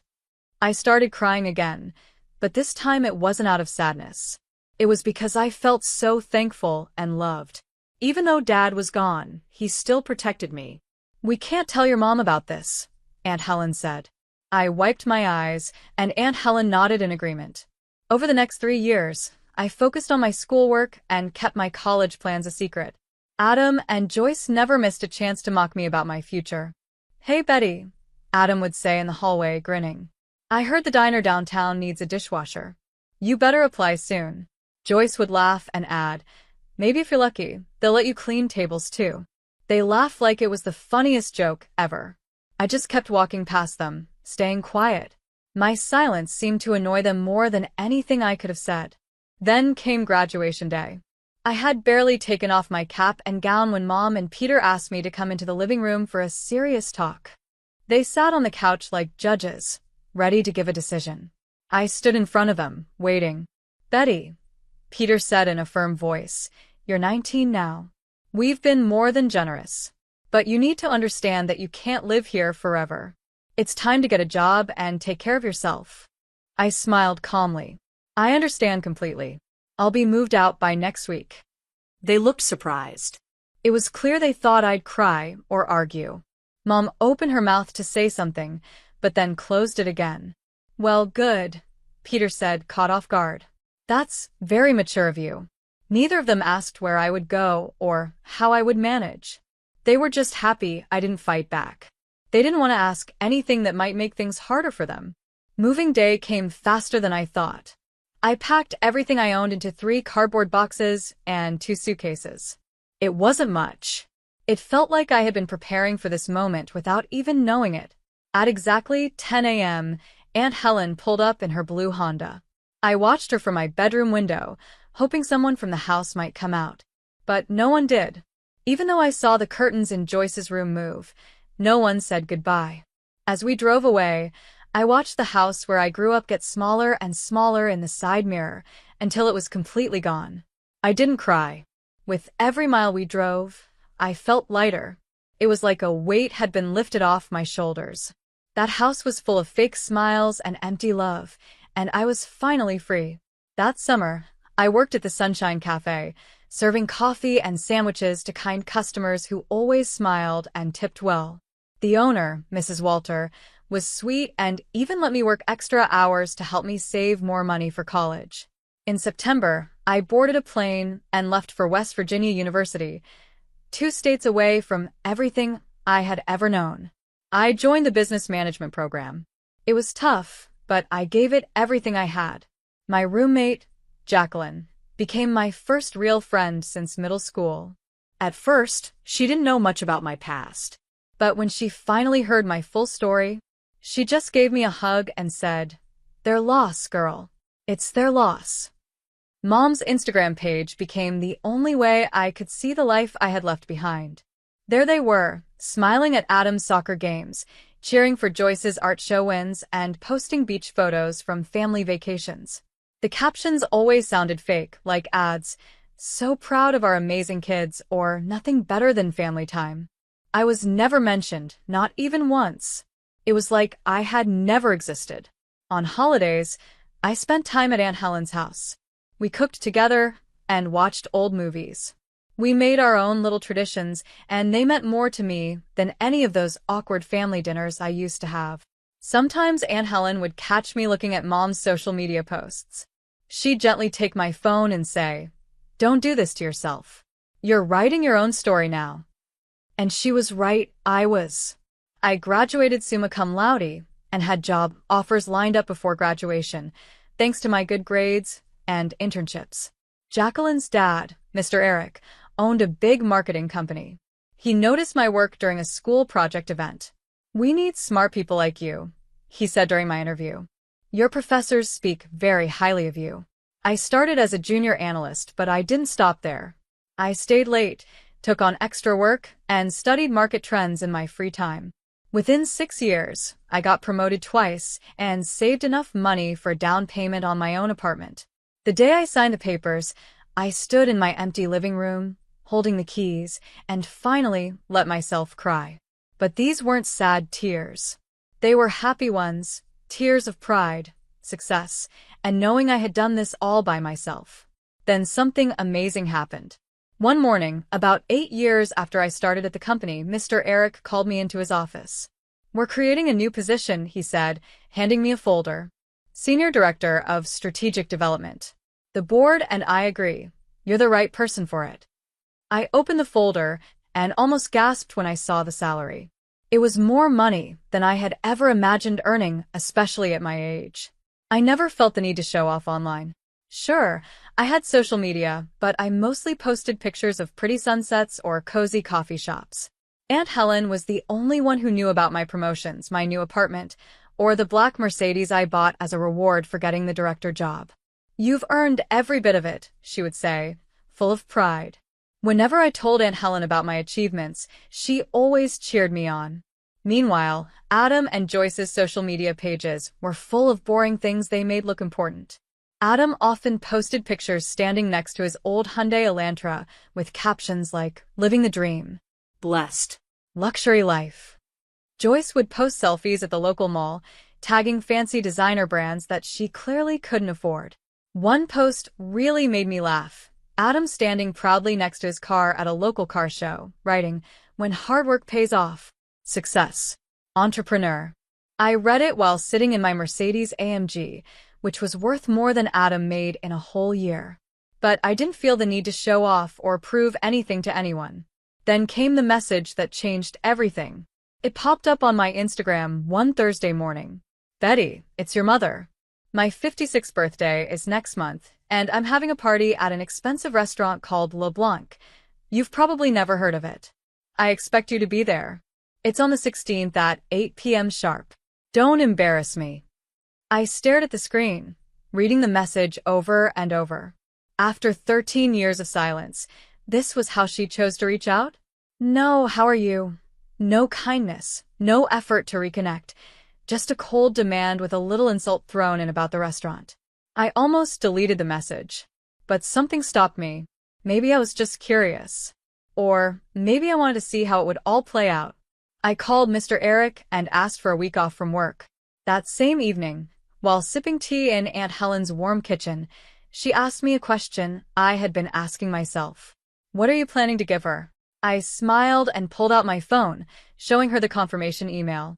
It was a luxury vacation package to Australia, 3 weeks at a 7-star resort, with first-class flights included. The whole thing cost around $20,000. Aunt Helen's eyes went wide. "Betty, that's way too much. She doesn't deserve it." "Oh, I know she doesn't," I said with a laugh, taking another sip of tea. But can you imagine the look on her face when she realizes what she gave up? The daughter she tossed aside turned out more successful than she ever dreamed. I just want to see her reaction when she realizes how wrong she was about me. Aunt Helen chuckled and shook her head. "You're a little bit evil," she said with a smile. "I love it." On the evening of Mom's birthday, I put on a simple but elegant Chanel dress. It looked classy, and its price could have bought 10 of the flashy outfits I'd end up seeing that night.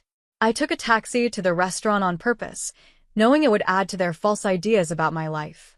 Le Blanc was exactly what I thought it would be, the kind of place that only impressed people who had never eaten at a truly fancy restaurant. They served frozen seafood and just added gold flakes on desserts to make it seem expensive. I had been to business dinners at places so fancy that this restaurant looked more like a diner in comparison. A hostess led me to a private room where the party was already going strong. Mom sat at the head of the table in a sparkly sequin dress that shined under the chandelier. Peter sat next to her, with Adam and Joyce on either side, acting like they were royalty. The rest of the table was full of family members I hadn't seen in over 11 years. There was Aunt Laura, who used to pinch my cheeks way too hard, and Cousin Christina, who always talked nonstop about how great her kids were. A bunch of other familiar faces from my past were also there. Mom looked at me for just a second, then gave a fake smile. "Oh, Betty, you actually came. You could have dressed up a little more for the occasion." I quietly took my seat at the far end of the table and watched everything unfold. Aunt Laura gave Mom a set of scented candles. "It's from that nice little shop at the mall," she said proudly. Mom acted like it was something very special, like it was made of gold. Then Cousin Christina gave her a gift card to a spa. "For a relaxing day," she said with a big smile. Mom squealed with happiness again. The gifts kept coming, a cookbook, a vase, a basket of bath stuff. Mom acted like each one was the most thoughtful thing ever, making sure to thank everyone loudly. Then it was Adam and Joyce's turn.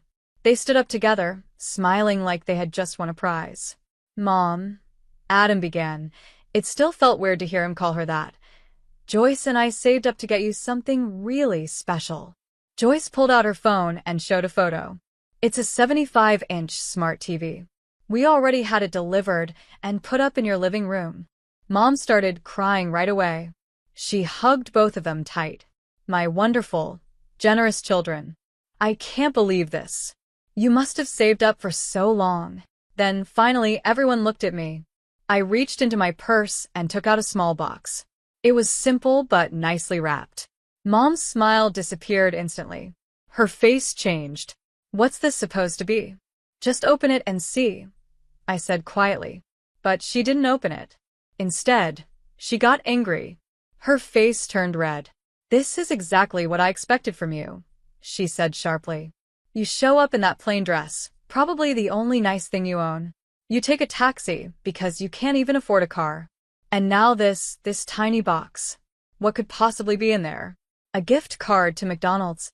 She threw the box back at me. It slid across the table and scratched the cheap surface. Adam and Joyce giggled behind their hands. Some guests looked uncomfortable.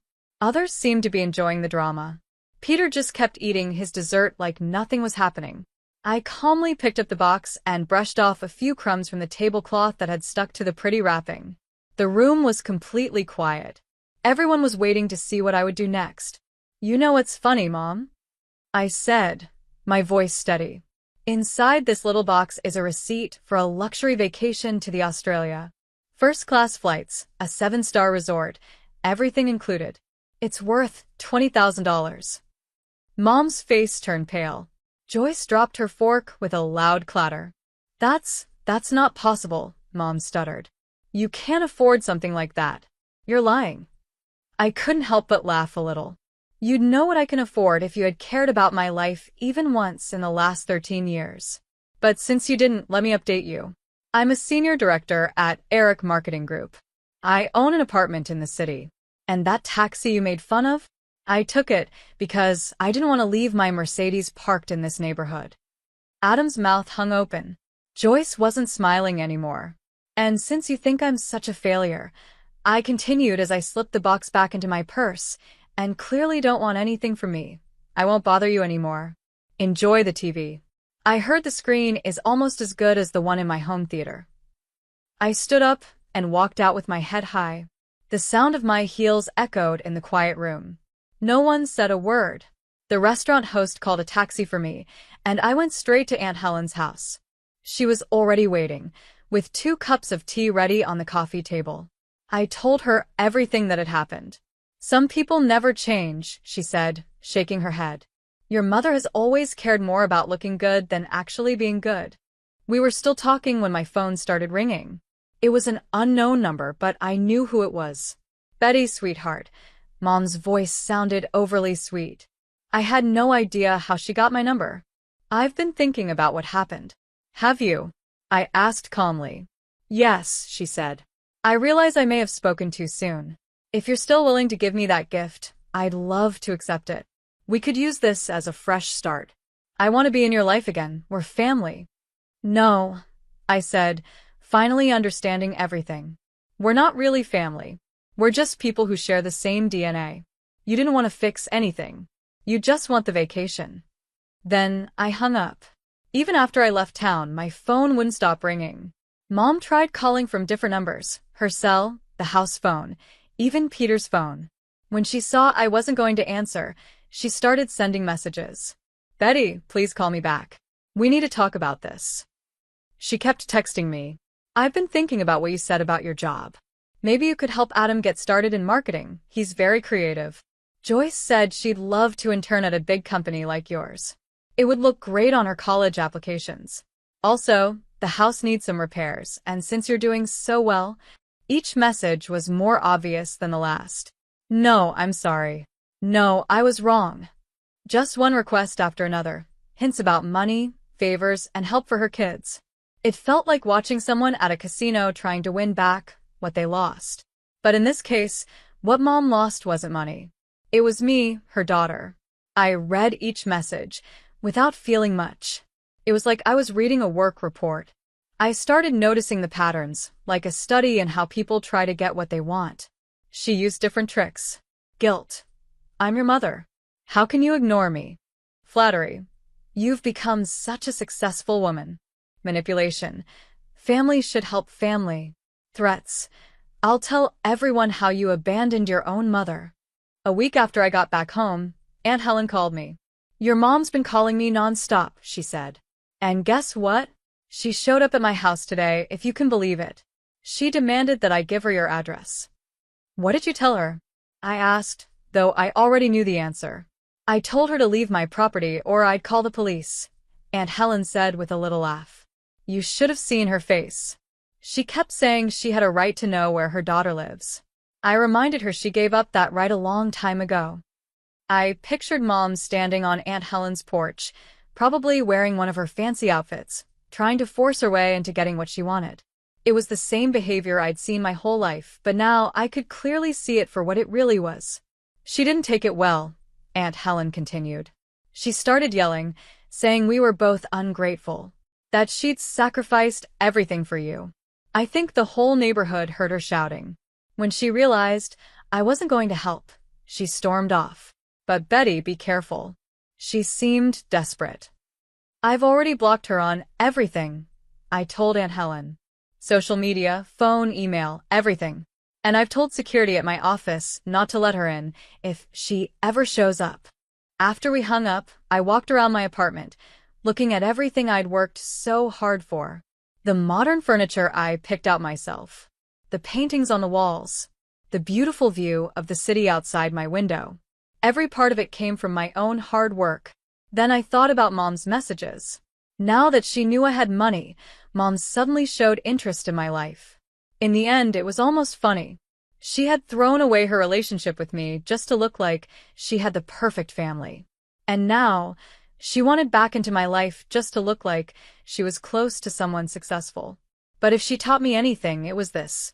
Family isn't about blood or papers. It's about love, support, and being there for each other through good and bad times. I had that with Aunt Helen. The next morning, I called the travel agency and changed the name on the Australia vacation package. Now, it was under Helen Thomas. When I told Aunt Helen, she tried to say no. But I smiled and told her, you deserve this more than she ever did. You've been more of a mother to me than she ever was. Aunt Helen hugged me tightly. And for the first time in many years, I truly felt like I was right where I was meant to be.